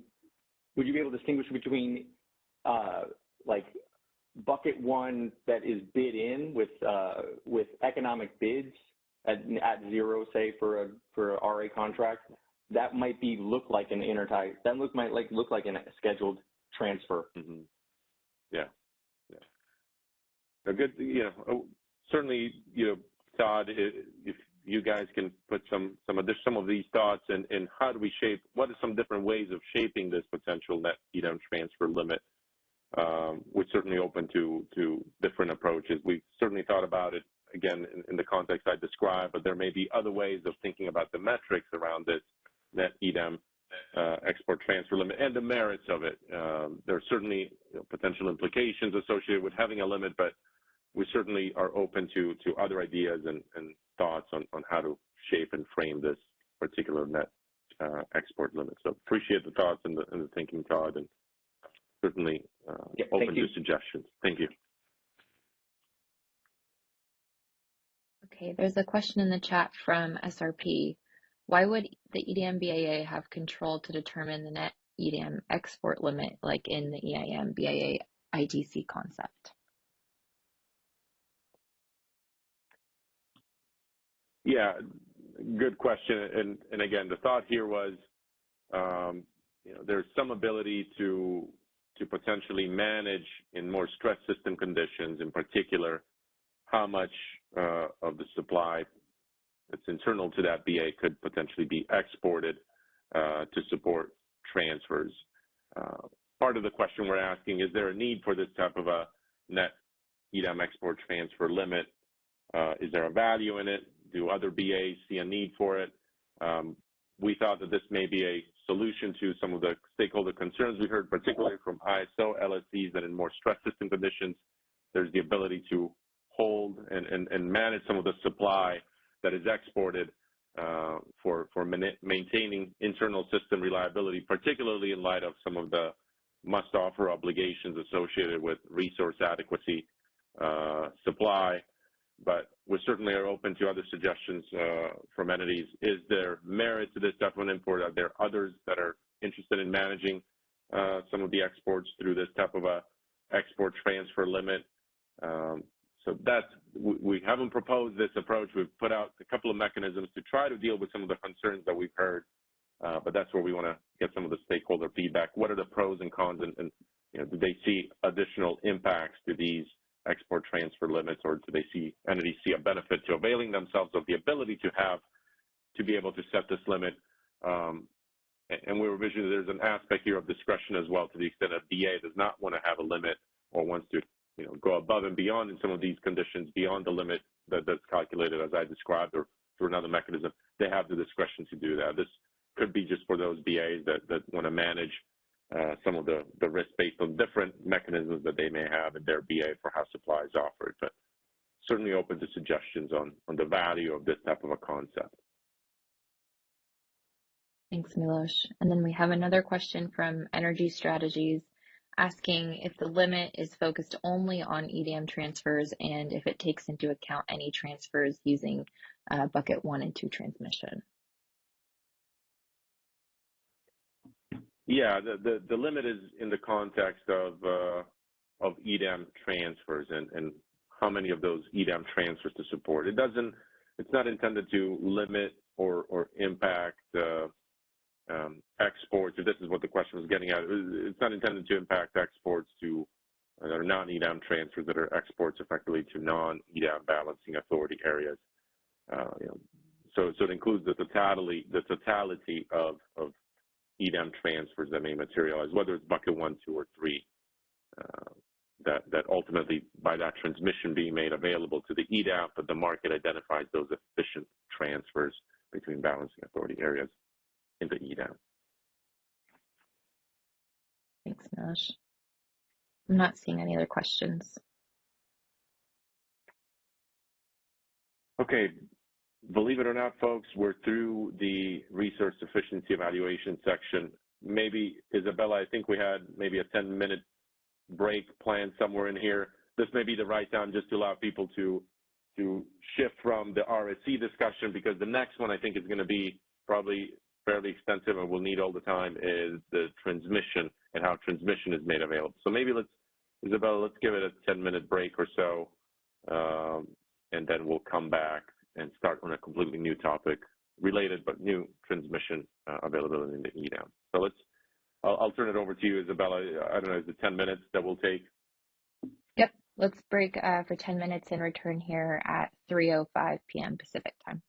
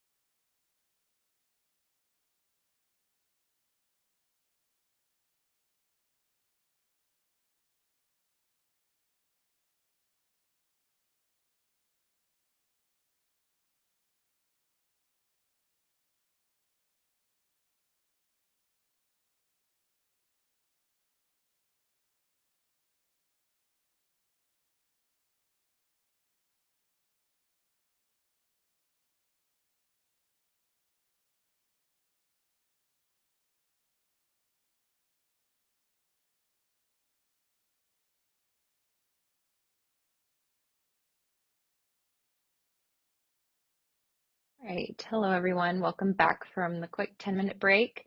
Now I'm going to hand it over to Partha Malvadkar, our Principal of RA Infrastructure and Grid Enhancements here at the ISO, and he will walk us through the transmission availability to EDAM. So Partha. Thank you, Isabella. Yeah, and thanks for the opportunity to discuss our straw proposal section on transmission commitment in the EDAM market. I want to kick it off by acknowledging the significant amount of input we received from you all, both in terms of written comments and in the stakeholder workshops.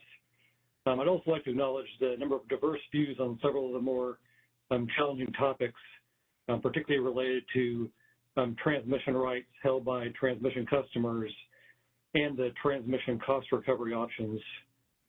Transmission both internal to participating BAA and on the interties between participating BAs is really foundational to the ultimate goals we share in terms of an efficient, reliable day-ahead market. The proposed EDAM design that we've developed really attempts to maximize the amount of transmission made available under different transmission structures, while simultaneously allowing the existing OAT frameworks to function properly and allowing participant EDAM entities to derive robust benefits.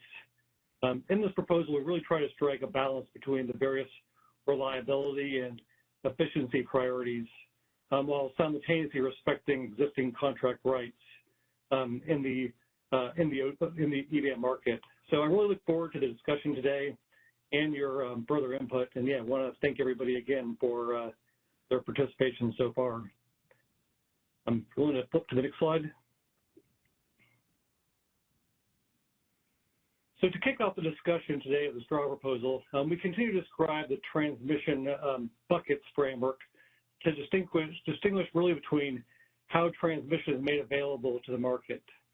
In this respect, we identified different ways transmission rights can be exercised and made available ahead of the market run, and how transmission rights not scheduled prior to the day of market are made available to the market to optimize as transfers. We use we describe it as the quote bucket framework primarily to differentiate between transmission purchased to support the resource sufficiency valuation, which is really the bucket one transmission, the transmission purchased by transmission customers but not used for resource sufficiency purposes, which is bucket two, and that transmission which is unsold transmission held by the transmission provider is really the bucket three transmission concept. I'll talk briefly about bucket one transmission on this slide, and then we'll go into more details in terms of bucket two and bucket three transmission, which will really be sort of our primary focus subsequently. So under the revised straw proposal, we're really maintaining the design of bucket one transmission, where each BAA must make bucket one transmission available to the market to support the RSC plans across an intertie with an adjoining EDAM BAA. As such, bucket one will consist of transmission rights held by transmission customers of the EDAM entity or other transmission service providers within the EDAM BAA that have contractual agreements used to pass the RSC.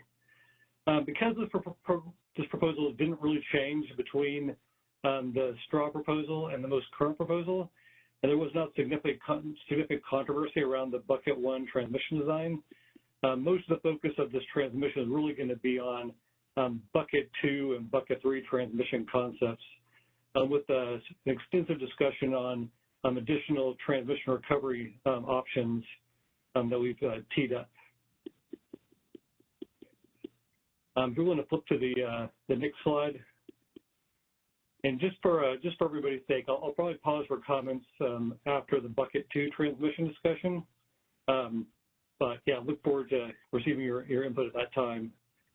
So on this slide, we're really trying to emphasize our desire to respect transmission customers' existing and long-term rights, both from the OAT transmission rights and from legacy arrangements. We recognize that the nature of and use of different types of OAT rights will likely change going forward, but we want the EDAM to support the exercise of OAT transmission rights in the day-ahead market held by transmission customers and to allow for legacy transmission contracts pre-oat to continue to be exercised under the terms of the agreements. We'll get into some of the additional details in the following slides, but I really wanted to kind of emphasize that up front, that really is our ultimate objective associated with the EDAM and respecting existing transmission rights. So if you're willing to flip to the next slide. So moving forward, this slide really focuses on bucket 2 transmission, and kind of to make sure to level set on what bucket 2 transmission is. The bucket 2 transmission really refers to that transmitted customers' firm and conditional firm point-to-point transmission rights. They're not used to support the day-ahead resource efficiency evaluation. And the straw proposal, just to basically have a refresher of sort of how we got to where we are, really offered 2 options for how these transmission rights could be made available to the ISO. So option 1 really was being a voluntary framework where a transmission customer could decide whether or not to make its excess transmission rights available to the market. And then we teed up a second option, really being that if the transmission remains unscheduled by 10 a.m. Of the day ahead, the transmission rights really would automatically become available to the market. But allow the transmission customer to still be able to utilize those rights between the day ahead and real time.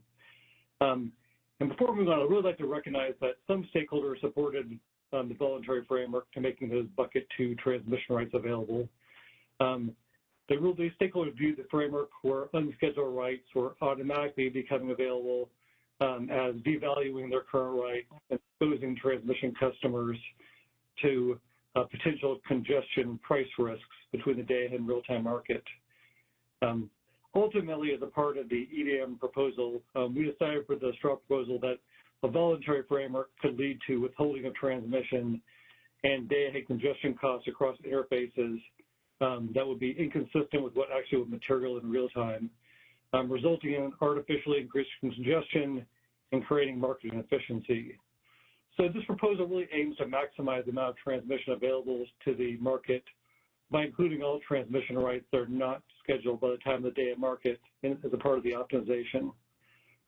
As such, we really propose 3 options or pathways, as you can see here, in terms of how those transmission customers could exercise their transmission rights going forward.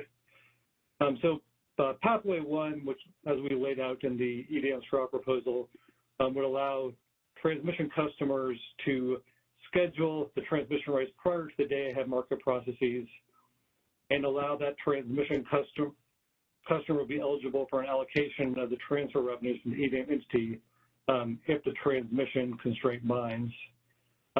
Pathway 2, and we're going to get into each of these more in detail, but I thought I'd go through them first at a very high level, where the transmission customers could release the transmission rights directly to the market in exchange for transfer revenues, which would be allocated directly from the ISO to the transmission customer.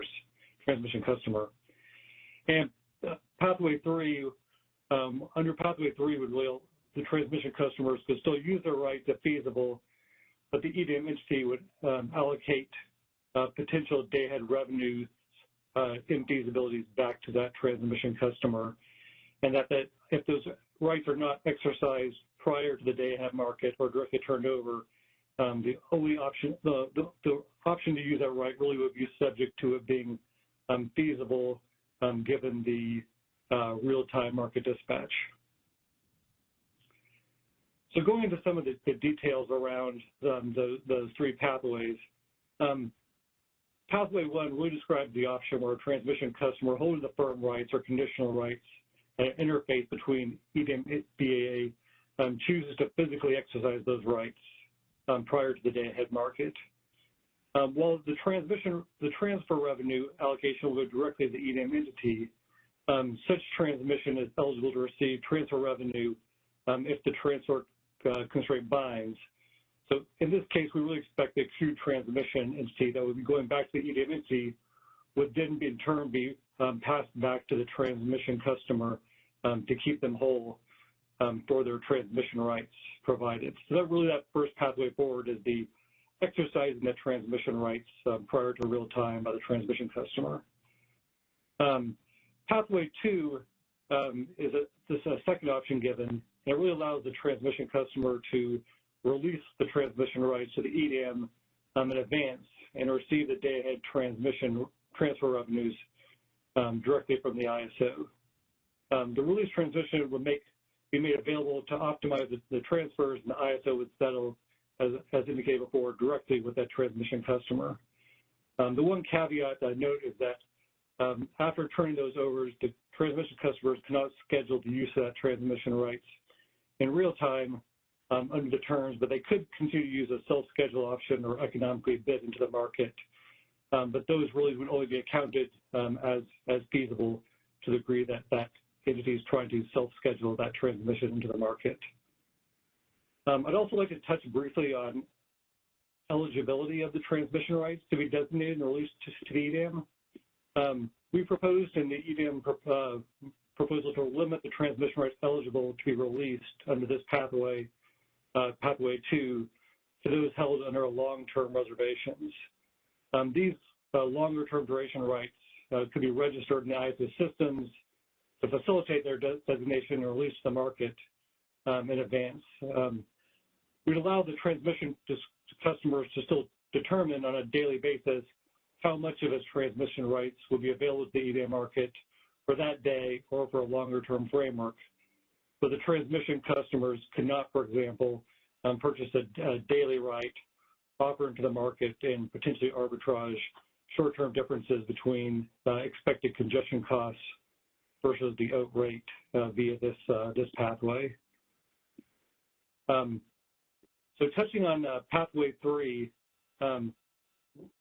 under this option, transmission rights not scheduled in the day-ahead market will be made available to the EDAM to optimize transfers.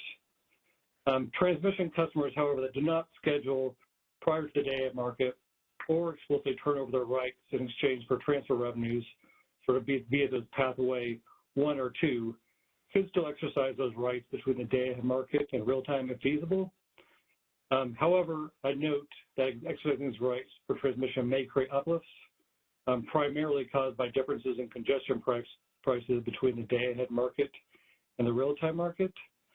The transmission customers would be eligible for an allocation of the transmission revenues by the EDAM entity up to the day-ahead market acute transmission revenue.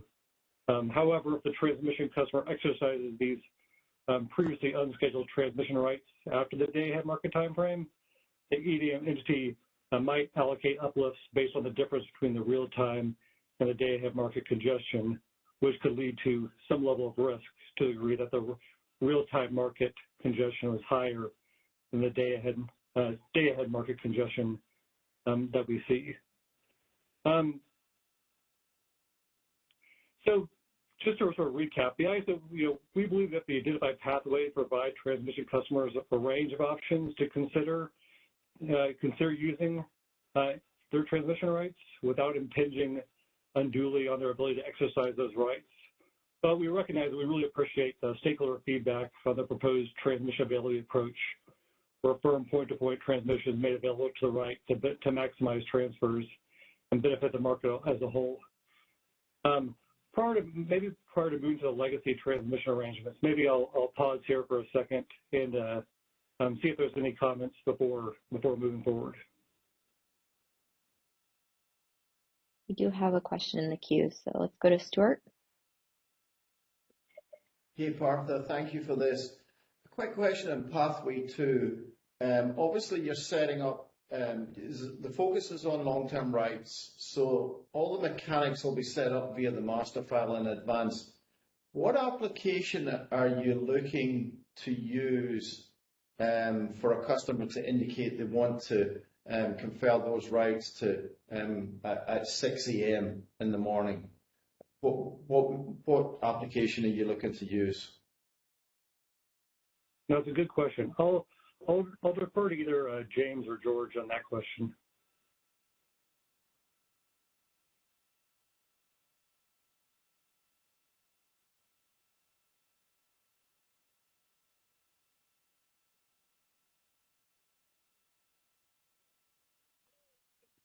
George, you might be double muted. You're talking.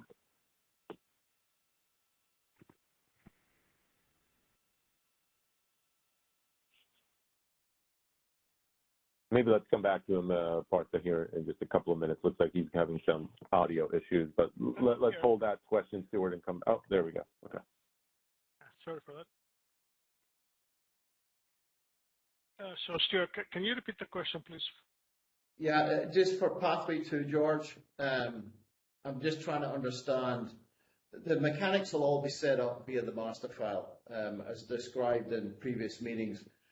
But when you want to, communicate directly with ISO prior to 6 a.m., I'm trying to understand which application, ISO application, you'll use to do that, because I'm then trying to think about knock-on consequence to entities and limits and different things. So what application will be used to communicate with ISO prior to 6 a.m. for Pathway 2?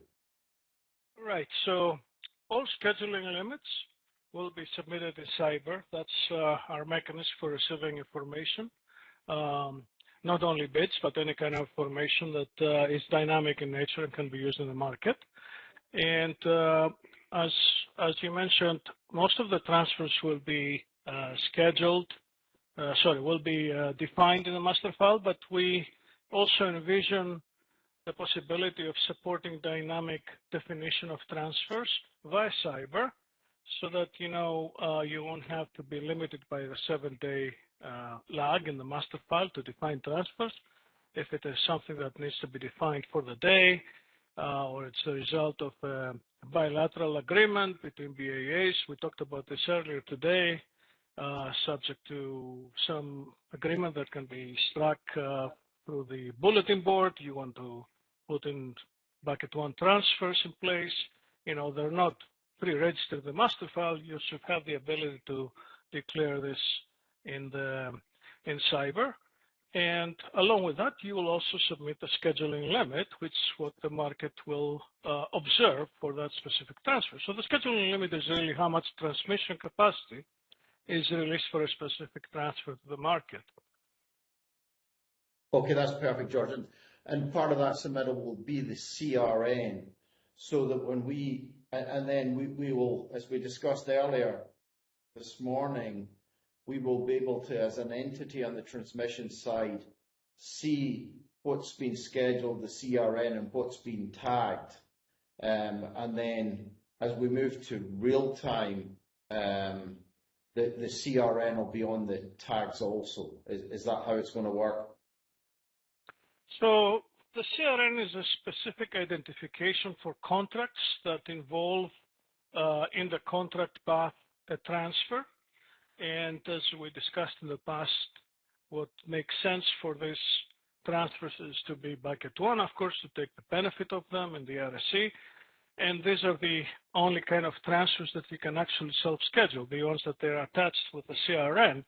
But in general, you will have transfers defined for the market to use without a CRN, and these are not going to be self-scheduled. They will be left to the market to optimize. Okay, maybe we can. It would be helpful to get a little bit more information on exactly how that process would work as we look at and contemplate potential changes to participate in EDAM. It would be extremely helpful, but maybe we can follow up offline. Thanks, George. You're welcome.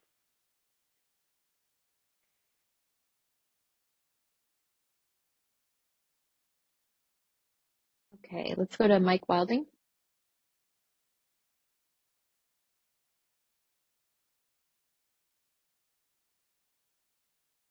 Yeah. Hi.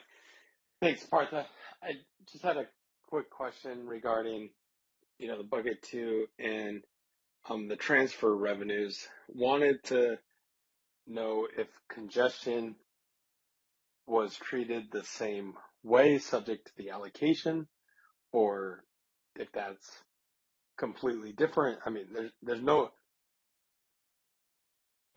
just wanted to understand how that worked with bucket 2 and the different pathways. Yeah, that's a good question as well. I'll once again, I think that James is now on the call and he has a discussion of that later, but this might be a good time to sort of touch on that. James, are you able to speak this moment? Yeah, I had to reconnect. Mike, can you re-ask that question? Yeah, and we don't have to jump into, like, I know that's kind of a maybe not complicated, but I know that's kind of a complex example that you had in the straw proposal. So I'm not asking you to go into that. I guess mostly I'm just asking for, just high level, how is congestion going to be treated for these bucket to customer transmission rights under the different pathways? Because all we've talked about here is transfer revenue. We haven't talked about congestion, which those two are different for the straw proposal. So I want to make sure it's identified how they would both be treated. Okay, so congestion, it would be related to power for the intertie scheduling limit or other. It won't have any other physical congestion, so that would maintain within the BAA. Whereas the transfer revenue is the cost of energy plus the power balance constraint. We go down later in my slides, I kind of make that distinction. But the congestion would stay within the BAA, in which the ITC or the transmission scheduling limit is modeled, or the constraint is modeled, whereas transfer revenue would be distributed based upon what I'll get into later on, which is a 50-50 split or shared. Right. Yeah, I understand that, and I apologize. So I think you're more concerned with it. No. Yeah. So in Pathway 2, what's going to happen, and it's more related to the transfer revenue. In Pathway 2, if they turn over the transmission rights, we will assign a specific right to them. It's going to be similar to a CRR, but it's not a CRR. And then if the transfer schedule limit becomes binding, that means we've reached a limit of the total net transfer capability, and we will actually calculate transfer revenue. So what we're going to do simultaneously is I'm going to break it up or distribute it between the transmission that was turned over based upon Pathway 2 versus all the other transmission. And the Pathway 2 transmission will be allocated directly to the rights holder that released that transmission, whereas everything else, which is related to the transfer revenue capability of the transfer for RC1, Bucket 3, and the other unscheduled, will be distributed to the EDAM entity at 50-50 for the EDAM entity to distribute back out per its own. Right, yeah.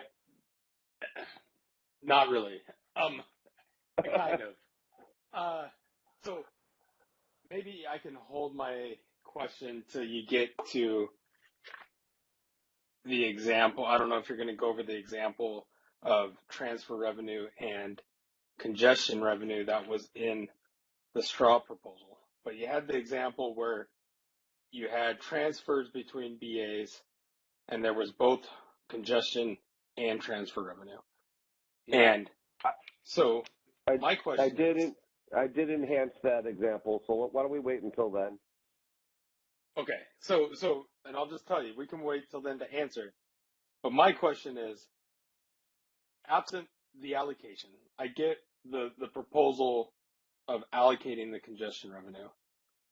But if the BA receives any congestion revenue in addition to transfer revenue, would that customer too, would the congestion revenue, I'm not even sure I'm saying this right, but would the congestion revenue follow this same process that you have outlined for transmission revenue?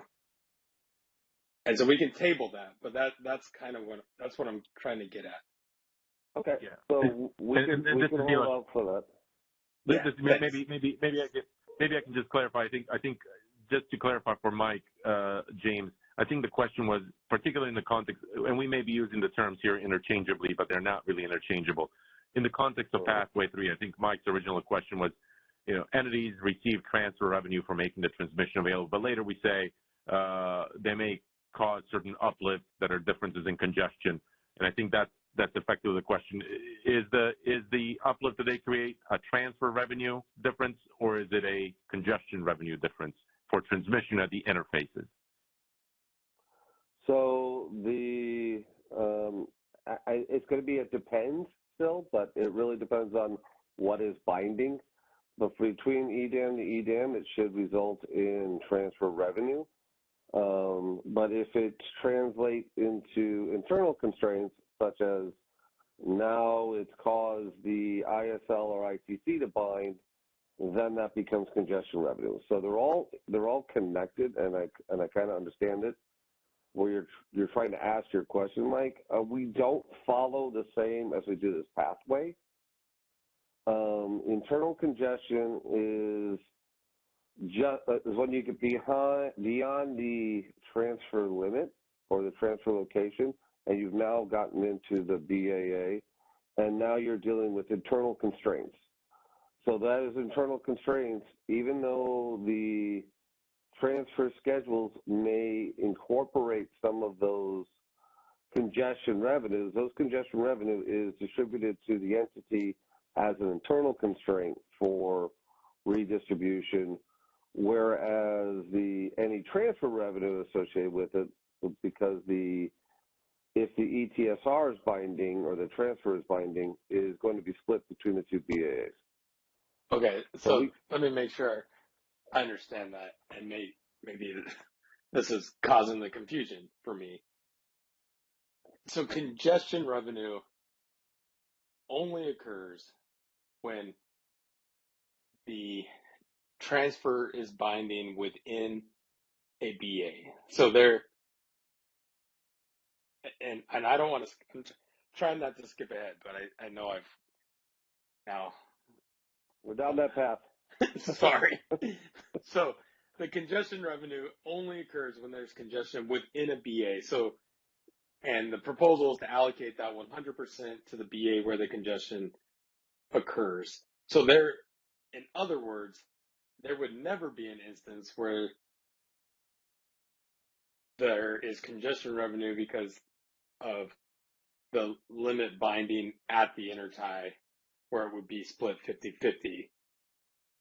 There could potentially be transfer revenue because of price divergence between the two BAs, but there's not congestion revenue because the congestion revenue only happens within a BA. Correct. That's the direction the comments and our discussions have gone. Yes. Okay. And so what makes it confusing is in WEIM, the transfer and the congestion are embedded as one. Right now, because of EDAM, we're going to separate it out because of all these different pathways, because of all these other needs to identify, and I'm going to say it's congestion associated with the transfer limit. We're calling that transfer revenue so we can distinguish it from any other internal congestion. Okay, got it. And so coming back to my question and Milo's question, I think it is maybe just mixing up the terms here. But on this slide for bucket 2 and the different pathways, we're only talking about transfer revenues because congestion revenues really don't apply here. Correct.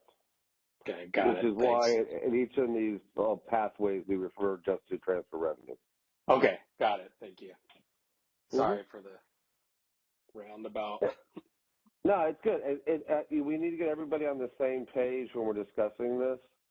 because we are explicitly talking about transfer revenue, and that transfer revenue is when the ETSR is binding, or the transfer constraint is binding, which previously we used to call as congestion. We are distinguishing it because of stuff like Pathway 2.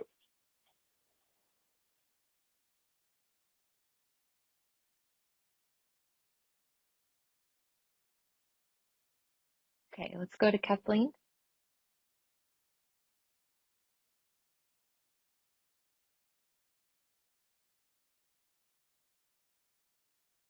Great, thank you. This is Kathleen Colbert from Vista.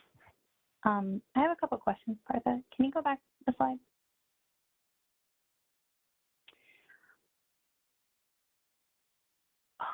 Okay, so let me ask you a quick question. I think this is about kind of the bucket one, but if not, maybe it's the one before that. But I just want to check my comprehension that when we're talking about, you mentioned firm and conditional firm, wherever that came up in the conversation, would be made available. I want to check my understanding that what you're saying across both the network interconnection transmission, the network integrated transmission service, the NITS versus the point-to-point, is that the two types of transmission that we're kind of roughly talking about are priority 7 and priority 6. So for priority 7, primary network service on the NITS side and firm point-to-point. For priority 6, secondary network service on the NITS side and conditional firm point-to-point. Is that the universe that we are talking about here?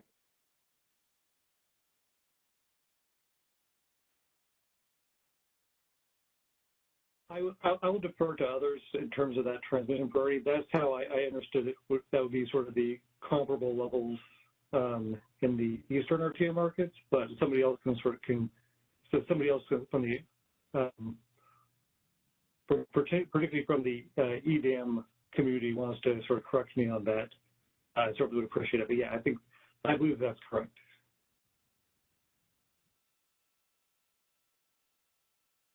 Yeah, I think what I'm trying to tease out is that when you say firm and conditional firm, it sounds like you're only really referring to point, but there's also the NITS that would be donated in the model through the market, and that would be the firm, the FN and the NN types of transmission.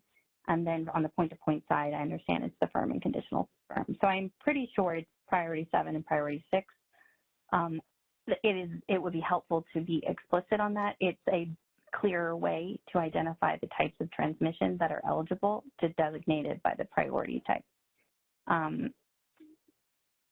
It's also important because we are going to need to have a better understanding of how the scheduling priority and curtailment priority is going to be accommodated for these types of transmissions after they are donated to EDAM.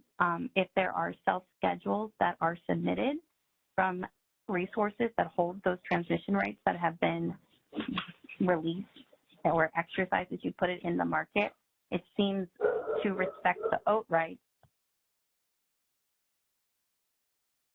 that the scheduling priorities, the penalty prices should differ so that there is scheduling priority and curtailment priority commensurate with the different qualities of those transmission services.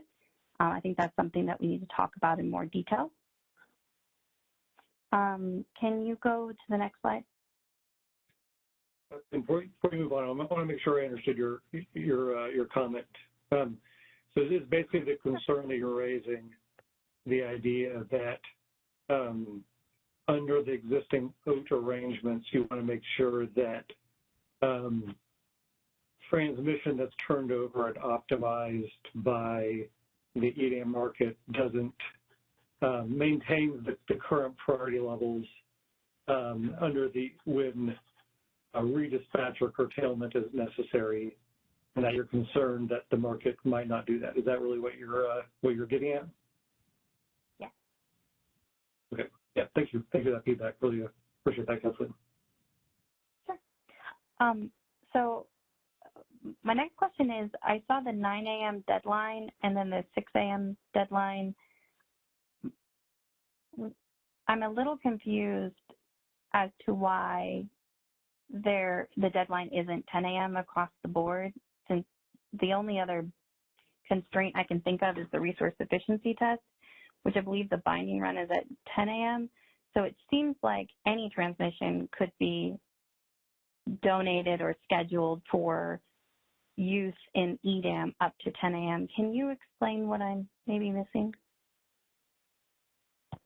Yeah, on this one, I'll probably either defer to James on this one. I know Milos also, we've had a number of discussions internally on this, but I don't know, James or Milos, do you want to take this one on?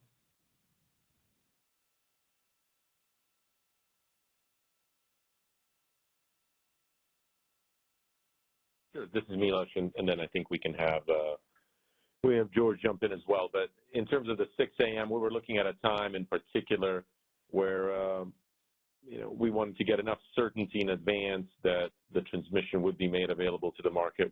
I think there's some wiggle room in terms of the timing as well. But we thought if we knew by 6 a.m., which is I think, and correct me, Danny or George, if I'm wrong, but I think at 6 a.m. and at 9 a.m., I think we're envisioning running some of the advisory RSE runs with some of the transmission information as well to help inform the RSE test. So I think that was behind the 6 a.m. timeline. The 9 a.m. is certainly the one associated with, I don't know where we saw that. I think it was with bucket 1 transmission, but that's to support the 9 a.m. advisory run of the sufficiency evaluation for bucket 1 transfers. This pathway 2 is really intended for entities that hold transmission rights, are not anticipating using them, and then voluntarily, effectively can make that. It's a long-term firm point-to-point transmission right, or it's a monthly firm point-to-point transmission right that they're anticipating not using and making it available to the market by 6 a.m. Maybe, George, you can check me on that, but is that how we were thinking about the 6 a.m. and the 9 a.m. time frames to give the market enough time to, at least the 6 a.m. time frame? I know the 9 a.m., but the 6 a.m. I think was supporting one of the initial advisory runs of the RSE. That's correct, Milos. This is George Angelidis. Yes, among the set times for executing the RSE is the 6 a.m. is the first advisory RSE, and then 9 a.m. is the second advisory RSE, and the final is at 10 a.m. So that 6 a.m. Time here is to facilitate the first advisory RSE that will run automatically for all BAAs to give the preliminary results about pass-fail status for the BAAs. So to have the benefit of any bucket 1 transmission that is released and declared in EDAM, we would like to have this available by 6 a.m. so that it can be used in that RSE. And then, of course, later on by 9 a.m., we should have more finalized information, and we would like to see all the bucket 1 transfers declared by 9 a.m. because we don't want to have additional definitions between 9 and 10. That's the curing time. So the only exception is what we discussed earlier this morning, that after having that bulletin board out there, we can facilitate BAA striking deals and then declaring to the ISO through cyber, as I mentioned earlier, additional bucket 1 transfers for the purpose of curing in the period from 9 to 10. So that's the time frame here. Thanks. I would like to make one or a quick comment back. Part is that this slide's about bucket 2, and I heard a lot of answers about bucket 1, and I think that it kind of highlights the inherent difficulty with bucketing these things. It is honestly, it is simpler to think about them as the transmission rights that they are, and how they're being made available to the market for setting the transfer limits that are being modeled within the full network model in day ahead. And I think that what I heard you describe is that priority 7 and priority 6 can be donated and can be included in the total transfer that can be modeled. And we are largely going to treat them the same, although I asked for a discussion about if there should be any curtailment priority discussions for self-schedules associated with those rights, which I think we should have sometime in the future. It complicates things when we try to connect the transmission conversation with the resource sufficiency test because it is its own thing, separate and distinct. It is a huge part of the EDAM design of how do we set the transmission limits that can be modeled for optimization.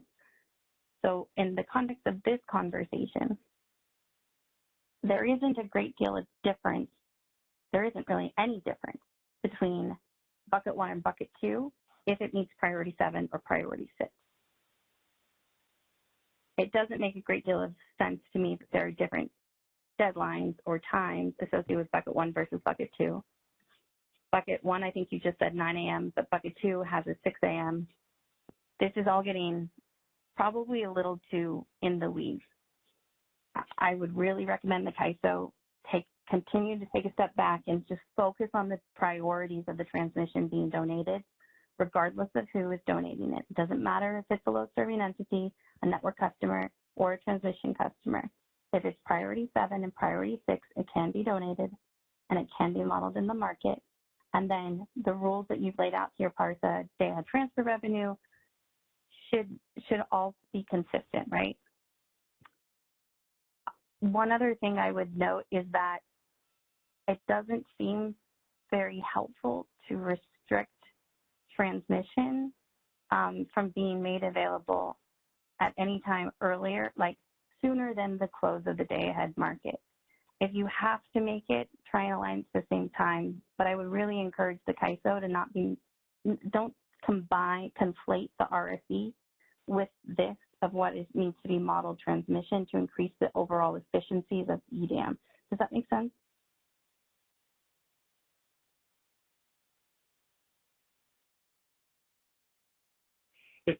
No, I appreciate those comments, Kathleen. At least to your first point, we've done a lot of thinking internally about almost all these different pieces of the proposal fit together in some way. That the RSE sort of links in with transmission. Some of the transmission pathways, or buckets, overlap with each other in terms of how they're used. But we really are trying to distinguish between the bucket mechanism, just to provide sort of a simple way to understand. To distinguish between sort of the RSE utilization directly, the options transmission customers hold from transmission not made available for the RSE purpose, but who are seeking to either utilize those rights later or gain some sort of revenue stream by turning over those rights. And then the pathway 3 was really to distinguish between the transmission held by the transmission providers. But I certainly understand your point of that probably are different ways to cut and slice these in terms of the description. So yeah, really appreciate that feedback, Captain. Yeah, and I think that I'm actually more confused than I was after some of the answers, to be honest, from referencing using bucket 2 in the RSE. So I think that if that is the case, and that's where the CAISO has moved to acknowledging that transmission customers that agree to donate transmission, that if they submit a resource offer and they donated priority 7 or priority 6 transmission, that they should be included in the RSE. I think it would be helpful to be clear about that. That is what I heard George answer. Was that just a misunderstanding? Was that a miscommunication, or is that where the CAISO is going?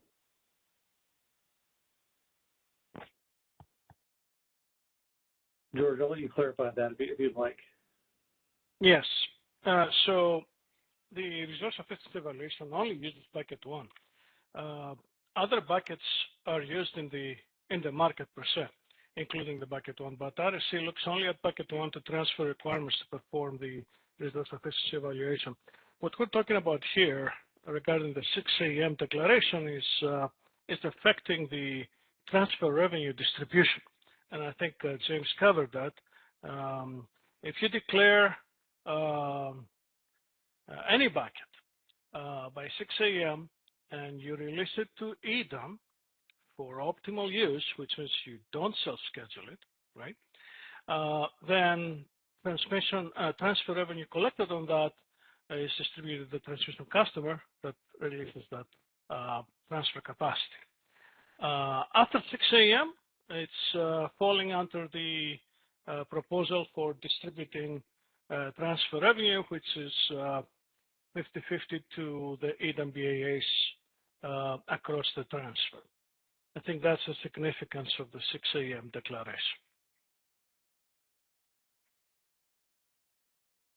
Thanks, George. Yeah, I think it was just a miscommunication earlier. Thanks for clarifying. That said, Vistra does believe that the resource sufficiency test is not an RA test, and that the RSE should be including and counting towards passing resource offers from entities that are non-load serving entities that have their own transmission arranged and can make that available. It is unclear to us why, if a BAA could pass the resource sufficiency test because a merchant generator is within its territory and has firm transmission, either, let's say, in its territory or a load within a non-EM entity load that's nested within, which I know we have the functionality to have those types of entities, have an arrangement with a merchant generator on the outside that has arranged transmission, that should be included in the resource sufficiency test. If we don't think about it from an RA perspective and we think about it from it's supposed to be testing, can we feasibly solve the market, there's no distinction between bucket 1 and bucket 2. If there's transmission that's priority 7, or 6 made available, there's no reason that there should be an exclusion of a certain type of resource from the resource sufficiency test. I understand we disagree on that, so I won't belabor it. Partha, I did want to make a comment on pathway 1 versus pathway 2 on bucket 2. I just really asked the CAISO to consider not differentiating between 6 a.m. and 10 a.m. And if what you're trying to differentiate between is the word release means if you did not submit a self-schedule, I'd also ask you to be mindful of the difference between transmission scheduling and resource scheduling. When I look at your transmission proposals, I hope we're talking about scheduling the transmission so that it can be included in the transfer limit. Whether or not a resource has self-scheduled or economically bid on it is irrelevant. That is a resource scheduling issue that is different than what is the transfer limit that we are going to model in the market. And that is my opinion. And I think that it behooves us to be clear that these are two different things. On pathway 3, you're really talking about non-firm uses, and I'm still looking for clarity from the CAISO as to how we're going to respect the non-firm priority associated with that. In real time, and it's not just about the uplift, the cost associated with redispatch in real time. It's also if there's insufficient transfer capability and curtailment of transactions need to occur, the transactions associated with an offer from the firm, the resource offering on the firm transmission needs to have a higher priority. And how are you going to respect that?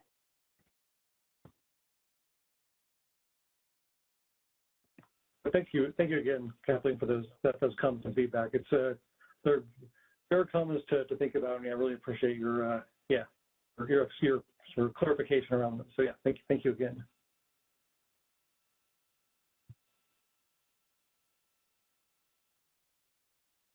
Okay, let's go to Jeff.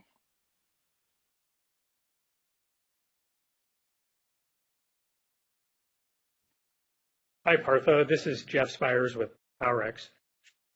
I had a question that was related to bucket 1 for resource sufficiency. And the question is, in the first slide with the graphic, you refer to bucket 1 being firm and conditional firm rights. And I'm just wondering, how does that align with the discussion earlier today where WSPP imports or import RA contracts that don't have transmission can be included in the RS test and are effectively deemed to be bucket one.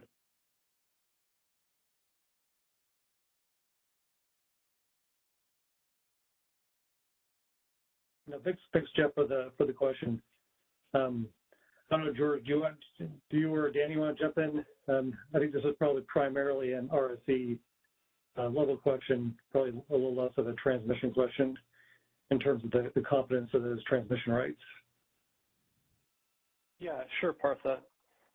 So I think what Jeff, you're pointing out is valid. Those WSBP Schedule C contracts to count in the RSE don't have a firm transmission requirement prior to running the day-ahead market. And I think what we put forward was our best attempt to give some type and some level of confidence to those supply contracts, given that it seems unlikely that full tags would be available, nor any BAs have business practices that always have full tags available under the timeline that we're contemplating running the EDAM. So it is an asymmetry. What we're proposing is seeing if the CAISO BAA and the other potential BAs who may want to go forward with this are comfortable with that asymmetry. Thanks. Thanks, Danny. I appreciate the explanation there, and I'll just give you a little bit more explanation. What I'm thinking about as an example is the BPA system and the major interties, the AC and the DC lines. And the concern that I have with the different elements of the proposal is that you have, under that arrangement for, say, import RA contracts or just other imports into the CAISO for resource sufficiency, those can include imports that don't have BPA transmission to get to Cobb or Knob. But they're effectively deemed to be bucket one. And then those imports that don't have BPA transmission can potentially displace other schedules that actually do have firm or conditional firm bucket one, including, for example, Southwest entities that are wheeling across the CAISO system. They have firm BPA rights. They're wheeling across the CAISO system and looking to count that supply into their RS test. And so ultimately, who flows if you have imports into California and imports wheeling the Southwest is going to be decided by the priority on the CAISO system based on the recent wheel-through proposal. And so what I'm struggling with is it doesn't seem like priority on the BPA system is relevant in determining who flows, and it doesn't seem to be required, which is having BPA rights is explicitly not required, and yet in other contexts, the proposal is that bucket one needs to be firm or conditional firm. So I'm just struggling with that because it seems like we get to a place where the BPA priority doesn't play a role in either meeting the RS test or determining who flows in the event that you do get into a situation where there needs to be some determination of assessment of curtailments because you've got more schedules than the lines are capable of accepting. So I'm just struggling with that. I don't know if you could speak to that, but I'm just not seeing how the BPA priority is considered in the proposal when I'm thinking through these different elements.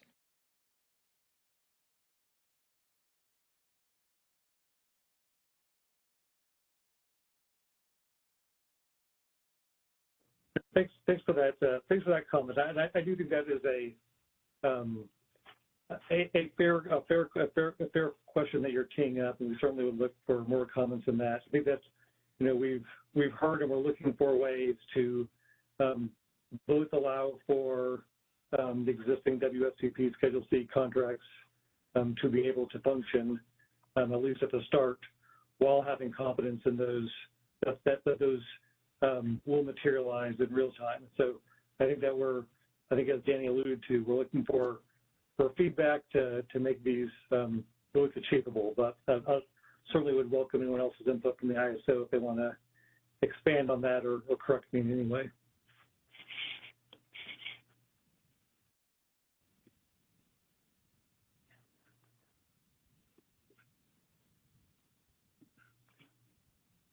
Yeah, thanks, Jeff. Really appreciate it.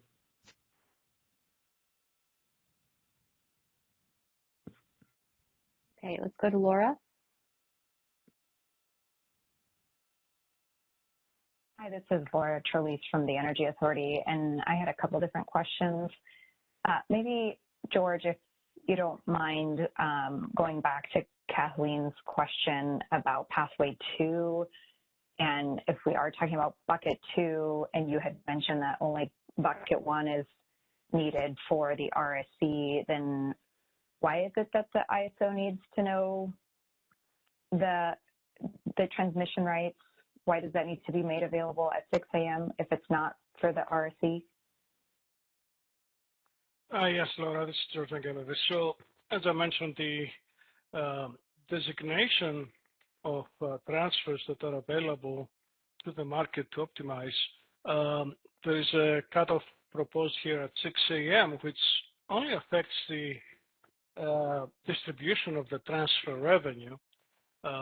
So the proposal here is that if you declare the transfer, any bucket, by 6 a.m. and you release it to the market to optimize it, meaning you are not going to self-schedule on it, then being the transmission customer, you're entitled to receive transfer revenues from the market. After 6 a.m., those transfer revenues fall under the general framework of distributing transfer revenues, which is, according to the proposal, they're split 50-50 down the middle between the two EDAM BAAs that the transfer connects. So this affects only the transfer revenue distribution. And that's what I explained earlier on this. Okay, I think maybe what I missed the first time around, if I hear you correctly, is that Bucket 1 is really needed by 6 a.m.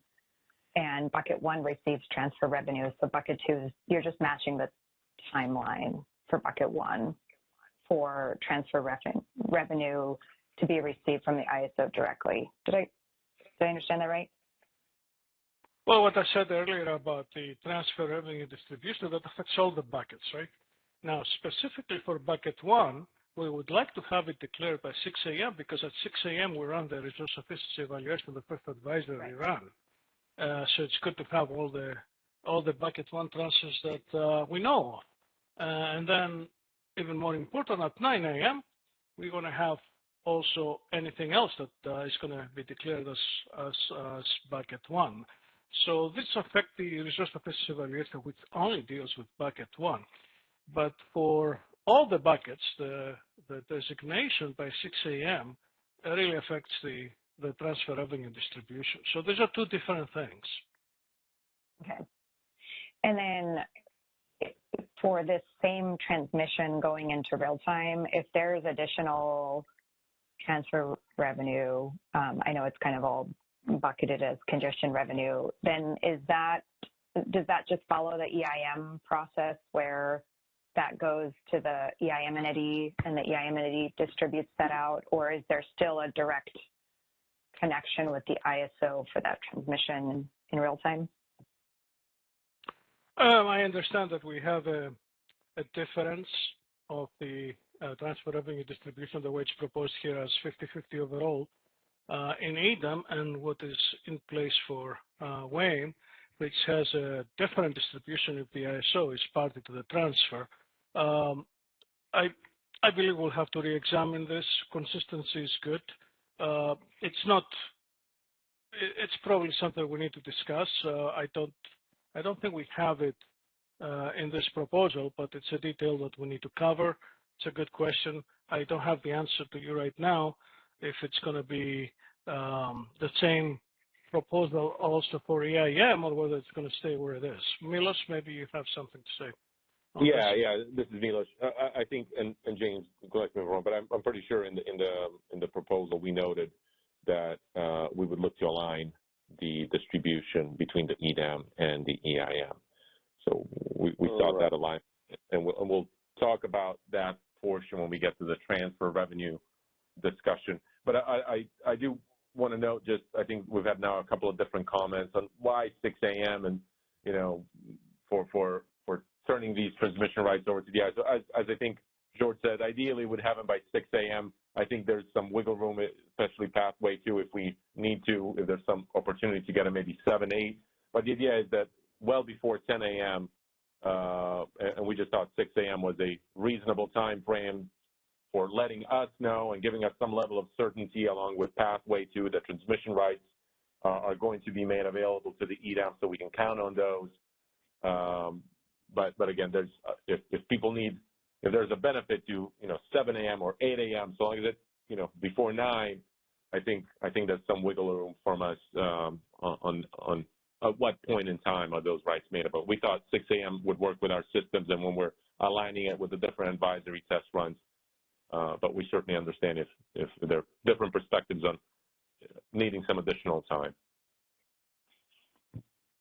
Thanks, Milos. And then just my last question, I think I know the answer, but I just want to be crystal clear on this. When we're talking about unscheduled transmission made available to EDAM, that's only transmission that was sold by a TSP that's within an EDAM entity BA, correct? This wouldn't contemplate, for example, an EDAM entity that would have transmission rights over a TSP that's not part of EDAM, and if they didn't use those rights, those wouldn't be made available to EDAM. Is that correct? Yeah, go ahead, Parsons. I believe that's correct. Someone else can correct me, but I don't believe we contemplated the type of example. That's right. Yeah, that's right. What we're talking about here is transmission rights between EDAM balancing authority areas at interfaces between 2 EDAM balancing authority areas. Yeah, and so assuming that the transmission provider in that balancing authority area is part of the EDAM. Yeah. So it wouldn't be between 2 EDAM, between an EDAM and a non-EDAM balancing authority area. Yeah, I'm just thinking in the case of, for example, if in the discussion with Jeff about BPA transmission rights, and to the extent on the intertie, to the extent that an EDAM BA has BPA intertie rights, and they're not, and those are not scheduled on, then those rights wouldn't be made available to EDAM, I think is what I was thinking about. But that's a helpful clarification. Thank you. That's right. Yeah.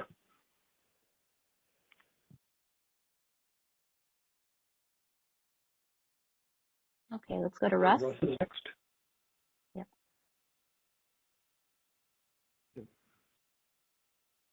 Hello, can you guys hear me? Yep. Okay, great. And I'll keep this short, hopefully, because I think everybody's tired. It's my first day back from vacation, so I'm kind of done. But so I think that this conversation, at least for those in the Northwest, you tend to think about the intertie being a proper intertie, typically the Nowacki between the Northwest and the Coy. In reality, for the Northwest and on Bonneville system, people will need ETSRs. And so this is what I'm discussing is an issue with the status quo, but I think with EDAM, you're trying to ramp it up by an order of magnitude. And so we're talking about donating transmission just for ETSRs, which are needed for BA to BA transfers. But when BPA, if it's using BPA transmission or one of the shared flow gates, we're going to evaluate that based on its impact on our flow gates. So if a customer is looking for an ETSR between Northwest BAs 1 and 2, we're going to look at flow gates A, B, and C. And so there's a lot that's left to the individual transmission providers, and any congestion that occurs there is thought to be internal to the BA, but that's just, we comment on this, that's just inaccurate, right? So I think that to the extent that there are differences between the ETSRs and congestion revenue distribution, transfer revenue and congestion revenue, I think that might be problematic. I think it's also an open question as to whether ETSRs will be competing with flowgate capacity. So just one thing to think about is, so if BPA, for example, were to approve a 500 megawatt transfer between two BAs, we're going to probably do an offline calculation and distribute those 500 megawatts over our flow gates. And I think that is there an expectation about whether and how Bonneville would account for that as in meeting our scheduling standards and our planning standards?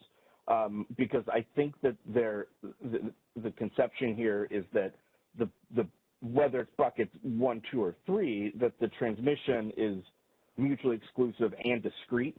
It's not, essentially. And so probably not a lot of answers to this. We'll talk to you about it next week. But there's I worry that this is just the tip of the iceberg for a lot of parties, and there's another 7/8 below the water that needs to be dealt with. That's certainly been my experience over the last 6 to 8 years.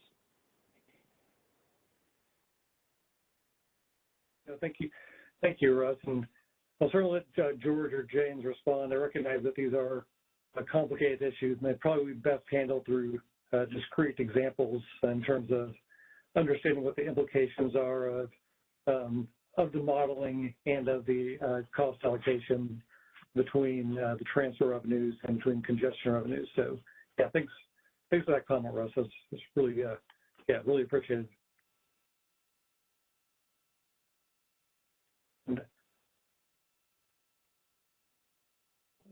I'll note before moving forward that Brian has a question in the chat. The question is really under Pathway 2, what is the definition of long-term rights?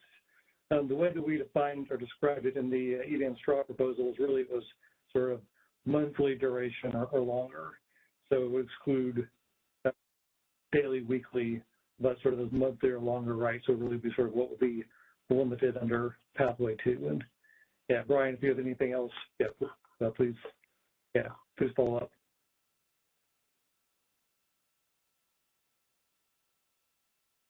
Looks like we have one more in the queue. Rohan? Hi, can you guys hear me? Yep. Okay. I had a question about Pathway 1 versus Pathway 2, where it says that for Pathway 1, receive day-ahead transfer revenue through EDAM entity, whereas for Pathway 2, receive transfer revenue from the ISO directly. I would really appreciate if someone could perhaps help me understand and appreciate that nuance better. What is the significance of receiving transfer revenue directly from the ISO versus receiving it from the EDAM entity? Just trying to understand what the nuance here is so that I can appreciate it better.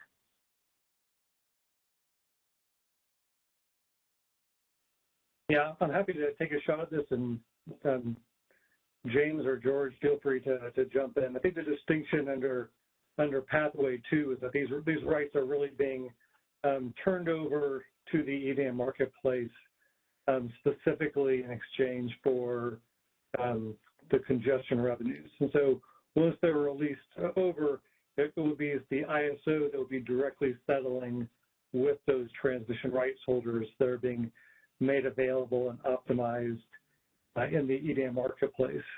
In terms of Pathway 1, that was really the pathway where transmission customers holding the rights can exercise those rights prior to the day-ahead market, and that the EDAM entity would be the one receiving that day-ahead revenue and could make that transmission customer whole for congestion costs associated with the utilization of that right. But I'll I'll pause and I'll let James, George, or Milos correct me if they saw some nuance or saw it differently. No, I think you described it. Oh, okay, go ahead. Go ahead. No, this is Milos. I was just going to note, I think you're right, Partha. The difference between Pathway 2 and Pathway 3 is that under Pathway 2, effectively we're settling with the transmission customer directly that's made those transmission rights available, and they're effectively getting some fairly akin almost to a congestion revenue right in that those transmission rights that are released to the ISO, to the market, to the EDAM for optimization, they're effectively collecting transfer revenue whether used or not, whether those transmission rights are utilized or not. Pathway 3, when we're looking at unscheduled transmission rights being made available to the EDAM, the transmission customer can exercise those transmission rights later. They would be receiving effectively the day-ahead transfer revenue, up to the day-ahead transfer revenue from the EDAM entity, but to the extent that they exercise those transmission rights later in real time, causing certain transfer revenue uplifts potentially, as we talked about before, that EDAM entity would have the ability to potentially offset those day-ahead transfer revenues by the uplifts that were caused by that transmission customer exercising their rights. And I think that's the difference in terms of who receives the transfer revenue. Under Pathway 2, the relationship is directly with the ISO, and they've made those rights available ahead of time. The ISO pays out the transfer revenue. Pathway 3, those transfer revenues potentially may be offset by uplifts that are caused by that entity exercising the transmission rights, and that EDAM entity then is ultimately deciding how best to allocate any remaining transfer revenue to the transmission customer. So, and thanks for that, Milos. That's helpful, and thanks, Partha, as well. So basically, if I'm capturing the concept here correctly, for Pathway 2, the transmission rights are being made available by the transmission customer directly to the ISO. And the difference between that concept and that of Pathway 1 and Pathway 3 is it sounds like for Pathway 1 and 3, the transmission rights are being made available, but they're being made available by the EDAM entity, which is why when the transfer revenue allocation comes to be, that revenue allocation will come from the EDAM entity to the transmission customer. But for Pathway 2, it sounds like this is the transmission rights are flowing directly from the customer to the ISO. Is that an accurate encapsulation?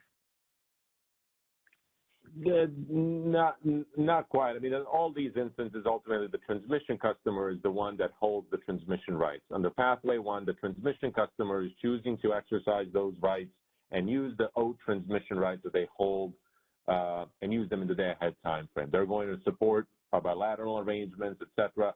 They're exercising those rights to the market. They're identifying and letting the market know that they're exercising those rights. They receive in return the day-ahead transfer revenue from the EDAM entity to the extent that any accrues. Pathway 2, that transmission customer that effectively holds those transmission rights can choose to voluntarily make those available to the market ahead of the market run. Here we note by 6 a.m. And if they release those transmission rights to the EDAM, they are receiving those transfer revenues directly from the ISO. They can self-schedule into the market in real time, but those transmissions, they're no longer able to effectively tie that self-schedule to transmission rights in the real time because they've released them to the ISO, to the EDAM in the day-ahead time frame for market use. And so Pathway 2 provides a certain level of confidence to both the ISO and the market, as well as the EDAM entity, that those transmission rights are made available to the market. They're not going to be exercised explicitly in real time later. Pathway 3 provides the ability for the transmission customer to, they haven't exercised them under Pathway 1. They haven't released them to the market. They're just going to hold them. They're not scheduled by 10 a.m. The market is going to utilize them automatically if they're unscheduled, but the transmission customer holds the ability to exercise those rights later in real time, to come in between day ahead in real time and utilize those rights, submit a tag, whatever other process is there to self-schedule in real time to exercise those transmission rights. If they do that, while they may be receiving some transfer revenue as a result of those unscheduled rights being made available to the market, to the extent that they exercise them, they may incur certain uplifts that would be settled with the EDAM entity. And so under Pathway 3, that EDAM entity would effectively then be settling any transfer revenues with that transmission customer. They may be able to utilize any transfer revenue that accrued in the day-ahead time frame to offset any transfer revenue differences in real time as a result of exercise of those rights. But ultimately, the EDAM entity under Pathway 3 is the one that needs to protect its customers and is the one that ultimately would settle with that transmission customer that exercised those rights between day-ahead and real time. They can use those day-ahead transfer revenues to potentially offset some of the uplifts and not distribute those to the rest of their transmission customers for the exercise of those rights. I don't know if that helps, but these are the three pathways that provide kind of how you can utilize those rights. Pathway 1 is you can use them. Pathway 2, you can release them. Pathway 3, you can hold on to them. They're unscheduled, and you can exercise them later, but there may be some uplifts that are caused as a result of that exercise of transmission rights. And these are all owed transmission rights. What the last bullet on this slide notes is there's an exception here for legacy arrangements, pre-owed transmission contracts, that to the extent that anybody has legacy transmission contracts that are executed prior to the adoption of the OATs, and we know there's a number of those across the West, those transmission customers may need some different treatment because those are governed by different terms and conditions of the use of those rights. And for legacy transmission contracts, transmission customers that hold those can exercise them. Depending on the terms and conditions on that contract, they could potentially release them to the market ahead of time under Pathway 2. It's potentially an option for them and receive transfer revenue.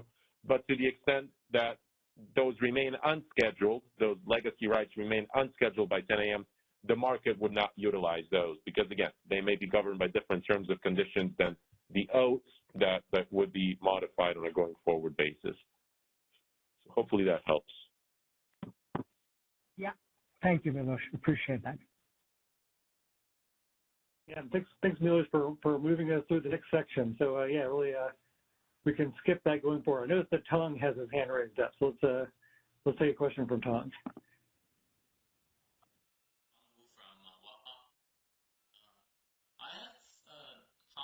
On 6 a.m. Sorry, Tong. Can you guys hear me? Not really. Not really. How about now? Is it better? It's better. Is it better? Okay. So this is Don from WAPA. I have a comment on 6 a.m. At least based on my experience with WAPA, 6 a.m. is a little early. For the pre-schedulers to know what transmission they need. So usually the trader would come in to do the trade at 5 a.m. and the pre-schedulers would come in and schedule the transmission. They come in at 6 a.m. So at that time, they haven't got a chance to process the deals that the trader made.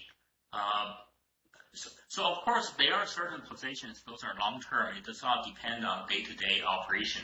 So if you know for certain that a certain amount of transmission you don't need, but if you want to get a better idea exactly what you need, 6 a.m. is a little early. I know from what George said that because 6 a.m. is the time you run the resource efficiency from the ISO's point of view. From market participants' point of view, in order to know, all the transmission they don't need precisely, and then 6 a.m. is a little early. I think 8 a.m. probably, the pre-scheduler should have got their process done, but 6 a.m. is a little early. And I also have a question. I know James explained this difference between transfer revenue and congestion revenue. I would appreciate if somebody can explain it again. What's the difference? Maybe I'll start off on your comment, Tong, on the 6 a.m. deadline. We really appreciate the input that you and a bunch of other participants have provide here. And I certainly think that providing us sort of the details of what the implications of different timelines would look like from sort of your all standpoint, from doing commercial arrangements, et cetera. I think that would be super helpful in our to receive in comments. I think that we can certainly take that back and sort of think more about what those deadlines and timelines look like, sort of in light of the feedback we've received. On your second question, James, I don't know if you want to sort of step in and talk a little bit more about the congestion versus transfer revenue. Yeah, I can try to do it again. So I'll start out with transfer revenue. Transfer revenue, the market is solvent. As part of the market optimization, you're trying to optimize energy flow between two balancing authority areas. And if you get to the point where the one balancing authority area has a net transfer capability that is at its transfer limit, that means your transfer limit is constrained. And therefore, you are not able to get an additional megawatt from the other BAA into your balancing authority area to meet your demand or your demand forecast. So the market will continue to optimize, but now it's optimizing within your balancing authority area, and you're starting to get a price separation between the energies associated with between the two BAAs. Now, that means the power balance constraint could possibly be violated. It could be simply the energy prices within it, the marginal cost of energy within the BAA is separating from the rest of the other BAAs. All of that is considered transfer revenue. It is Thank you so much. Before you move on to congestion revenue, let me try to understand what you're saying. So first, transfer revenue. Does this have anything to do with LNP differences at a different location, or this is the shadow price of a constraint? The shadow price of the power balance constraint that is going to be added to the marginal energy cost within that BA. Now, for this transfer revenue itself, is it just shadow price of a constraint, or this is the differences between LNPs? So transfer revenue is, so when you have that separation between two BAAs and you have energy that's that was transferred up to that limit, the LNP is going to be applied to both the import and export side of that transfer. The difference there of the marginal energy cost plus the shadow cost of the power balance constraint is what is considered transfer revenue. So you have two BAAs. Each one of them has a power balancing constraint. Is that right? That's what you said? Correct. Okay. So because each BAA has a separate power balancing constraint, there is a market separation. So there's going to be LNP difference between the two regions, regardless of the condition. Not necessarily, Tong, because you are optimizing the EDAM footprint. So as long as you're within the limits, the transfer limits, the marginal cost of energy plus the power balance constraint should be the same. It's when you start getting to the point where you can no longer import energy from another balancing authority using the transfers, you start getting the separation. Okay. Are the mathematical formulas in the revised proposal for this? I don't believe George has added as the appendix yet, but No, I think we that don't. may be. Okay. No, we don't. But Tong, to answer your question, you mentioned it already.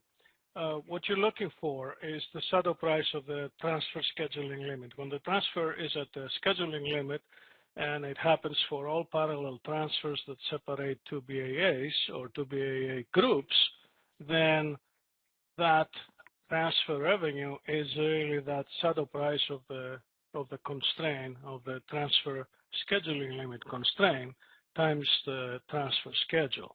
That's the transfer revenue. So you will also see this as essentially a separation in marginal energy cost across BAs, but that's more complicated because there are other things that they cause the separation. You have ITC limits, you have net transfer limits because of some consequence of failing the RSC or other things. So the simplest thing to consider directly is the shadow price of the transfer scheduling limit when it's binding. Okay, I see. Okay.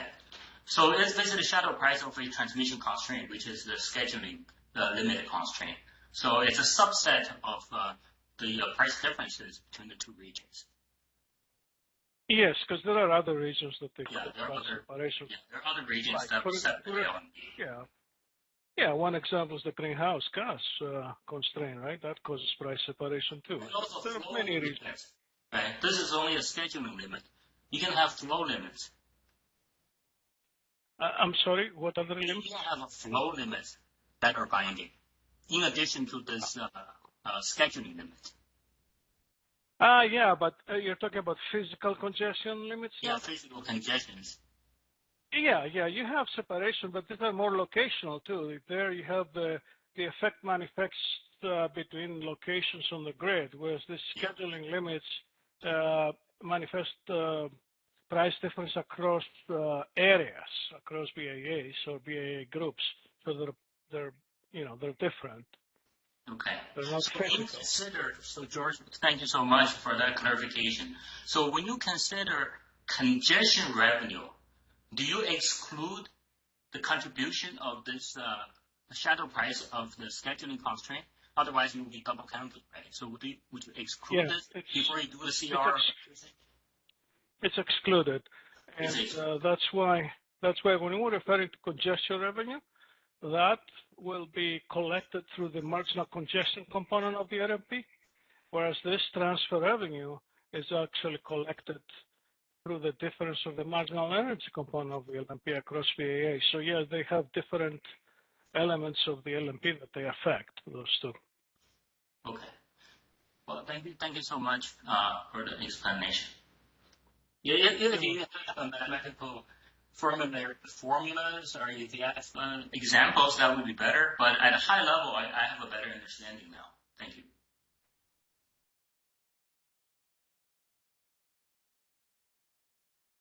Thank you, John. And I see that Kathleen, you're back in the queue. Yeah, thanks, Partha. Kathleen from Vistra. I'm trying to understand the distinction that you're making between Pathway 1 and Pathway 2. Because I think what I'm understanding is that both are transmission rights that are being scheduled in EDAM. And when I say scheduled, I think about this in a transmission world. It is transmission that is scheduled. So it is going to be included in the transfer limit. Those transmission entitlements that are willingly, voluntarily being included in the transmission limit. And you're distinguishing between the two pathways with the words utilize and release. Yeah, thanks, Kathleen. And I think the distinguish is really that under Pathway 1, the transmission customer would be saying, I'm going to self-schedule these transmission rights for use, and then those rights would be modeled and carved out of the EDAM market directly for use by that transmission customer for that physical transmission right that's being exercised prior to the 10 a.m. deadline. Pathway 2 is different, as Milos described. It looks much more synonymous to a CRR in terms of it being financially settled directly with the ISO because it's being turned over, but doesn't have necessarily associated self-schedule of generation that's associated with it. So Parth, I heard you say modeled and carved out. That seems like an oxymoron to me. And one of the questions I did have for you is, what about, the rights that as a transmission customer, I schedule with my transmission and so it's not being released in Pathway 3 because I scheduled it with the TO, and I do not want it to be modeled into EDAM. Are you saying that the transmission operator will carve that out on their side and communicate that to the CAISO?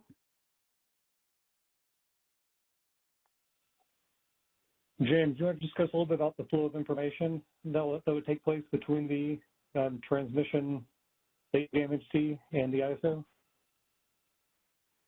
So, Kathleen, Pathway 1 is you're utilizing your ETC TOR rights to self-schedule and get the higher priority to get that energy from your generator through the transfer to the subsequent load that it is serving, and you're getting a higher priority, and so basically that transmission that you have scheduled has been reserved for you. Pathway 2, you may submit a self-schedule or economic bid on your generator. You may put a self-schedule or economic bid on your load, but that transmission that's associated to use that transfer between the two BAAs has been released. So you're not using your ETC and TOR rights anymore. You've released it to the market in exchange for this. We keep referring to CRR, but CRR-like is basically you're turning it over for to receive the transfer revenue if we become binding. And your generation and load would be optimized with all other generation and load within the market. You're not getting the higher priority. And for Pathway 2, it doesn't matter if that resource is scheduled using an economic or a self-schedule? Correct. You'll be optimized just like everybody else. So your resource is competing with every other generator out there to use that transmission. That is a helpful clarification. I would just read what was helpful about it is what I believe I understood the clarification to be is Pathway 1 is for legacy transmission contracts, and if the CAISO contemplates non-participating resources and something akin to that, I think that could be included in Pathway 1 as well potentially.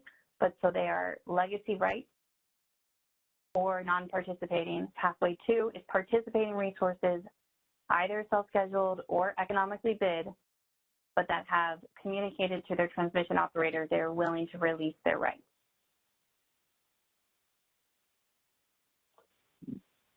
I'm not going to talk about the non-participating, but your characterization was what was synonymous with what I said. Okay. Thank you. Appreciate it.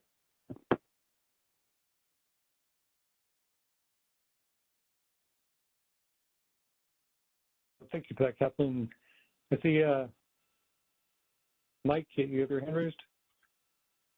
Yeah, I just maybe want to ask a clarifying question too, because what Kathleen just repeated back was not what I understood. And there seemed to be some hesitancy there. Pathway 1 is not just, or maybe I misheard, but Pathway 1 is not, my understanding was it's not just pre-O legacy rights. Pathway 1 is Oak customers that they can utilize those rights by 10 a.m. Is that correct? So that's absolutely correct. They can use those rights, and really the congestion revenue that they receive is really, they sort of holds them harmless for being able to utilize their rights that are exercised by 10 a.m. Okay. And maybe I missed for Oak customers. And there's, as Milos alluded to, there's similar consideration under sort of the pathways for the legacy transmission rights that we considered, but really it's sort of for those rights we had sort of separate provisions, which really was allowing them to specifically carve out those legacy pre-oat rights from the market directly. So yeah, Mike, I think your description is right on. And my hesitation was reference to non-participating. I think that to me would be the old rights that I was referring in my head, and that's why I didn't want to call it non-participating. So that would be your legacy rights and old rights. So that's maybe where my hesitation came in, and I apologize for that. Oh, no worries. So pathway 1, 2, and 3 are for Oak customers. And then below that, we have pre-Oak customers, legacy transmission contracts. And there's pathway 2 and 3 are available. I think I understand. Just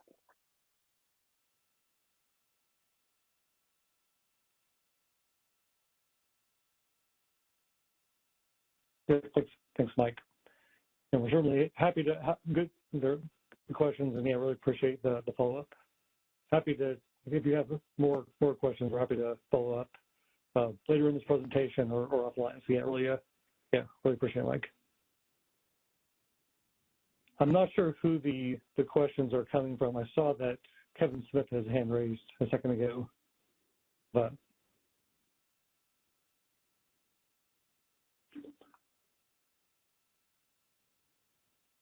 It looks like we have Kathleen and Kevin in the queue. Okay. I just had a quick follow-up.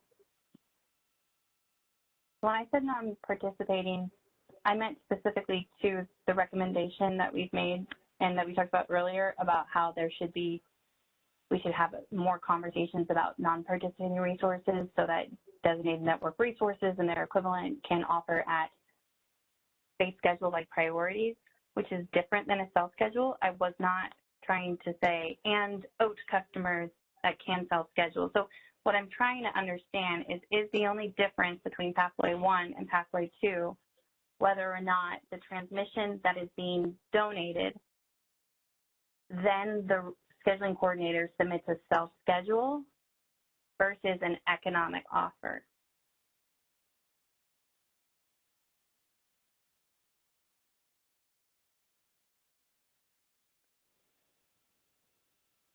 I'm not sure I fully understand at least the way I would think about pathway 2 would be that there does not necessarily need to be any that transmission right could be turned over and that is not being used to support the RSE. And so there might not be any associated generation or load that transmission customer is trying to serve.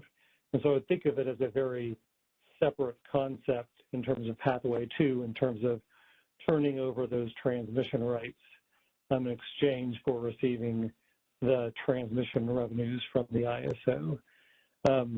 The clarification that they made there was that, post day ahead, once those have been turned over for transmission rights, there's no inferred priority level, between the day ahead market and real time, that if you're wanting to sort of self-schedule the associated generation after that fact, there was no priority rights that be maintained under the pathway 2. And so that was really the distinction that was being drawn there. Does that help, Kathleen? I agree with what you said about how the transmission then has resource or load scheduled on it is irrelevant to its need to be compensated for the transfer revenue associated with making those rights available. I think I'm seeing these three pathways as different categories of bucket 2. And I'm seeing you nod, so I think at least I'm on the right universe. I agree with that and how you characterize that, Partha. I do not see a difference between Pathway 1 and Pathway 2 unless what you're trying to say about Pathway 1 is that it is transmission carved out, not included in the transfer limit. I think I understood, I understood what James said about the ETC 2Rs and the legacy rights and using that to carve them out. I did not understand what you said in response to Mike about them being OAK customers, unless so you're maybe I can clarify, and I don't know if James, if we're talking past each other, and James, feel free to jump in and clarify. I think what I was really getting at was that these are really, there are provisions associated with legacy transmission rights. This section wasn't just talking about sort of the legacy pre-OAT type rights. This was including transmission rights sort of owned and purchased under the OAT. That sort of, under Pathway 1, one of the options was really that they could self-schedule those rights, to self-schedule the generation and utilize that right under this pathway. And if they did that, they would receive as well transmission revenue from the EDAM entity to hold them harmless. And so it looked a little different because they were in effect using those rights directly by self-scheduling generation over it in order to fulfill some sort of, to basically exercise the right physically and be represented in the market associated with that right. I don't know, James, anything else you'd want to add or correct there? Well, the only thing I want to add is part of the pathways is how the transfer are being scheduled. Under Pathway 1, you will self-schedule the transfer as well. And so that self-schedule that you associate with the generator and the transfer is a higher priority or in the market optimization. In Pathway 2, you've released that. You're not self-scheduling that transfer, and the market is optimizing. You're including your rights within the total rights that the market is optimizing. Now, you can self-schedule your generator, you can self-schedule your load, and the market will optimize the transfers between the BAAs, including what you released, and that's why you're going to receive the transfer revenue, because you released it in order to be eligible to receive the transfer revenue directly from us. And this is Milos. Yes. So, and this is Milos, because I think we're getting kind of some similar questions. And let me see if I can just, if this helps, if illustrating it in the context of a particular transmission customer. Assume you're a transmission customer that holds transmission rights. It's a generator, goes from generator across the interface of two EDAM BAs and sinks ultimately at a load. And you have those transmission rights that are held under the OAT transmission contracts. Let's say they're long-term point-to-point transmission rights.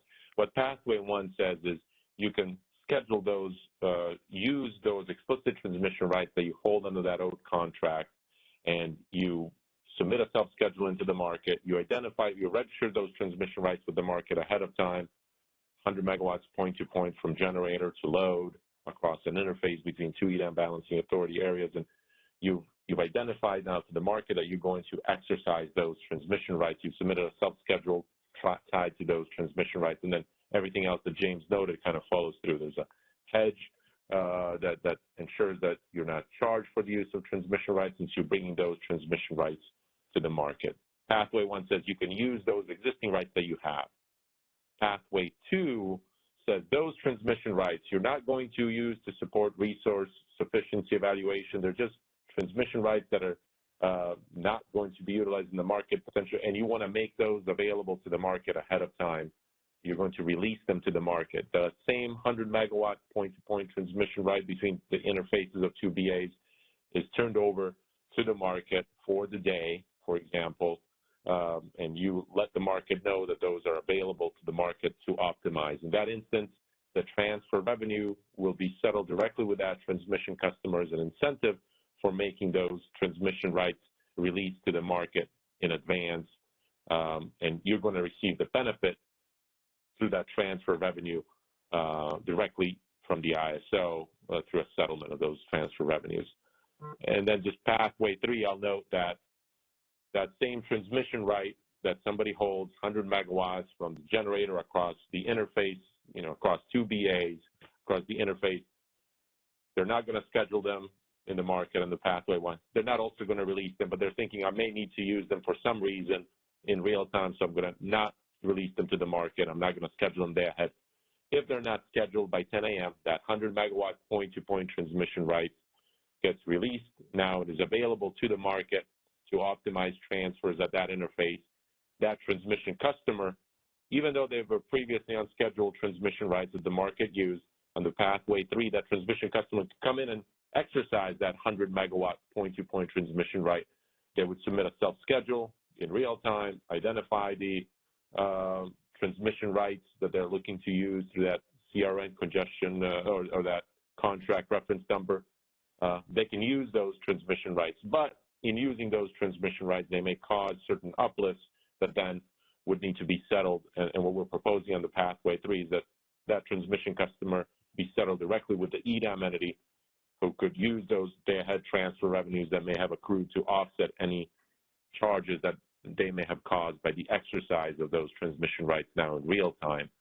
But that's the difference, putting it in the context of somebody that owns transmission rights and the difference between exercising them, releasing them to the market, or not using them, and that unscheduled 100 megawatt point-to-point firm transmission right now being made available to the market instead of being released as non-firm transmission under pathway 3. Hopefully that helps. And that's all in the OAT context. And then, like we said before, legacy contracts, pre-OAT arrangements may have different treatment. The unscheduled rights may not be released to the market because of special terms and conditions that may be in place that are outside of the OAT context. So hopefully that helps part that. Thank you, Milos.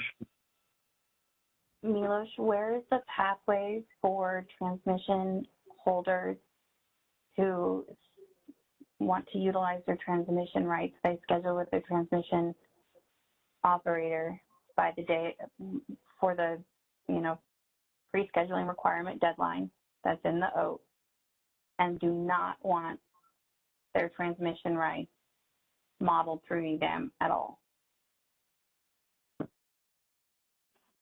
Yeah, I don't think that either of these pathways, participating in the market, now those transmission rights can still be utilized, but I think it's got to be under one of these 3 different pathways so that transmission is ultimately, it's either exercised in the day ahead time frame, it's released in advance, or it can be exercised. I think pathway 3 is the closest to that, where they can, leave those unscheduled, the transmission gets made available to the market, and they can come back then in real time and by the T-20 time frame or by the time that schedules need to be submitted into the market, they've identified the exercise of those rights. So I think pathway 3 is the closest one that gets you there where, if they hold transmission rights, they can schedule them all the way up until the real-time scheduling deadline. But that's not my scenario. That pathway 3 is for unscheduled firm rights that are released for non-firm uses. My scenario is, what about scheduled firm rights that an entity wants carved out? I'm not sure what it means to be carved out. I think not all of these rights. I don't think there's a pathway for rights not to be modeled in the market. I think we're getting with pathway 3. I think we're getting fairly close to what the ability today is under the in terms of exercising transmission rights. What entities are able to do today under the OAT. If those transmission rights are not scheduled by 10 a.m. under the OAT today, the transmission rights are released as non-firm transmission. We're talking about firm, but those transmission customers can come back and exercise those rights later. Pathway 3 provides that same ability that if those rights are not exercised by 10 a.m., they're released to the market. The transmission customer can come in and exercise those rights later, just like they can do today under the OAT. The difference is, or the difference may be here, is that in certain instances, that exercise of the rights may create certain uplifts, but that transfer revenue accrued in the day ahead could potentially offset that. But we think Pathway 3 is most akin to the rights and abilities that parties have under the oath today to exercise those rights all the way up until real time. Maybe I'll jump in and offer, Kathleen, we're happy to have a sort of an offline discussion to sort of walk through this some more. But yeah, really appreciate the questions. I recognize that we're 2 minutes to 5 o'clock. We have 2 questions in the queue and 1 in the chat. Maybe I suggest that we take the Kevin and Stuart, if you want to ask your questions, we'll try to get to them, and we can continue this discussion at a later time. I think that we've thought about, we recognize the fact that we didn't get to many of the topics that we had included in the presentation, and we'll sort of address those. But yeah, maybe Kevin, you want to go next? Kevin with Bank. No, I'm in a, unless you want to move this to 5 a.m., I mean, because we could probably go all the way if you want, because it sounds like it. I think Milos did a good job clarifying this. I honestly think this has gotten really murky. It is not that murky. It's very crisp and clean, and I think maybe the nomenclature, these are options that a transmission customer has, they're choices they can make. But, maybe Pathway or some of these things have kind of made this more obscure than it needs to be. But I'll refrain from anything further, but I do appreciate that Milos, we cleaned it up a little bit, but probably should make sure everybody fully understands this, because it is a fairly straightforward concept. It may not meet with everybody's approval, but it's fairly clean, crisp, and straightforward, and I think it's gotten really, really murky. No, thanks for that, Kevin. Really appreciate that feedback, and yeah, I think the way you characterize it is right on. These are the options the Transit Commission customers, their holding rights have going forward, and that we can work on making that really crisp in the next proposals. Yeah, thank you, Kevin. Stuart, you want to close this out? Shifting gears a little away from OAT to the legacy transmission. Let's say a customer's got legacy transmission and indeed set up contract for difference and all that good stuff. I think in part congestion exposure is taken care of in that instance, price is taken care of. But are there other uplifts or loss considerations that, even though the entity is trying to accommodate those existing rights and effectively carve them out of the market, if you will, what exposure do we have settlement-wise in terms of potentially uplifts or losses or whatever? Maybe a question for James.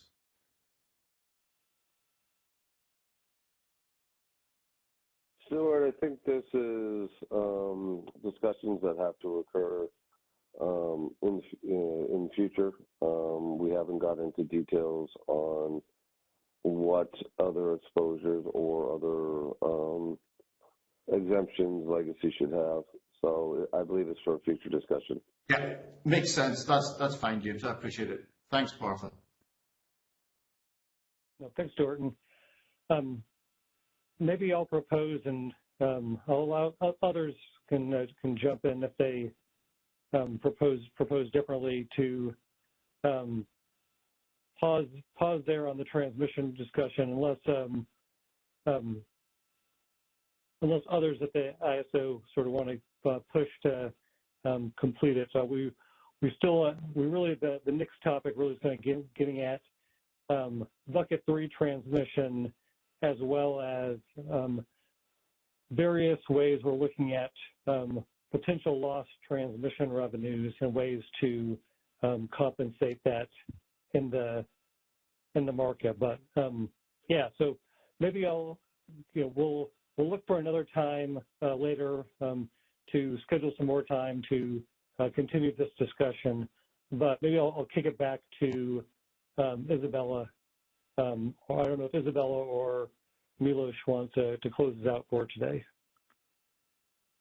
Yeah, thank you, Partha. Let me start, Isabella, and then I think we'll turn it over to you just to note a couple of next steps. But appreciate everybody's effort today and the feedback and the good questions. I think we had big aspirations of getting through the rest of the proposal today, but we wanted to allow room for this type of a discussion, so we certainly appreciate the clarifying questions and the back and forth. We're going to look to schedule a follow-up session. We're still talking internally whether that's going to be a half-day session here before the 8th, if we can find some time, or if we're going to dedicate some time on the 7th or the 8th to wrap up the remaining topics. But be on the lookout here. We should know in the next day or so. We'll make an announcement of what the plan is to get through the rest of these topics. And we do want to allow room for discussion, and we appreciate the dialogue. So with that, I'll turn it over to you, Isabella. And then again, thank you everybody for taking the time. Appreciate the good collaborative discussion. Thanks, Milos. And here we just have the upcoming EDAM meetings, the in-person ones on the 7th and 8th. And then a note just to remind everyone to please register for those meetings by end of day, September 2nd. And again, these meeting materials are available out on the Extended Day Ahead Market Initiative webpage. But like Milos said, we'll look for scheduling some additional time if possible to discuss the topics that we didn't get to today. And then comments on the revised straw proposal will be due by end of day September 20th, and we will post a comments template out on the initiative webpage for you to utilize. So the initiative webpage is linked directly here on this slide, and if you have any questions, you can contact ISO Stakeholder Affairs at CAISO.com. And then my last reminders today, registration for the Stakeholder Symposium is open. We will be holding it at the Safe Credit Union Convention Center in downtown Sacramento on November 9th and 10th. So if you haven't registered for that, I encourage you to do so. And then in addition, we are offering sponsorship opportunities this year. So those are available if you're interested. And you can learn more by going to the CAISO.com website, stay informed, and then you'll click Stakeholder Symposium and you'll find sponsorship opportunity information on that page. But with that, that concludes today's stakeholder meeting. I'm not sure if we still have Mark on the phone, if he would like to offer any closing remarks.